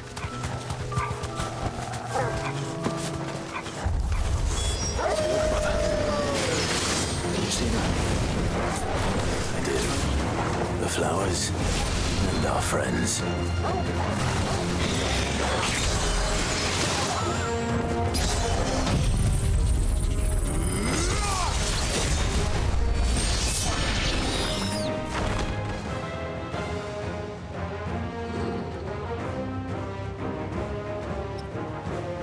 What do you see, boy? Oh.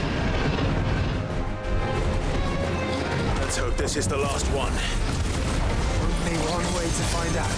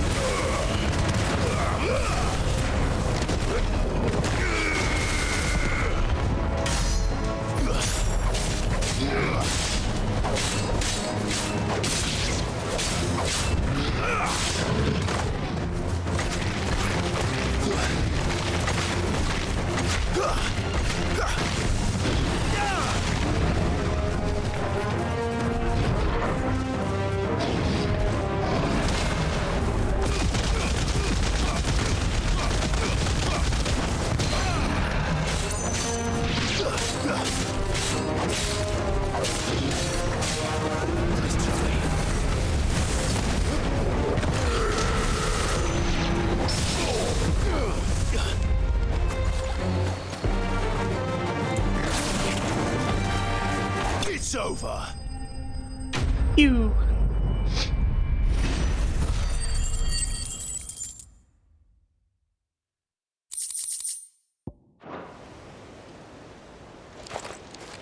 That was harder than I expected.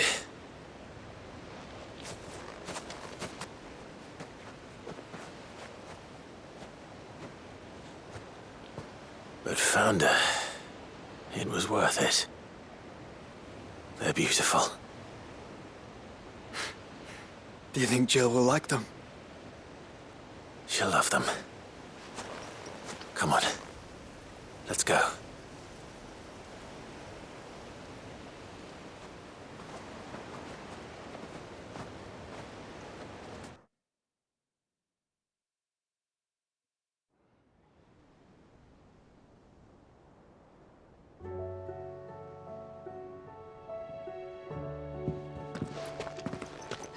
It appears my work is done.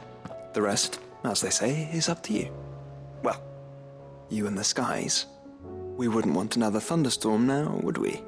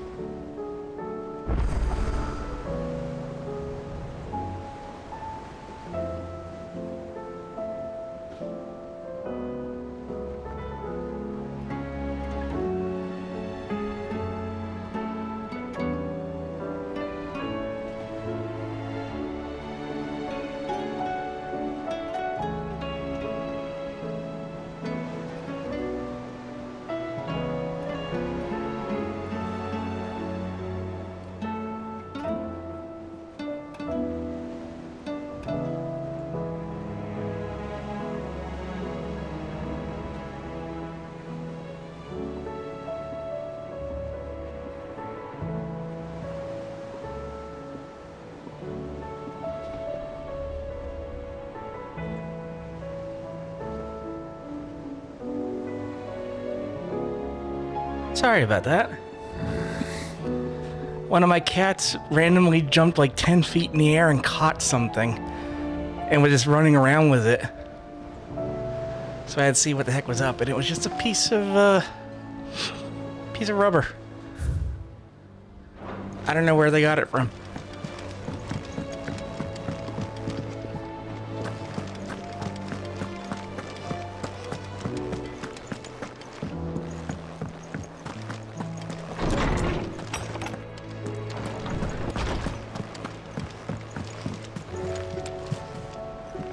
Jill, there's something I'd like to show you.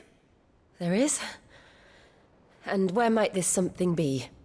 It's, not here. Now, I know this is sudden, but how would you fancy a trip to Oriflamme? Doesn't even wait for a response.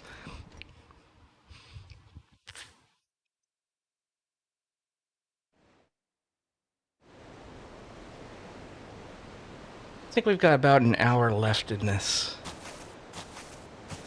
There are so many. This is what you wanted to show me.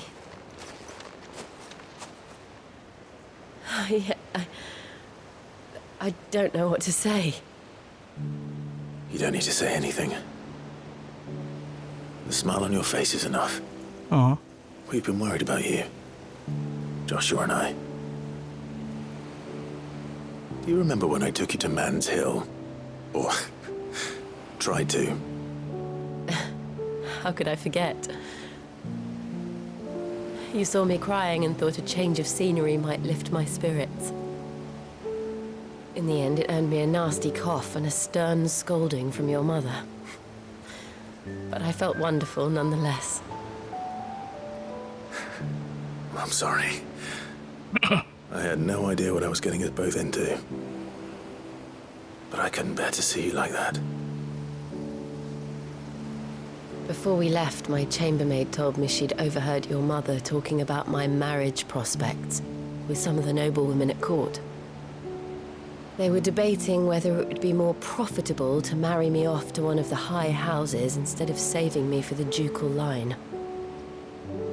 No one thought to ask me what I wanted. I was nothing to them. A pawn at best. I felt so trapped. So lonely.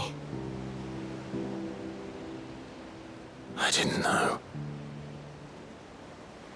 But I wasn't alone. You were there. Your hand in mine as we ran for those oaks. And I knew then, no matter what happened, I would be all right. I'll never forget that feeling.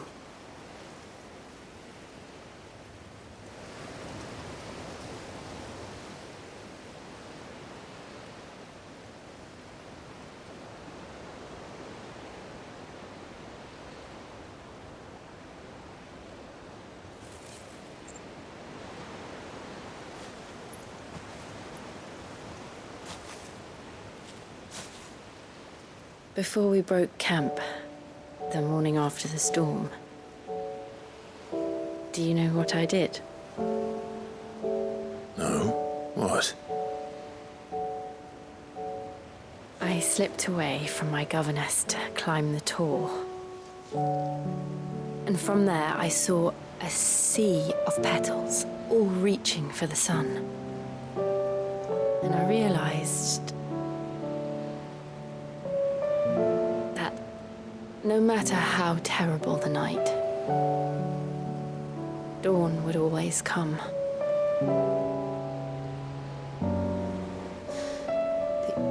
That you would always come for me. And you have. Again and again.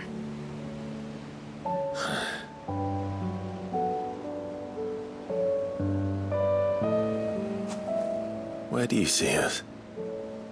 When all this is over?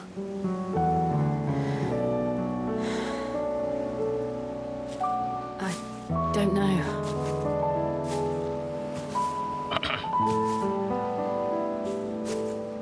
Not here, though. I think I've outgrown the twins. After everything we've been through, the realm just seems so small. I'll need some space to spread my wings. Then that's what you'll have. And I'll stop at nothing to see that you do.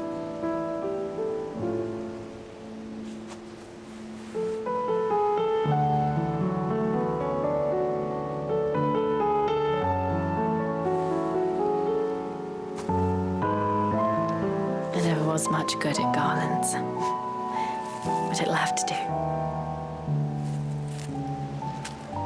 I'll treasure it forever.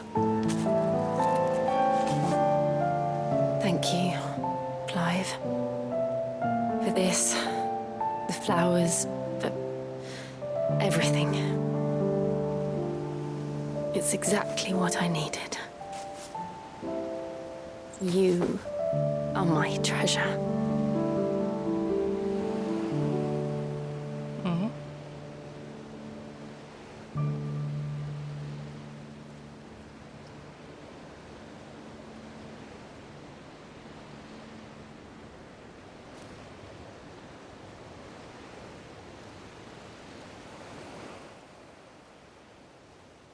All teary again. That was beautiful. We should probably be getting back. I expect the others are wondering where we are. You're right. There's still much to do. And we'll do it together.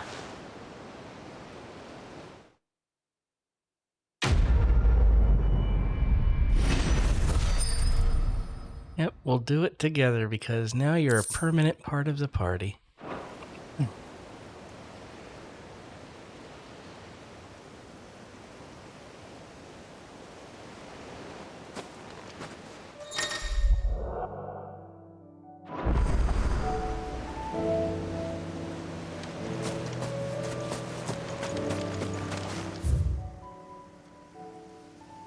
Okay, world map.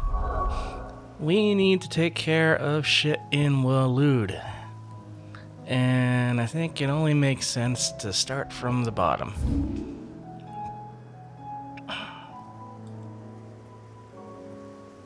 Let me look at my map.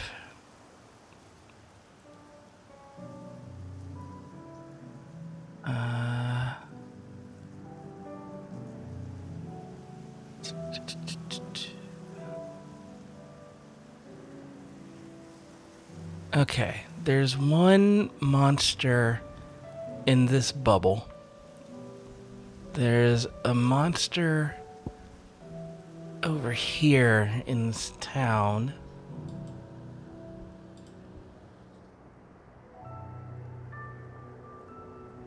There's a monster in the field north of there.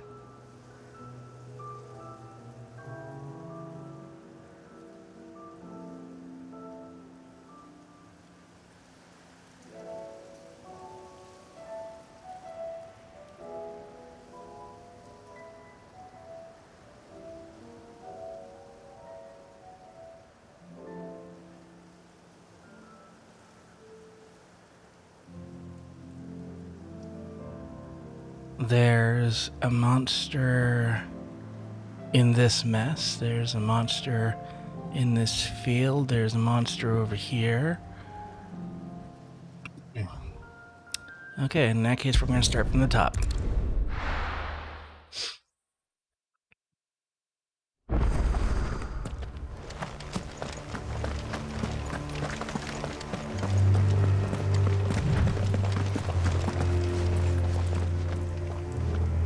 Yep. Fire, ice, dog, and everything else.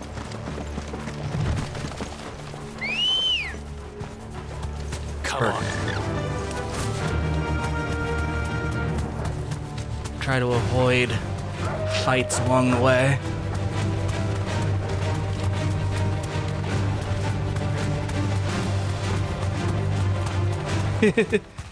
It is pretty fun.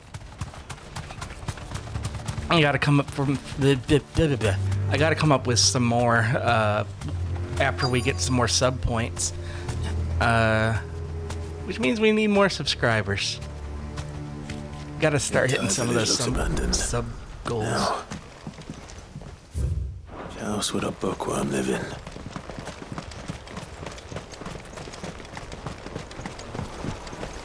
Do bits count?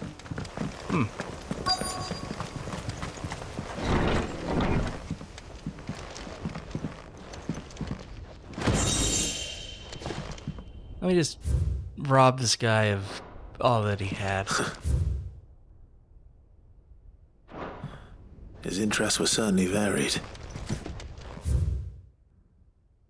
Hey, we found it. I guess I should actually read this one. The emergence of the first magic adepts was widely heralded as a gift from the gods. Indeed, the title to which those the gift came to be commonly known is mostly a contraction of bearer of the heavenly blessing, the wording used by the tribunes of the time. Those born with the blessing were lauded as living crystals and granted high office and plentiful for reward for their status as chosen ones. Over the years, this reverence for their kind would become a full-fledged religion led by the bearers themselves, a development that would prove fateful. The divers nations of the time were unanimous of their disapproval of the founding of the church, while the authorities had for years welcomed bearers into positions of power in their own structures of state. They were mistrusting of an organization led by bearers for bearers. Efforts were immediately made to chasten the church and its followers, banning members from holding office, evicting adherents from their homes, and breaking up meetings by force. The church responded by forming a volunteer army to resist this persecution, and yet it continued, creating a cycle of ever-increasing bloodshed and rancor, as a growing rift between those born with a blessing and those without. What began with beatings and street clashes would eventually spill over into an all-out war that consumed the greater part of the twins for nigh a generation, and decimated the population of men and bearers both. The deluge of blood that stained the land crimson and left an even more lasting mark upon the minds of the Valestian people. After the bearers' last resistance was crushed, the nations of Valestia came together to sign the Continental Accord that initiated the system of slavery that persists across the realm to this day. Its well-known phrase, "Bearers are other than human," has roots in the bitter war of the years before, being the unblessed only excuse for their calamitous refusal to allow the blessed to decide their own destinies. Oh, bid emotes. I'll have to look into that. This is it. But if what it says is true, I need to get this back to the hideaway. Wait, what? Oh.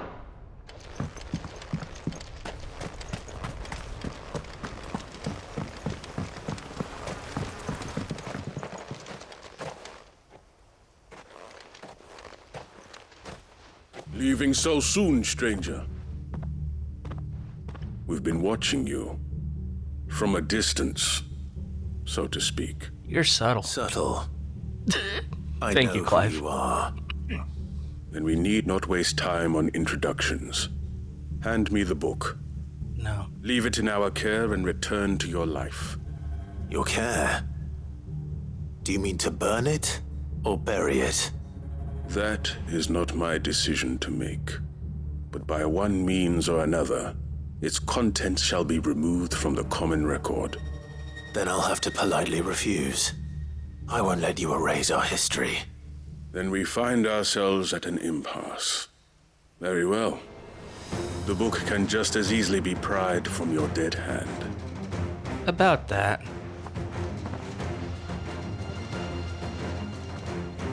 Really? Let's see, shall we?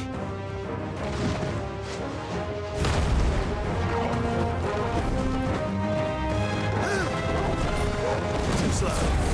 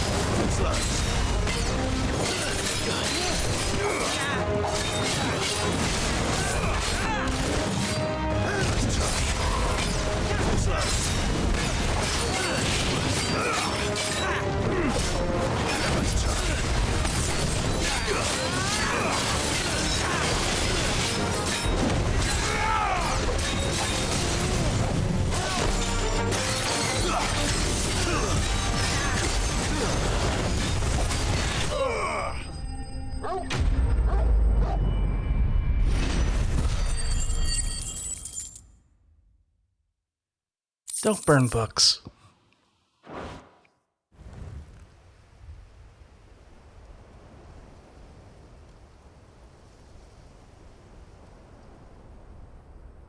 Impressive. But we have other means. We shall claim the book yet. Why do you want it so badly anyway? It lays out in no uncertain terms the vanity and avarice of mankind. It tells the shameful history of the persecution and oppression of a gifted few by a giftless many. Would you say that this interpretation was correct? I don't know. You don't know. Your sword may be sharp, but your wits are dull. So let me answer for you. There is no correct interpretation of history. That a series of events took place may be proved beyond a doubt.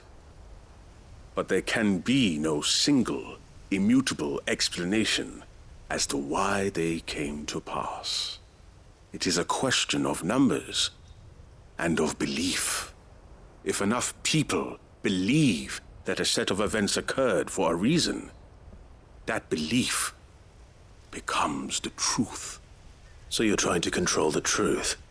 We are trying to protect people from themselves, from knowledge that would bring them naught but pain. That is all. You may keep the book, for now. The world is small. We shall meet again. Until then. Wait! Damn it.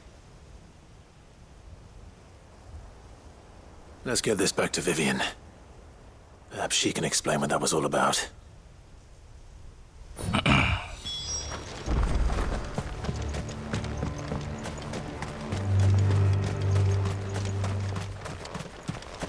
Okay, the one that spawns here might not spawn till after I turn this in.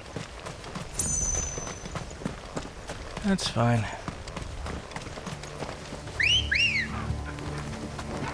Good girl.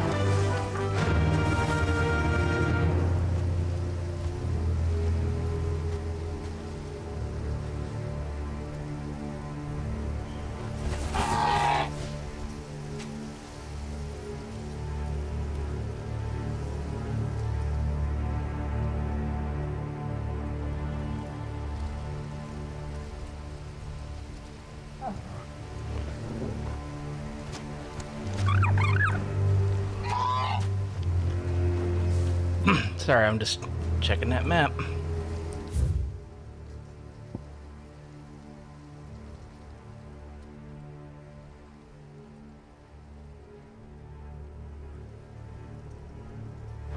Run like the wind. I did just hydrate. The stretch sounds good.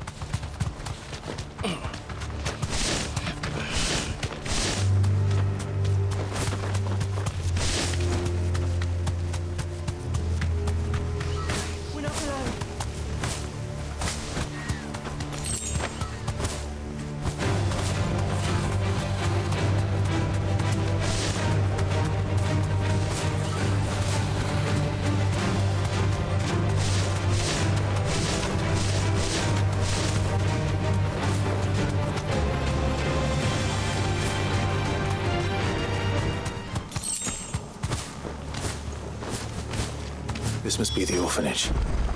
Hopefully the registry is still here.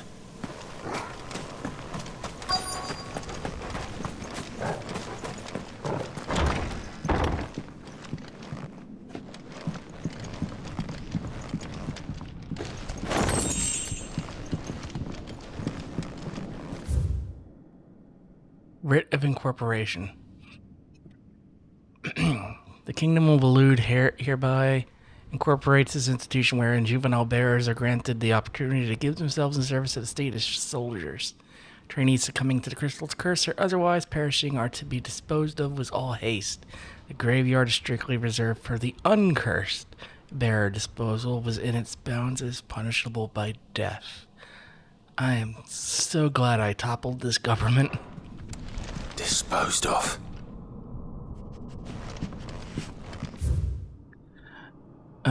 Today's exercises will consist of the press yard, 20 sandbags for such duration as instructor shall dictate. The furnace, burn intensity to be gradually increased. Live combat, 1 to 3 hellhounds. Depending on your these were children, come on. Conditioning. This is nothing short of torture. Herman wasn't exaggerating. It's a wonder he survived this place. I need to find that registry.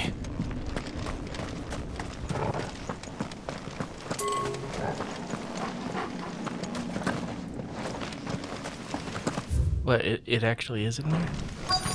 Because oh.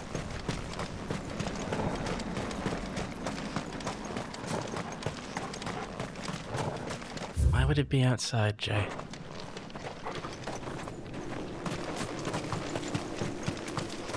Come on. In you go.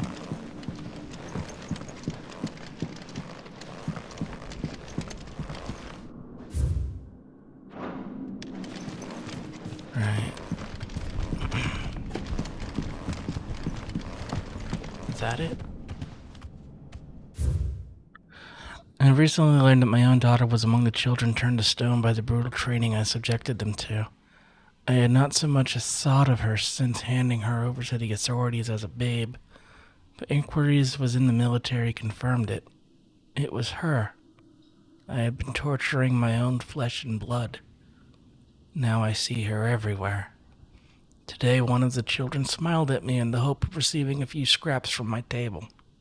It was her smile, the smile she inherited from her mother, the mother I killed for giving birth to a bearer. Their ghosts have all come back to haunt me. My daughters, my wife's, all of them, all those children. So many have died at my hand. I can bear the guilt no longer. And so I have decided, tomorrow, I too must die. It will be the last order I give those poor wretches, the last torment I subject them to. I will command them to tear me limb from limb and inter my accursed corpse beneath the white tree whose crooked hands reach to the sky in supplication, and beside me my shame, my curse, the record of all their names, all those I've wronged. This reads like a suicide note. Did the director go through with his plan? There's only one way to find out.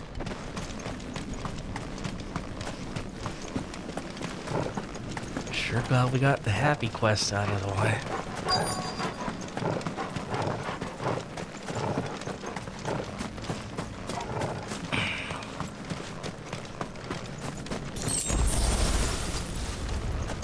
That one. A forked white tree. This must be the place.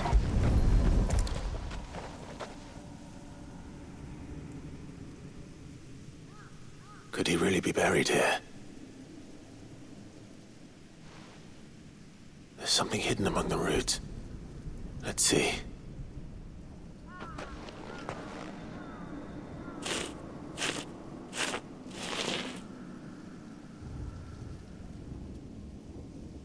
This must be the registry.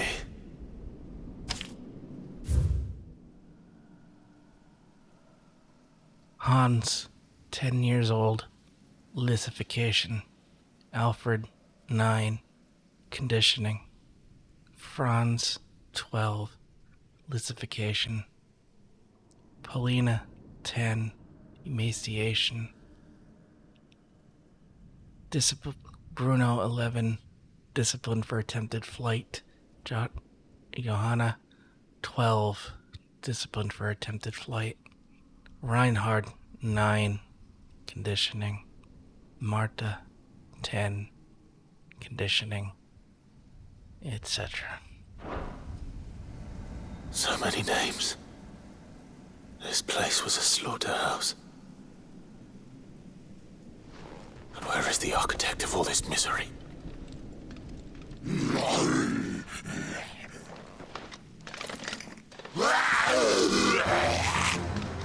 It was only a matter of time, I suppose. This place is cursed.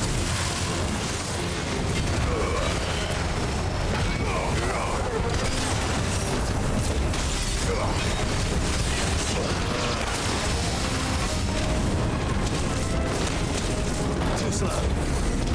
It's over. Nice try.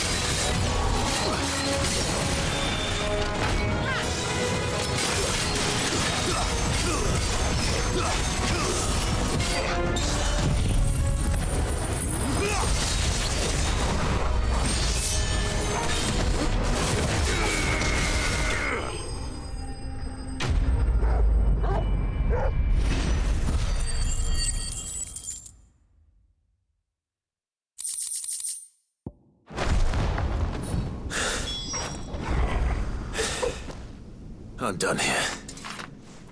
Let's get the registry back to Herman.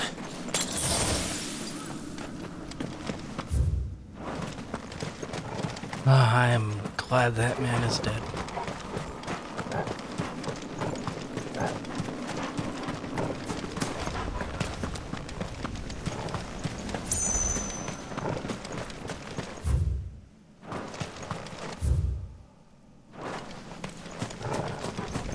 Double dead. Ambrosia won't help me here. Not here.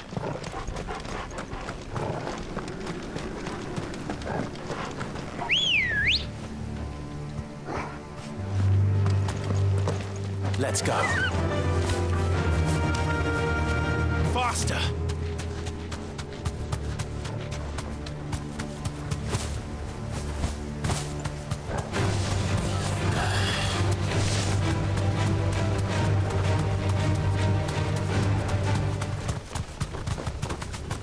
Caution.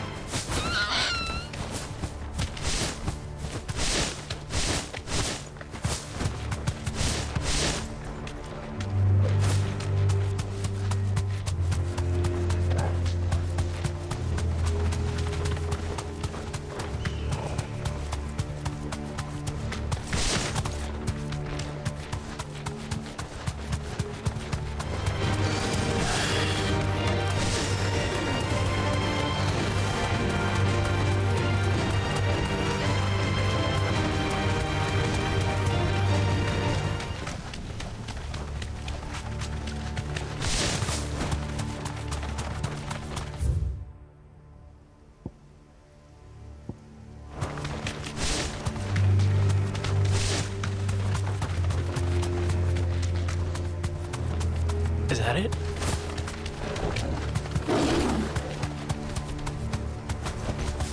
Thanks, Gal. That's it. Igel.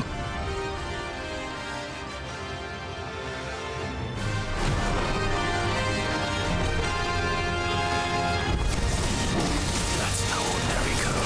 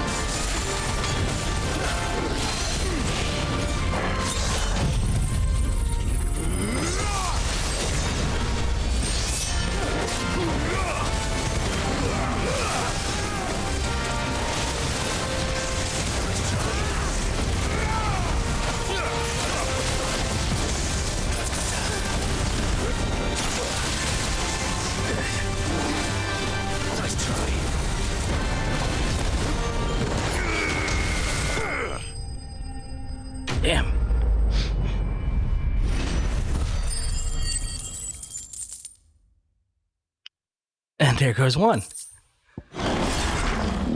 Let's hope it was the last of its kind. Yeah, a little bit.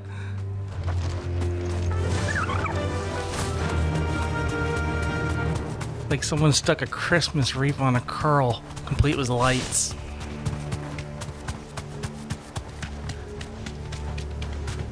Doris is waiting for me near Balmung Dark.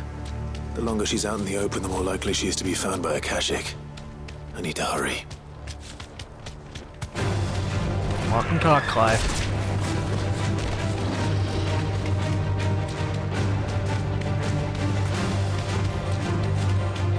I had no idea there was this whole other building, like right over here. What? Ah, fuck. Fine, out of range, out of range, out of range, out of range. I don't want to fight bombs. Oh, thank God. There were no guards, I take it. An arena. None manning the gates, no. It's a different story inside, though. The corridors are crawling with Akashic. Most likely guards left behind when the wardens ran. If Chadwick was being held here, I worry that he may already be. Don't give up hope just yet, but let's move quickly. Let me check the ground floor. The ether's thickest there. Then I'll search the upper level. Good luck, Sid. Stay safe.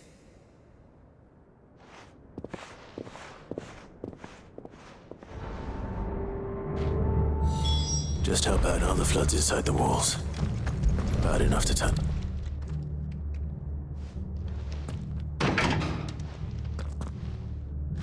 Locked up tight.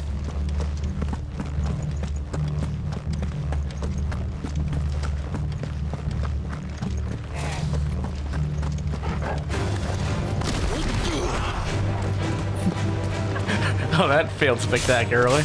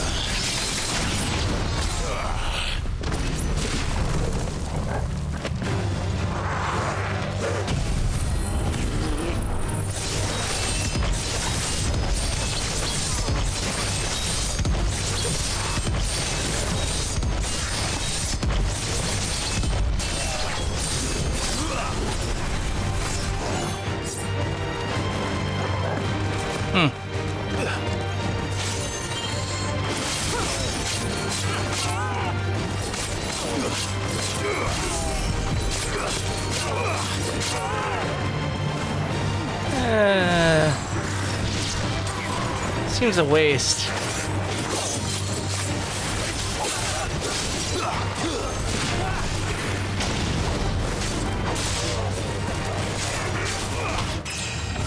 Joshua does some scary good damage. Hey, level up.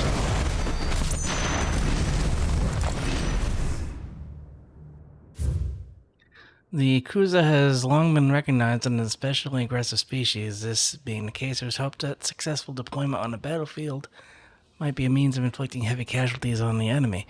In exercises conducted thus far, however, the beast has proven incapable of distinguishing between ally and enemy combatants. As such, deployment alongside regular troops is not recommended. It is proposed instead that bearer captives be employed in order to draw the enemy focus, and then the beast driven into the fray in order to achieve maximum benefit with minimal loss of Waluder lives. Minimal loss of Waluder lives. And what happens when they run out of bearers?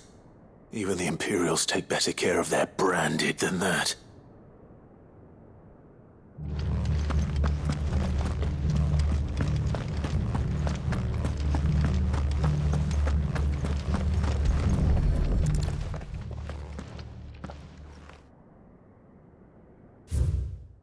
Recent supply shortages left us with insufficient resources to feed the Kuza entrusted to our care.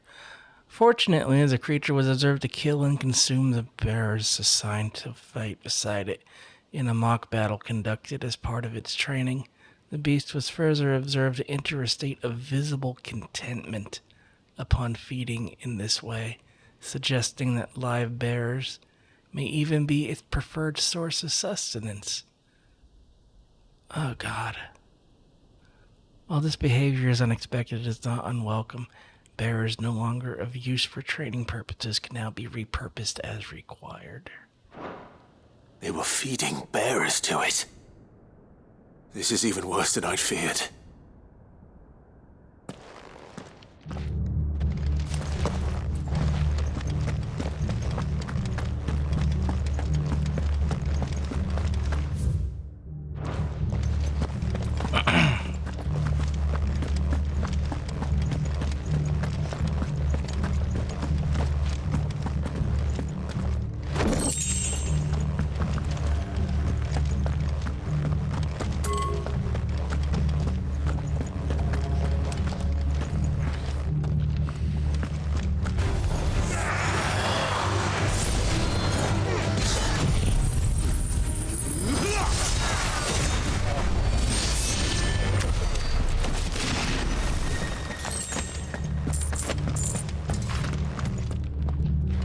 Anything?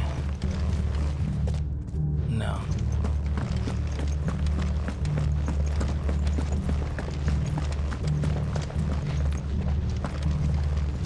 No sign of any bearers yet. I hope you have better luck downstairs.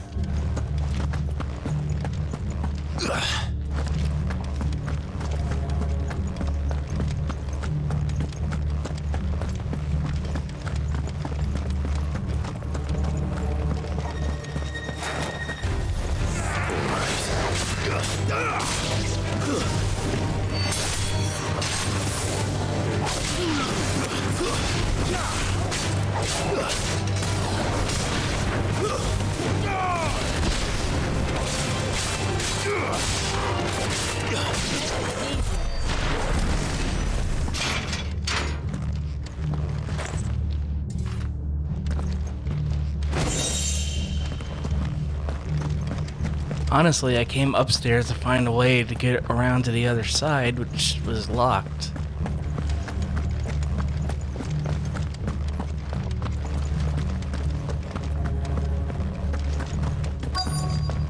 Yeah, definitely got to.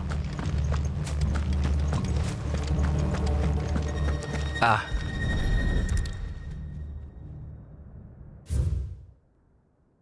Writ of designation. The Kingdom of Waloed hereby designates this facility a prison for the detainment of bearers, both foreign and domestic.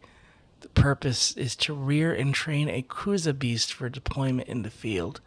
The aforementioned purpose is a matter of strictest secrecy, and any mention is punishable by death. Captive bearers have been provided solely for the perusal of the aforementioned purpose.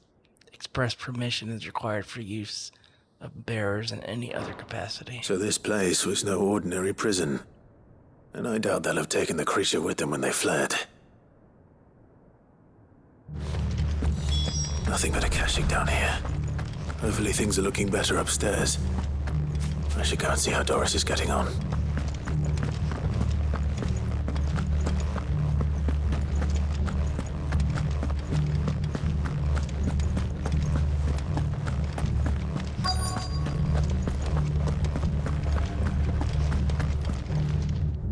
No lock downstairs. But I did find out that this place was more than just a prison. Something far more sinister was happening here. I know. I've been reading some of these documents and... it can't be true, can it? Bearers die every day in service of their masters, but this is so much worse. Pitting bearers against a wild beast armed with nothing but their wits? And all in order to bring about more death. And not just those who could fight, but the elderly, children even. And those who wouldn't or couldn't were disposed of. Whatever that means. I'm afraid it means they were fed to the monstrosity they kept here. Then we're too late. And I was a fool to bring you here. Don't say that. Did you find anything else? A key. But it doesn't fit any of the locks on this floor. Perhaps it will fit one of the doors downstairs. There's a corridor I haven't searched yet. Finish up here, then come and find me when you're ready. All right. I'll be there in a moment.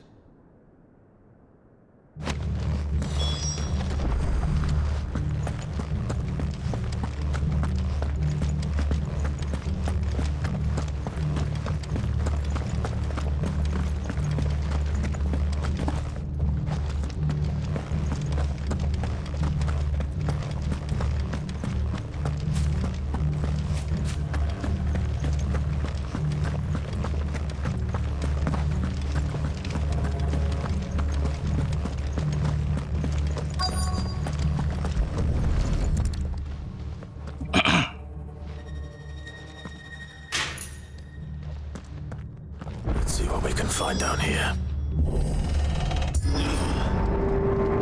Yes, let's add to the litany of war crimes that we have discovered.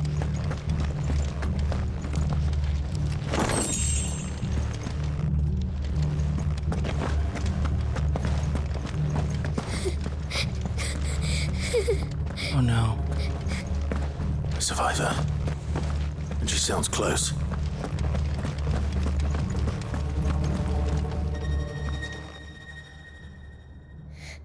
Who are you? There's no need to be afraid. Are you alone? Are there any other survivors? Some of the guards. They're still here. But something's wrong with them. Everyone else was eaten by the monster. Of course there were. Thank the Founder. It was worth our coming. But I'd rather we didn't linger. Are you ready? Ready when you are. You poor thing. He must have been terrified. Did Chadwick send you? What? He fought the monster.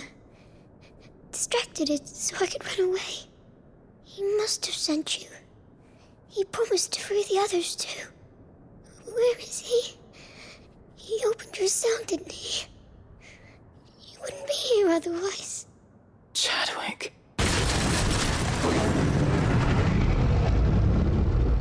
Was that? Monster's back! Chadwick, help! We have to get out of here. Doris, keep the girl safe. All right. You put that bearer-eating bastard in the ground. Gladly. Oh. It's a behemoth. Don't let it hurt you. It's out there waiting for me. I can't let it live. Not if it's got a taste for bearers. How many of these things did fucking Barnabas have?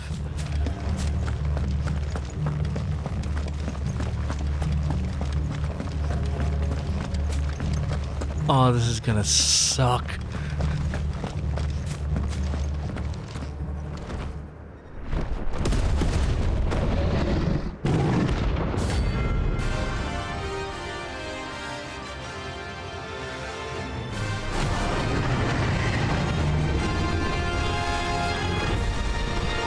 The beast will wreak havoc if it ever leaves the prison. I can't let that happen.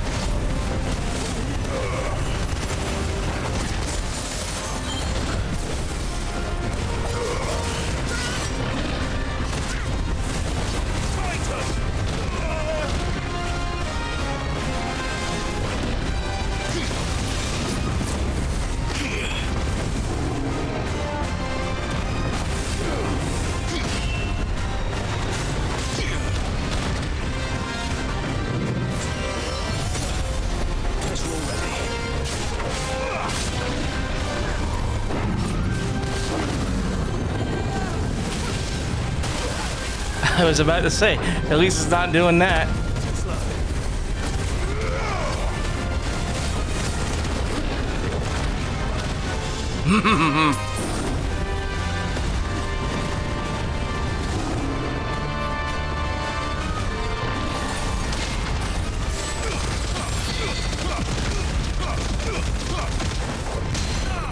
The camera didn't know where to go.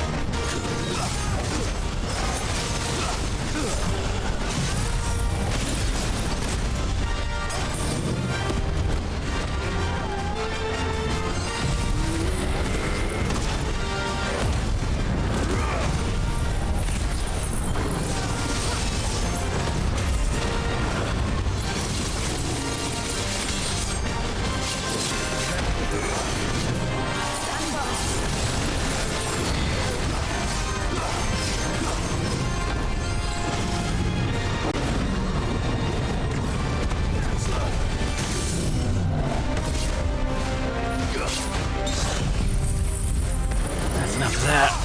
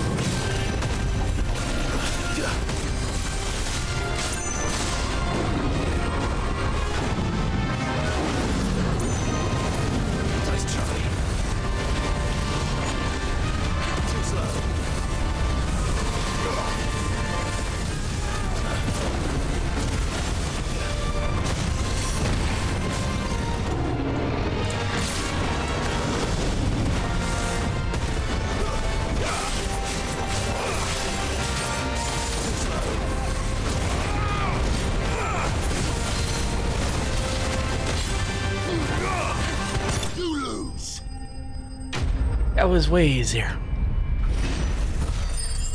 Still a bitch.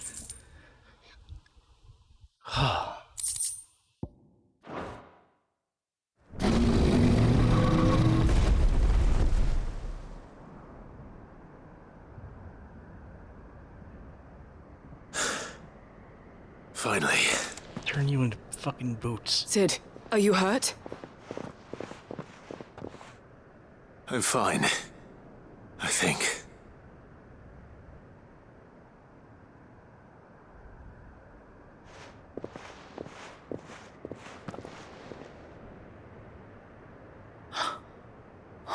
No. Chadwick didn't make it. What is it? A diary. I gave it to Chadwick before we went our separate ways. He was here. Do you think that creature? I'm sure he fought bravely to the last. The girl is safe thanks to him. Chadwick. You fool. Come on.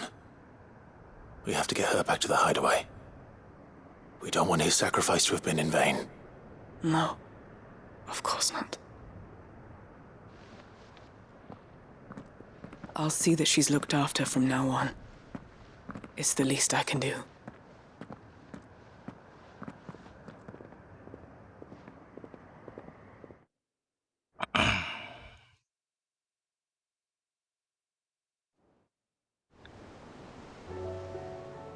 Oh, you teleported me. Well, you know, that works out.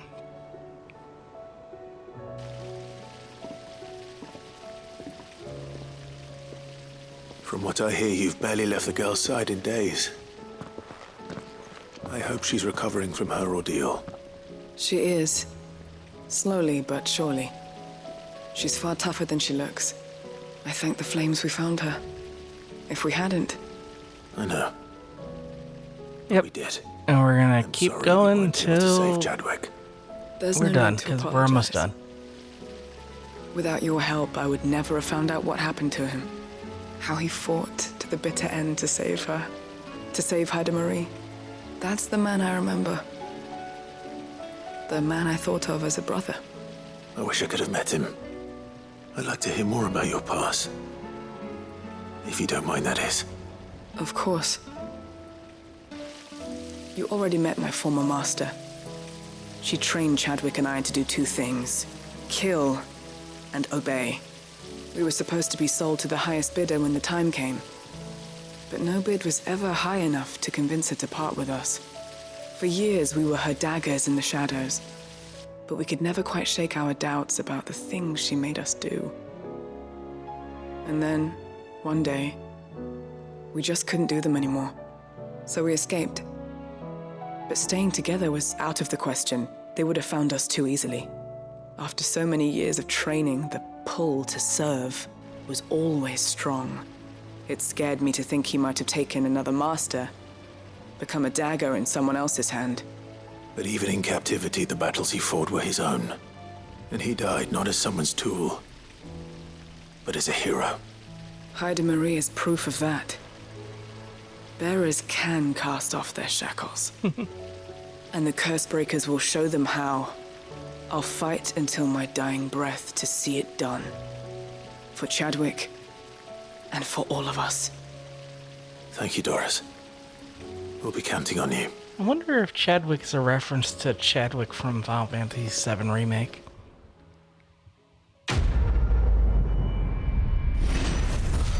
Not everything has to be a reference, so.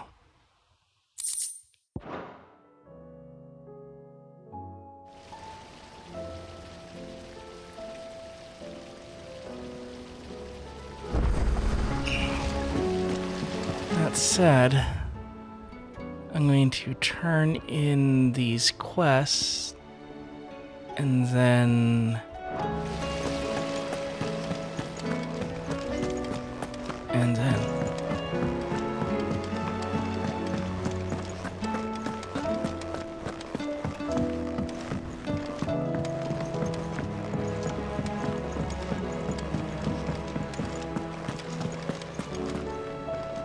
I hear that you traveled to Ash, Sid.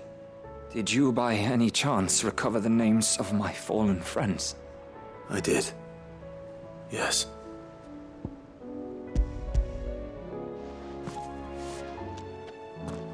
If I may? The Bearer Registry.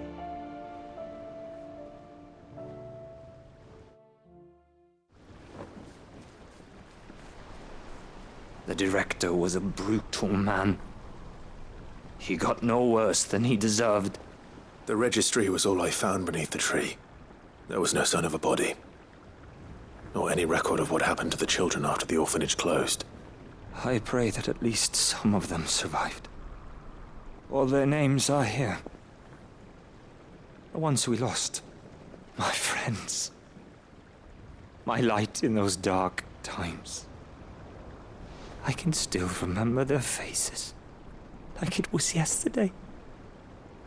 Children who were taken from their bunks in the morning, never to return. No explanation ever offered. They'd be happy to know that you survived, Herman. But why did I make it out alive, when so many others died in that awful place? It's not your fault. And blaming yourself won't bring them back. Honor their memory. See that their names live on. That way, at least. They're never truly gone. Thank you. Sid, I'm going to write a book. An account of the horrors of Badbach, and the spirit of those its custodians sought to crush. All of Valisthea will know of our suffering.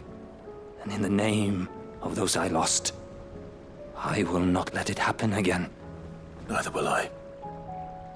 These records would have been buried for all eternity, were it not for you. Thank you.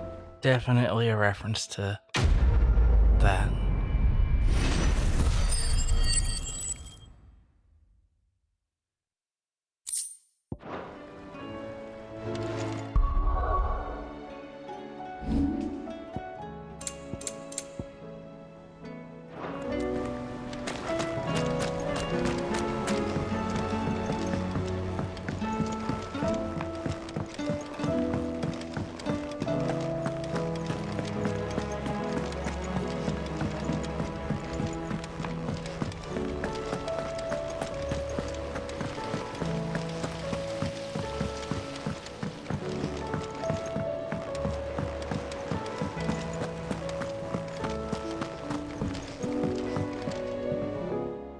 Vivian. I found it. The book you lost.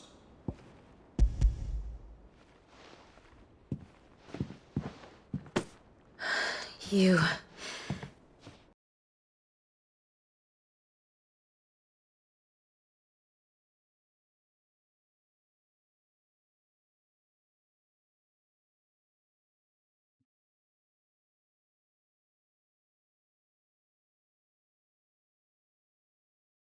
You found it. Thank you, Clive. Even though I asked this of you, I was not entirely sure it would be possible. I feared the executors had seized every copy. I met with one of these executors, and I convinced him to let me keep it. He told me something. That the truth is just a matter of collective belief. And that if enough people believe a lie, that lie becomes the truth. It does. But it also means that the truth is not immutable. That it can be changed. Provided that those who wish to change it can convince enough people that their perspective is the correct one. As the sad history of the bearers proves.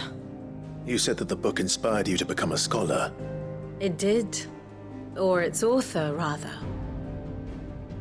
She was a heretic, you see. A firebrand and a dissenter. A gallows stood ready for her in every corner of the realm. And by shunning society, or perhaps being shunned by it, she stumbled upon a truth so potent that an entire realm trembled at the prospect of its utterance. I, too, have always felt somehow set apart from the world of men. Oh no. A stranger to my own species. She taught me that my solitude was not a curse, but a gift.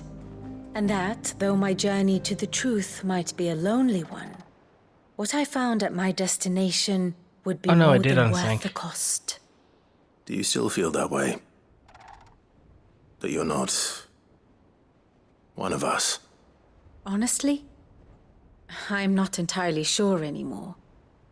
Since you in this perspective, in looking not from the outside, but from within.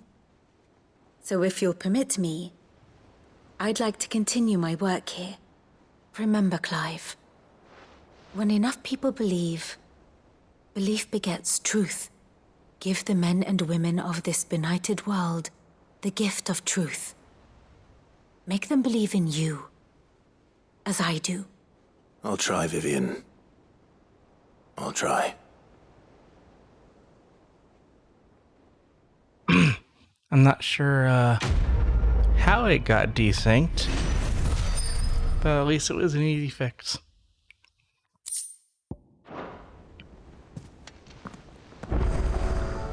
Okay, we have one side quest. Nope.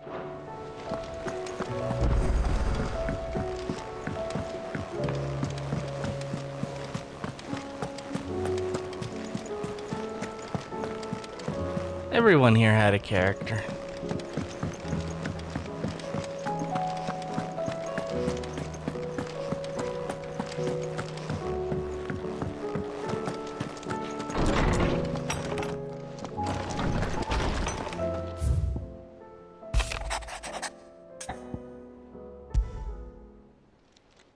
It's usually me making demands of Hippocrates. I wonder what this is about.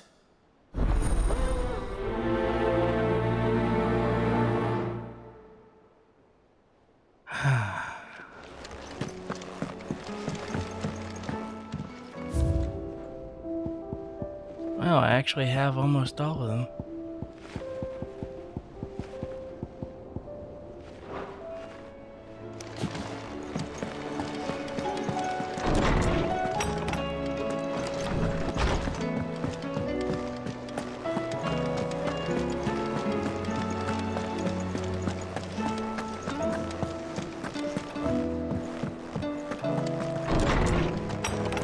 Oh no.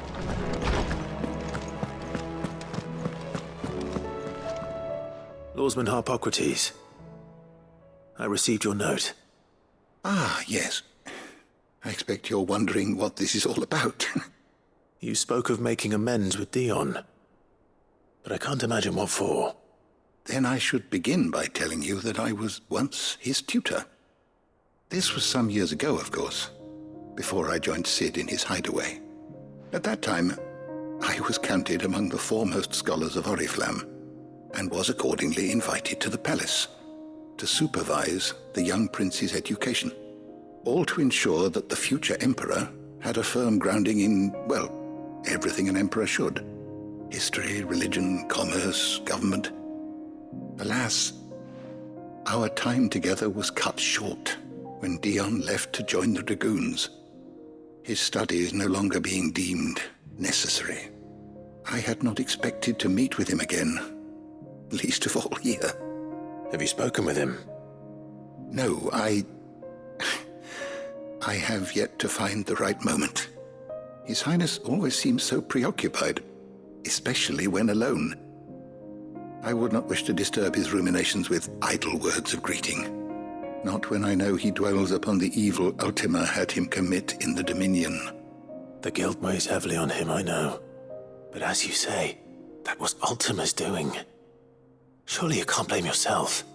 When I first met him, it was not guilt, but his people's expectations that weighed heavily upon him, and I did nothing to ease that burden. He bore it alone, until the day he could not bear it any longer.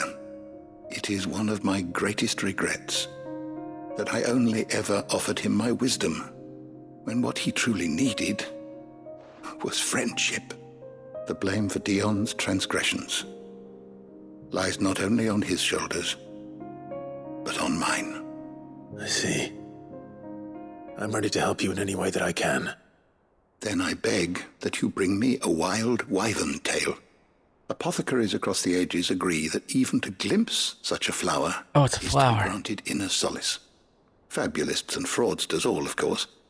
But there is oft a seed of truth to be found where even the most outlandish opinions align. Well, it can't hurt to try. Where can I find this flower? And how will I know it? You have seen cultivated wyvern tails before, I trust. The lily-white blossoms from whose roots the poisonous ink for the brand is distilled. Well, those which grow in the wild differ only in their purple hue. The harsher the environment in which they are raised, the deeper the color. There is a waterfall in Rickmal's roost across the strait, where the flowers once grew in abundance. Whether they still survive there, I know not. But try as I might, I can find no likelier location. It's all right. I'll find you a wyvern tail one way or another. Thank you, Clive. And please, be safe. Oops, wrong button.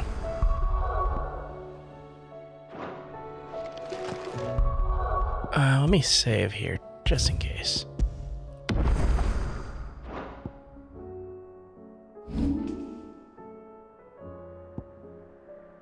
Okay, back to Waloed.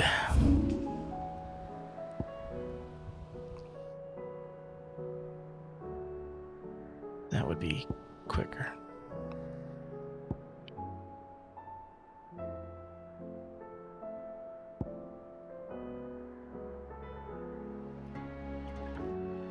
Okay, there's a monster in this little kidney-shaped thing.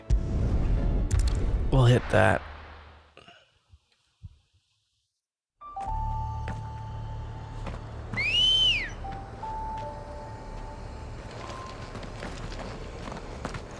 Ready, girl? Run like the wind.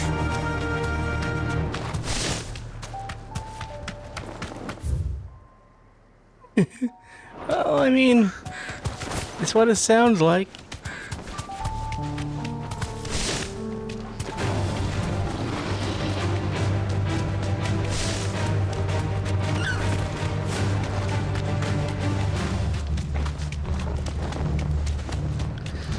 Okay, now we're in Wolfdar.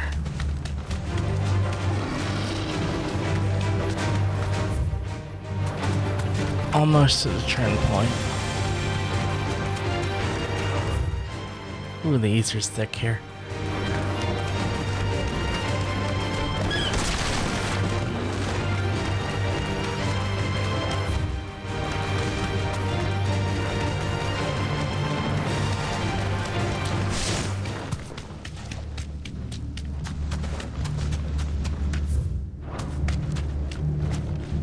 Alright.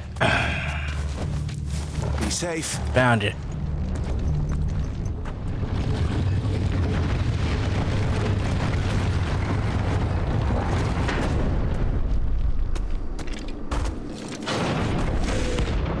The leader of the orcs. Pandemonium.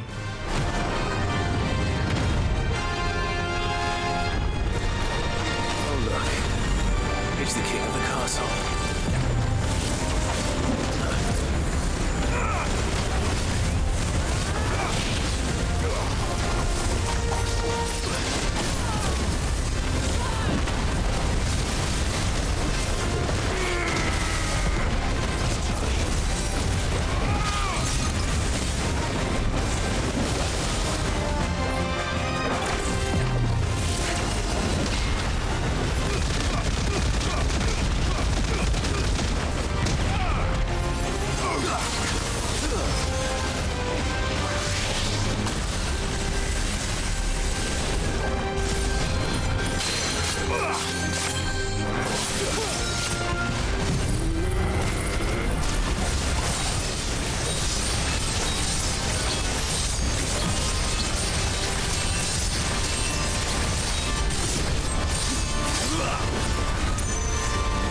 Time to move.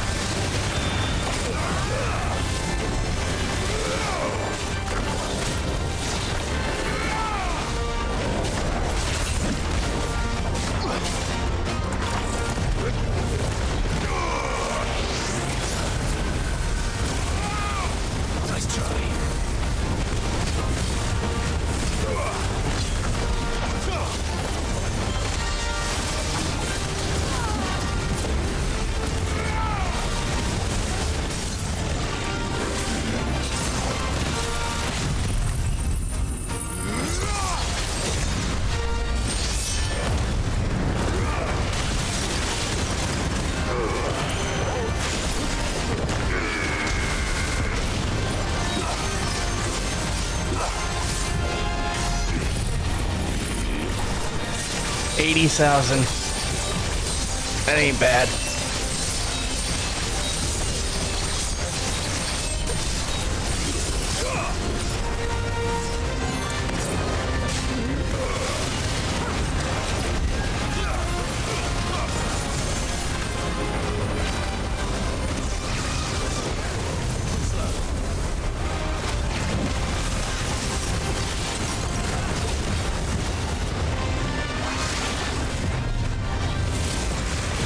Oh, that's cheap. Charge up the spell, then teleport. I like it.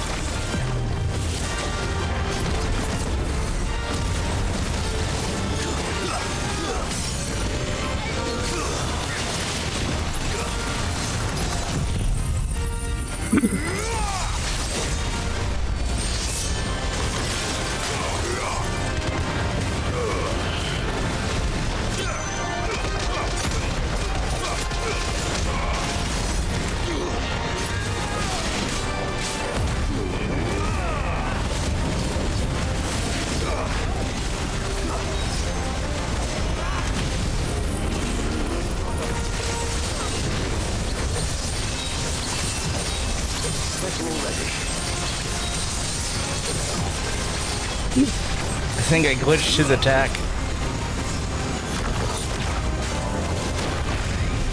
Or my attack, I'm not even sure now.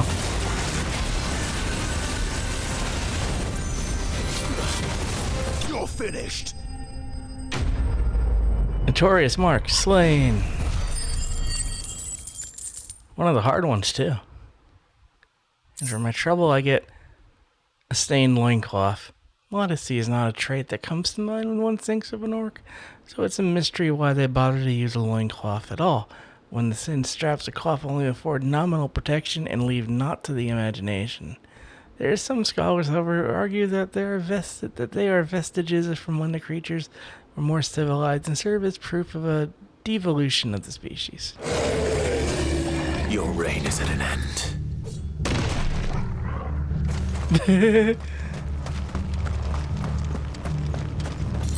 Alright. We can knock Pandemonium off the list. Here's the next one.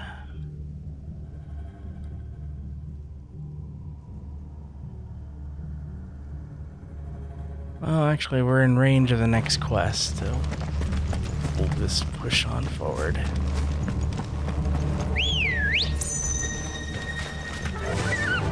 Faster! Faster, right into the wall.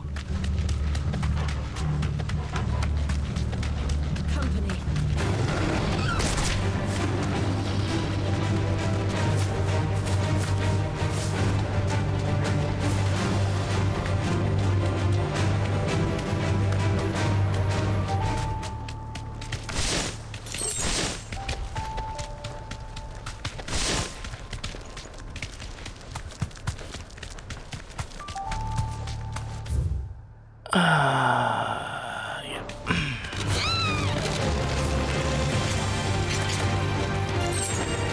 It jump scared my bird.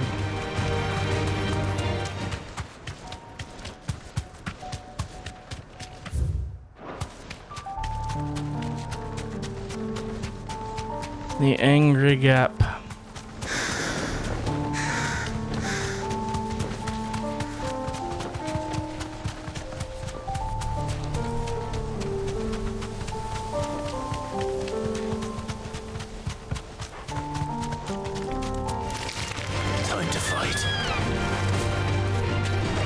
I don't want to fight a mud crab. No mistakes. Purple flowers blooming next to a wall. Seems this place has been flooded twice over.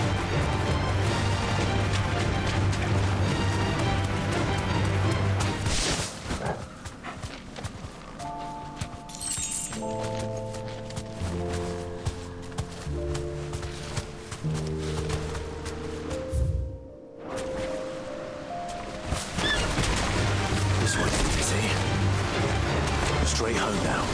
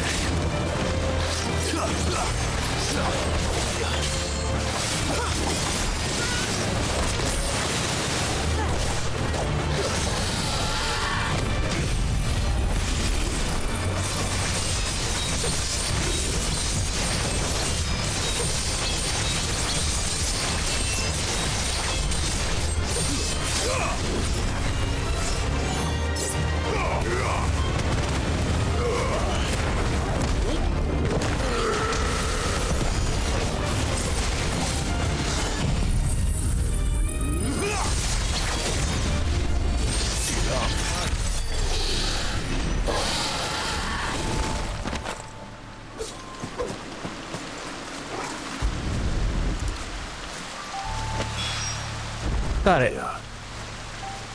Might as well pick enough for a bunch, I suppose. And that was all I had to do for Dion. Now we go here.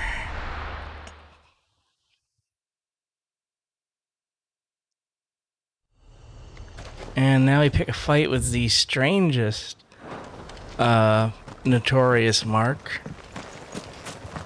Because, really, how can it be notorious? And you'll see what I mean in a second.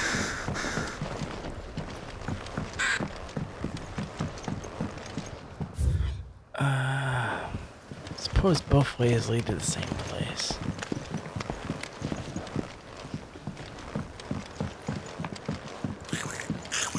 Behold, Garamush.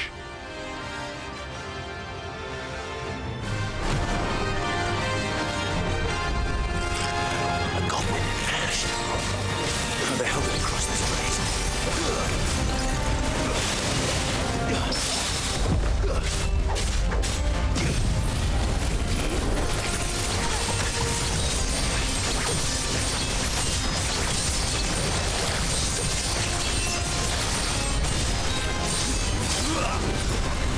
Now this one doesn't have a stagger bar.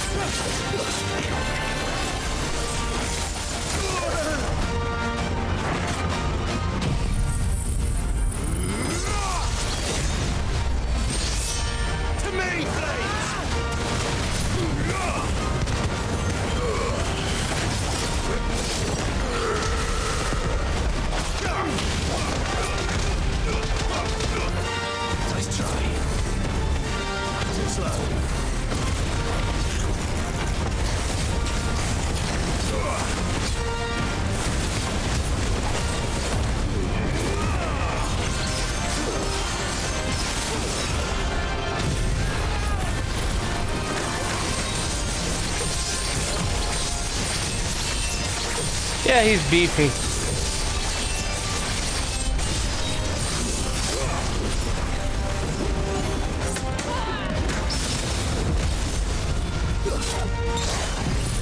But easily parried.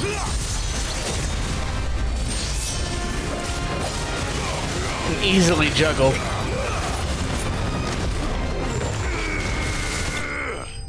And easily killed.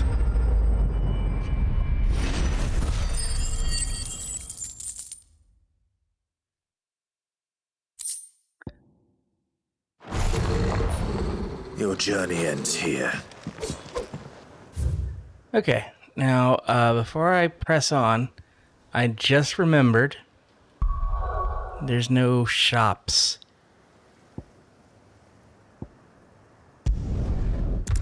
I'm gonna run the North Reach real quick and replenish my potions. And what can I do for you? You've a keen eye. I do like a customer who knows.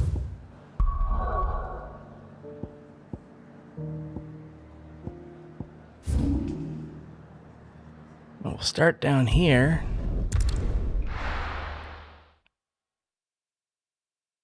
Because the next monster is here.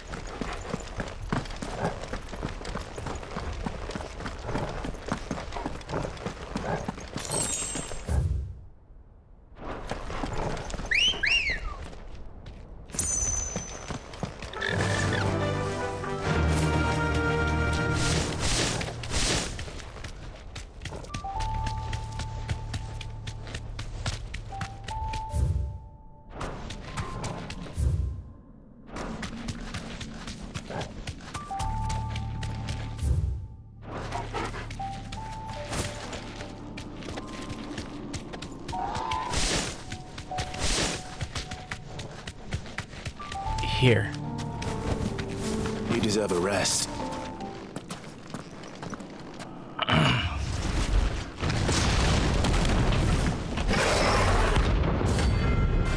Agni.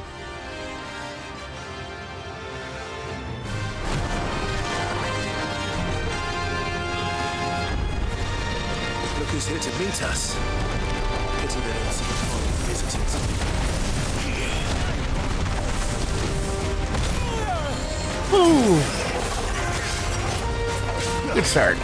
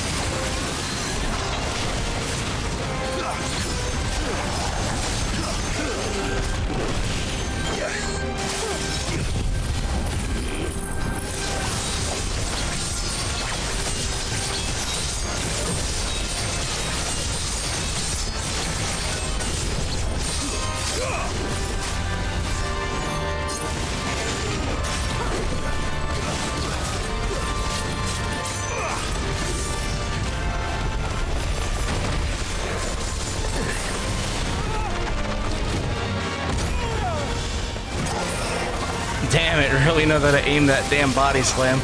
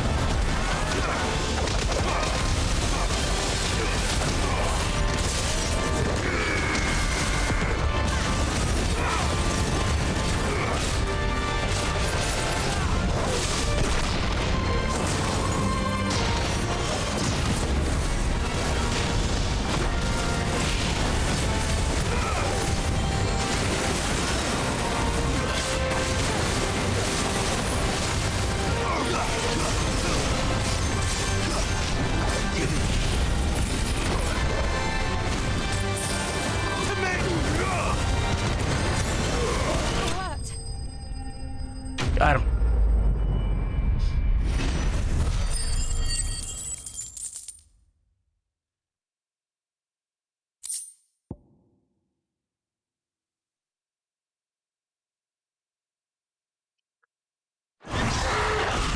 I've had warmer welcomes. Okay, that leaves 2. Fly, Ambrosia.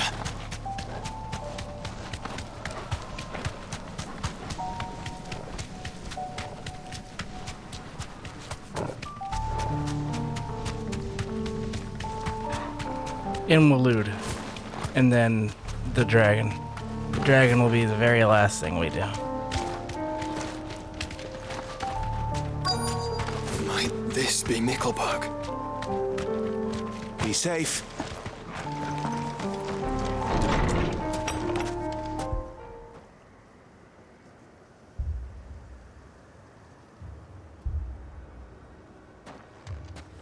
These people aren't turned. And the village seems safe enough at least.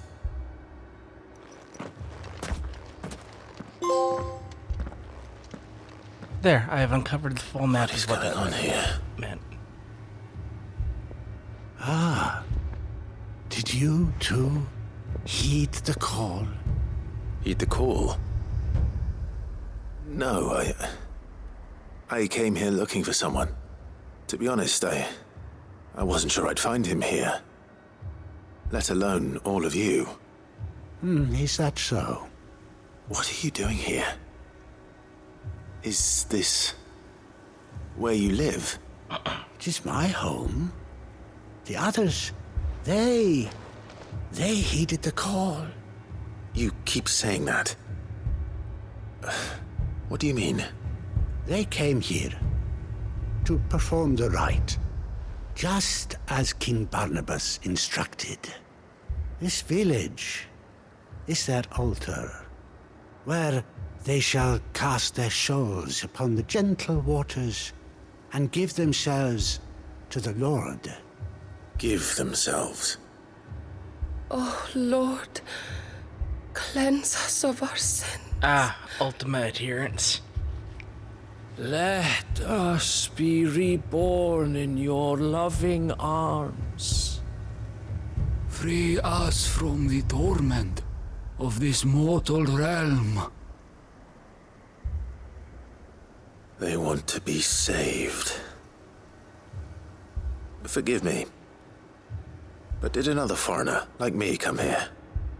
He was probably wearing a cowl. You mean the traveler from Storm? Yes. He's staying at my house, toward the rear of the village. Thank you. If you don't mind, I'll go and greet him. They seek the same salvation Barnabas did.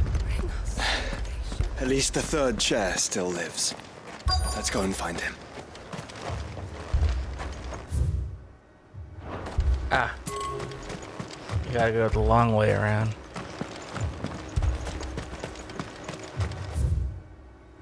Ah, you gotta go the other long way around. If we see some midsummer, you're gonna flip.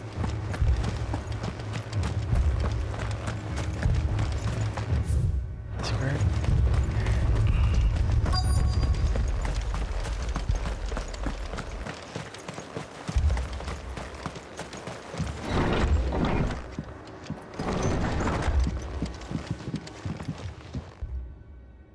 Excuse me.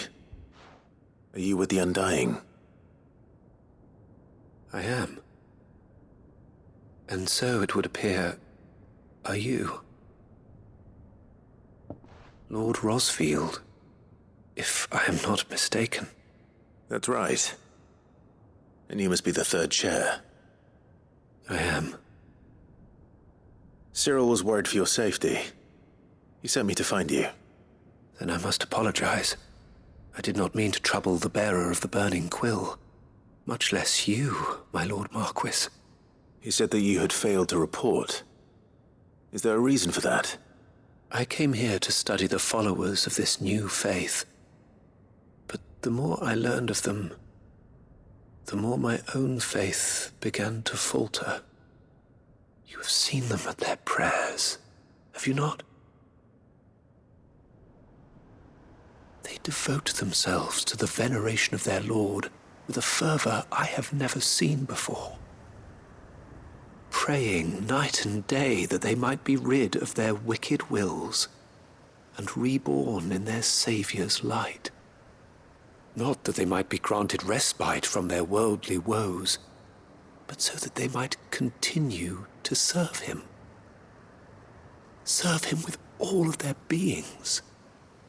I too swore to devote my life to the service of my lord and master, but this... 'tis different. It is more.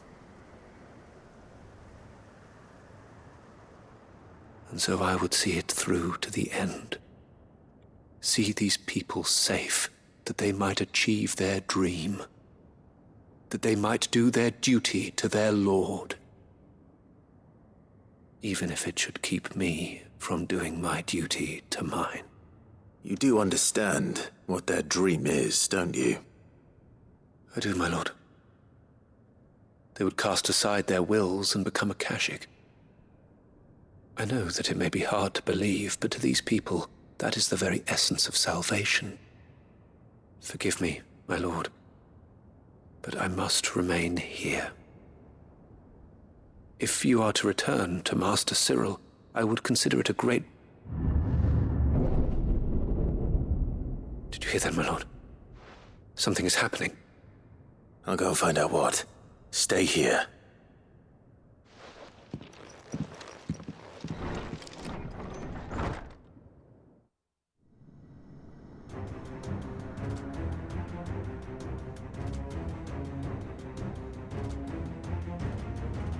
Beneath the flood. Oh no. There must be something I can do.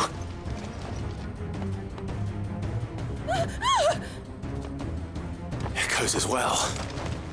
Found her. Ready, brother? Ready.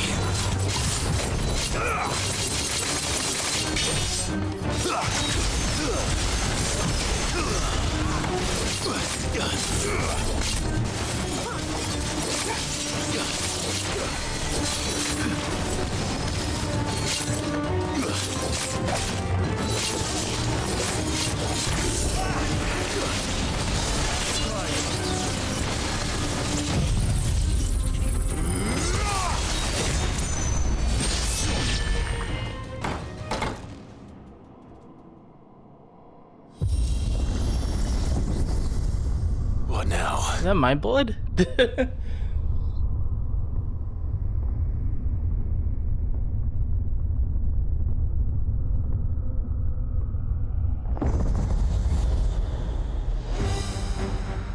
Ah. And you are? We meet again. Titus. I've killed your kind before.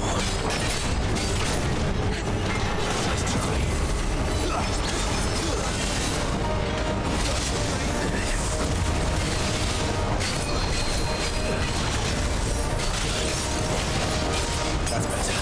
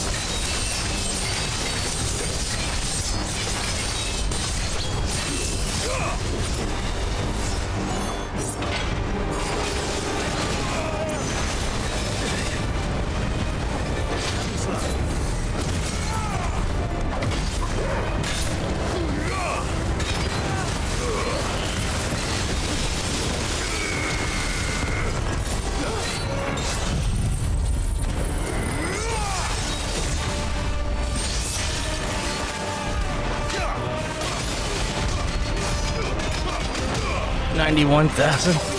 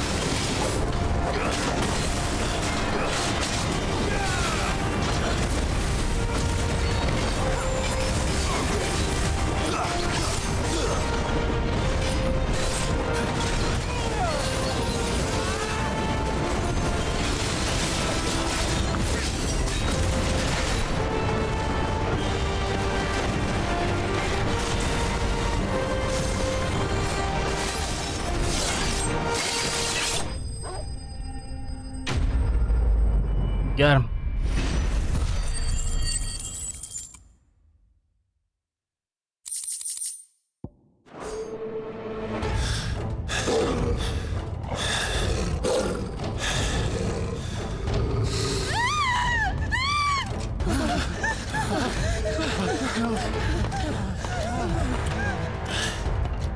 Damn it.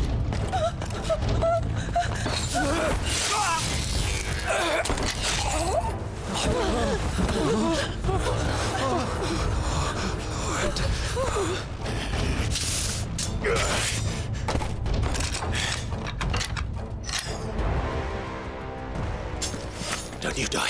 Come on, speak to me. I had to save them, that they might have a chance to find true salvation. By devoting themselves to the service of their Lord.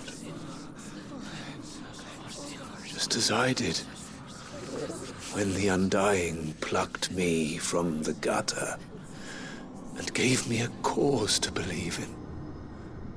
A duty to serve was everything to me, and I would not deny them that fulfillment, even if they must become a Kashik in order to achieve it. Forgive me, my Lord Marquis. I did not mean to trouble you with this. My findings.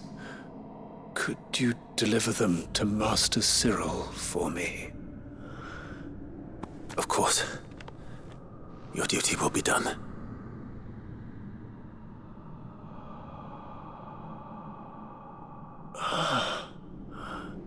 Look, my lord. They are saved.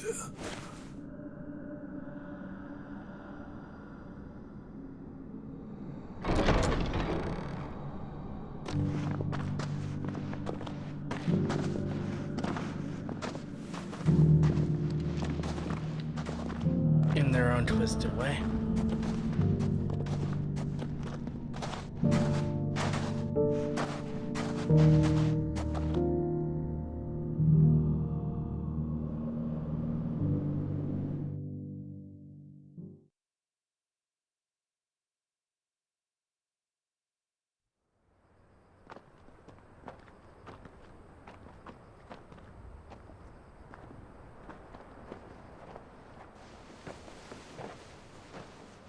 They are saved.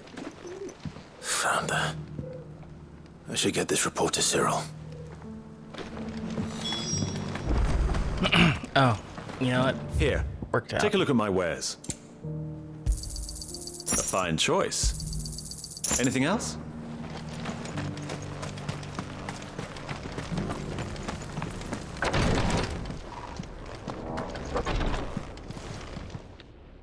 My Lord Marquis, welcome back. I am glad to see you hale and whole. I met with your third chair, Cyril. He bade me deliver his findings to you.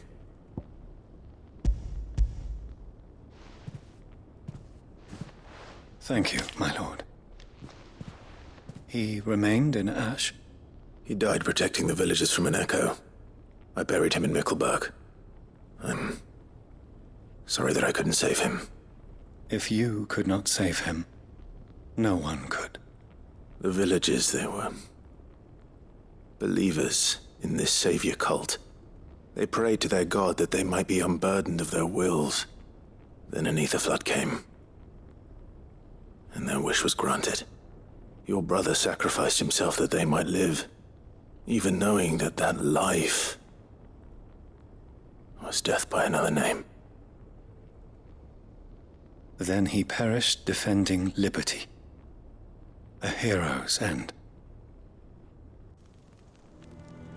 For the right to choose how one dies is no less sacred than the right to choose how one lives. Sid would agree. He wanted to build a world where people could die on their own terms. A noble ambition.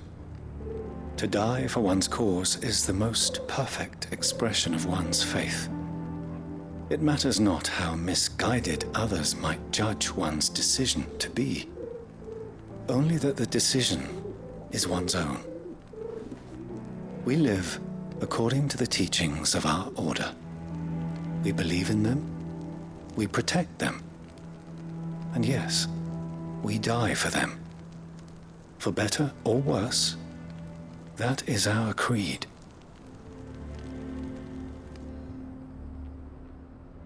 But he didn't die for your creed. He died to save them. And you still believe that what he did was right? I believe that he believed it was. We of the Undying are not slaves, but willing servants. And this was his will, the ultimate expression of it. All right. I'd like to know this man's name, Cyril. To know the names of all the Undying who've fallen in the line of duty. They died serving my house. It's only right that I remember them. That is my duty. Of course.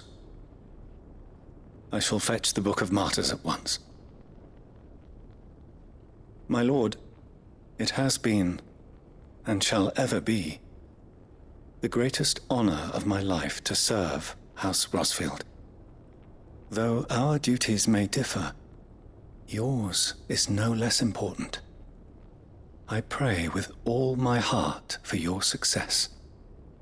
And were they here, I have no doubt but that every one of my fallen brothers and sisters would feel the same.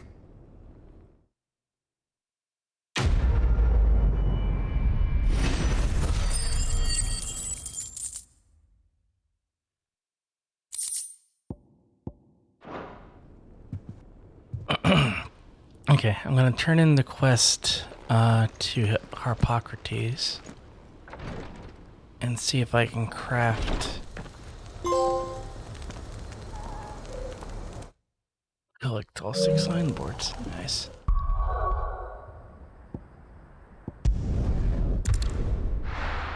This should be the actual final side quest.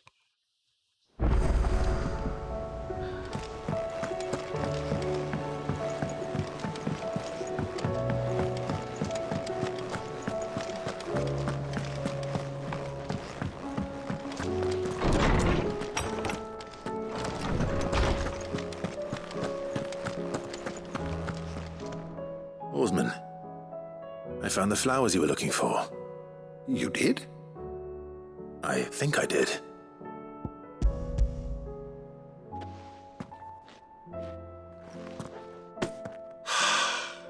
You did indeed.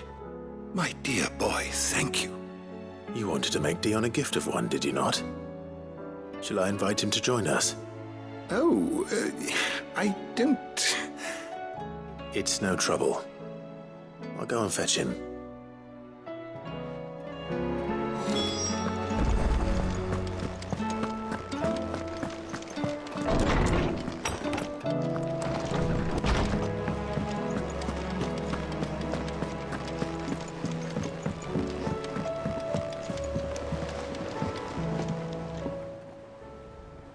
Your Highness, would you do me the honor of accompanying me?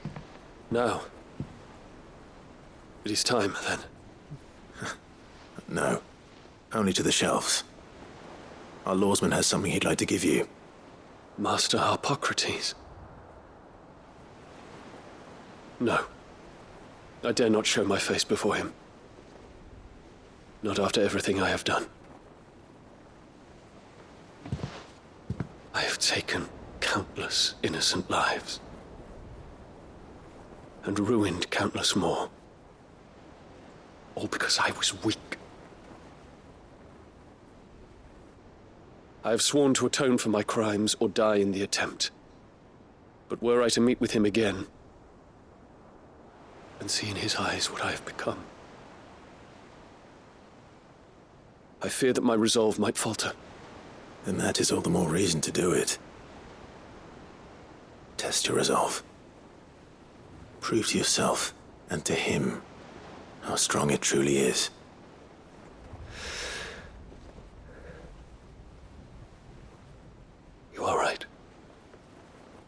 I must, at the very least, offer him my gratitude. Very well, then. Take me to him. Follow me.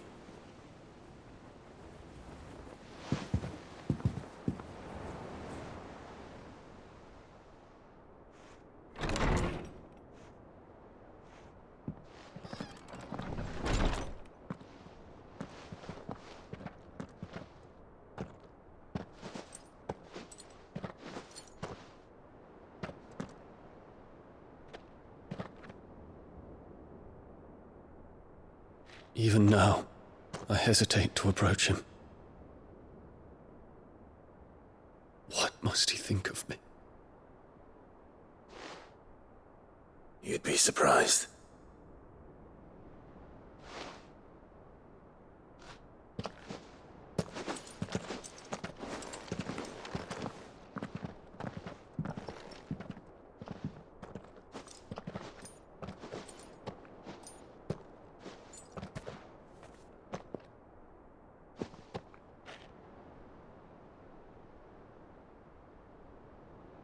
Master Harpocrates, pray, accept my apologies for leaving your tutelage before my studies were complete.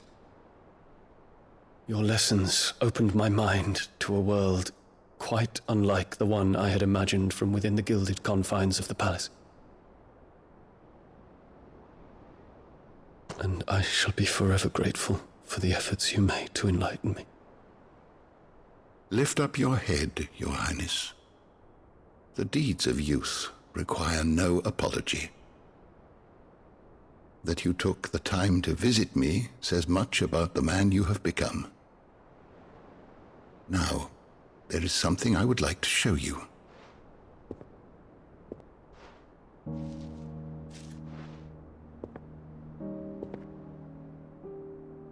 Is that a wyvern tail?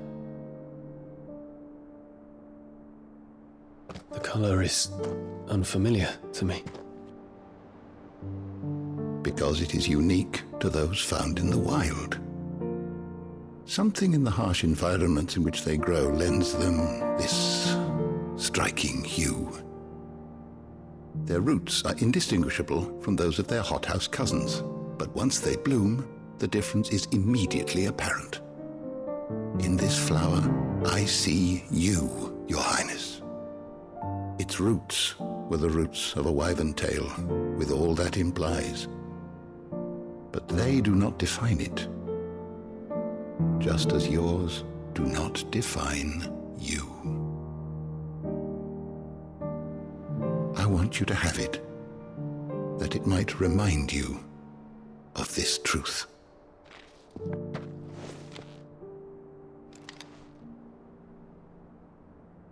Master Harpocrates, I would ask of you a service.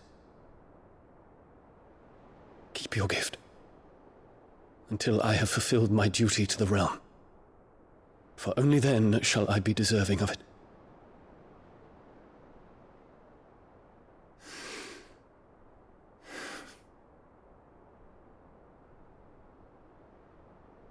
As you wish, Your Highness. I shall await your return.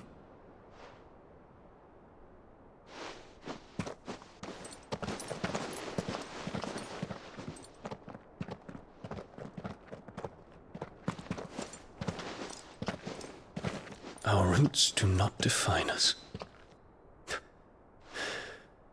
No wonder my stepmother didn't like him. For reuniting me with memories I had thought long lost.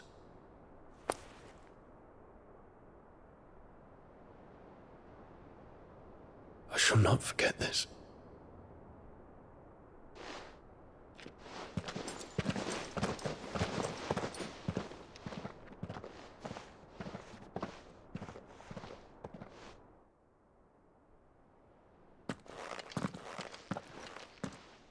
Thank you, Clive. Were it not for you, I fear I might never have found the right moment to speak with him. Not to mention the wyvern tales. I shall plant their seeds, that I might not disappoint His Highness upon his return. I hope the soul in the hideaway is to their liking. Why, these flowers bloomed in the bleak, black wastes of Waloed. I'm sure Nigel's yard will suit them to a T.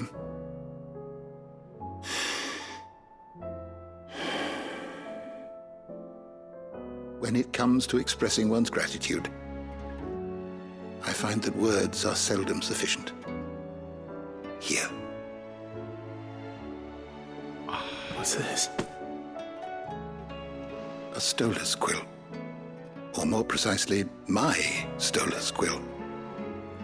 'Tis said that an owl's feathers are steeped in the wishes it hears over its long lifetime.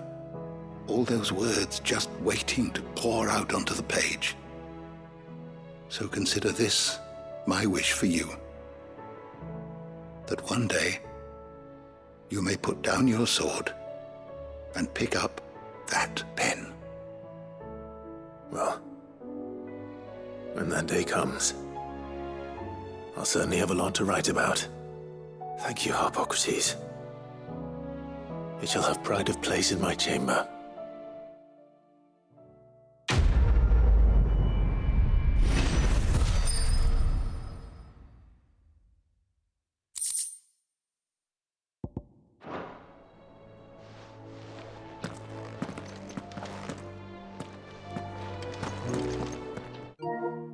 Wrong button.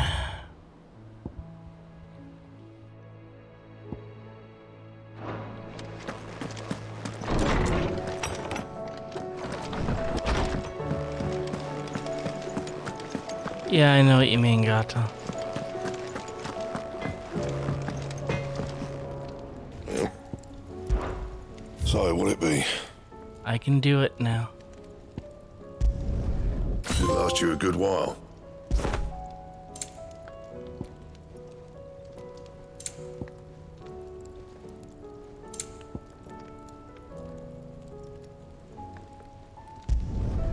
No scratches, all right? And?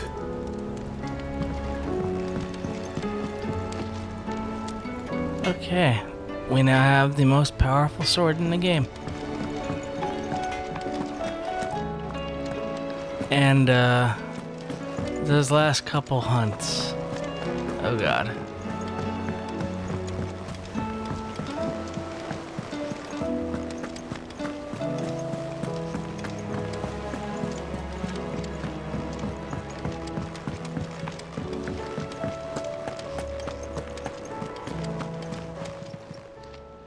Oh, I wasn't expecting you back so.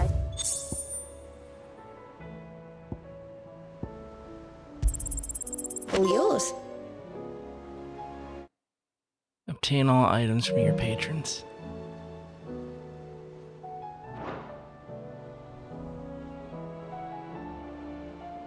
Best of luck out there, Sid.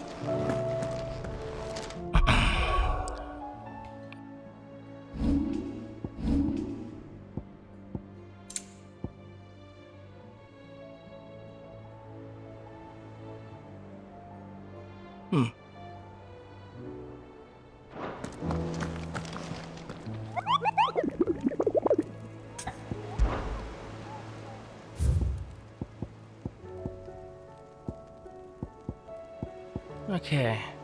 1, 2, 3, 4. I'm going to leave these hunts for tomorrow. Because it has been 6.5 hours. And I am tired. But we have accomplished the primary goal of completing every side quest in the game. Those are all done. Look at it. Not a green exclamation mark in sight.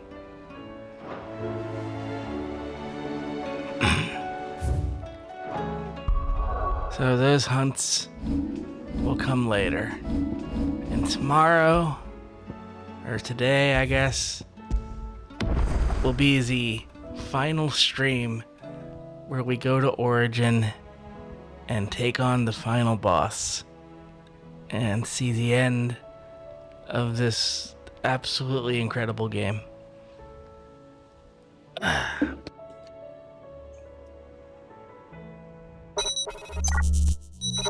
But first, let me thank you for hanging out this long. And I want to thank all of our subscribers, past and present, who are scrolling on screen right now. We couldn't do any of this without your support. And if you'd like to support the channel, consider a subscription, a gift sub, bits, donations, direct tips, that throne.com wishlist that you see down there at the bottom left of your screen. All of that goes towards improving the streams. Mostly tech. Follow us on YouTube at Team RetroFox for all of our past playthroughs, and tech.lgbt/@TeamRetroFox on Mastodon for social media and, announcements of when we go live and all that.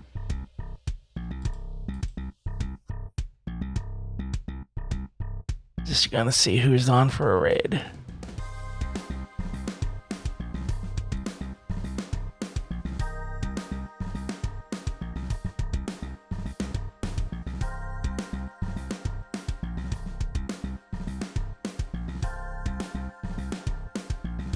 We'll raid Bruiser Bunny. Anyway, remember tomorrow will be the last Final Fantasy stream. So I hope to see you there. Have a good night otherwise, and we'll see you then.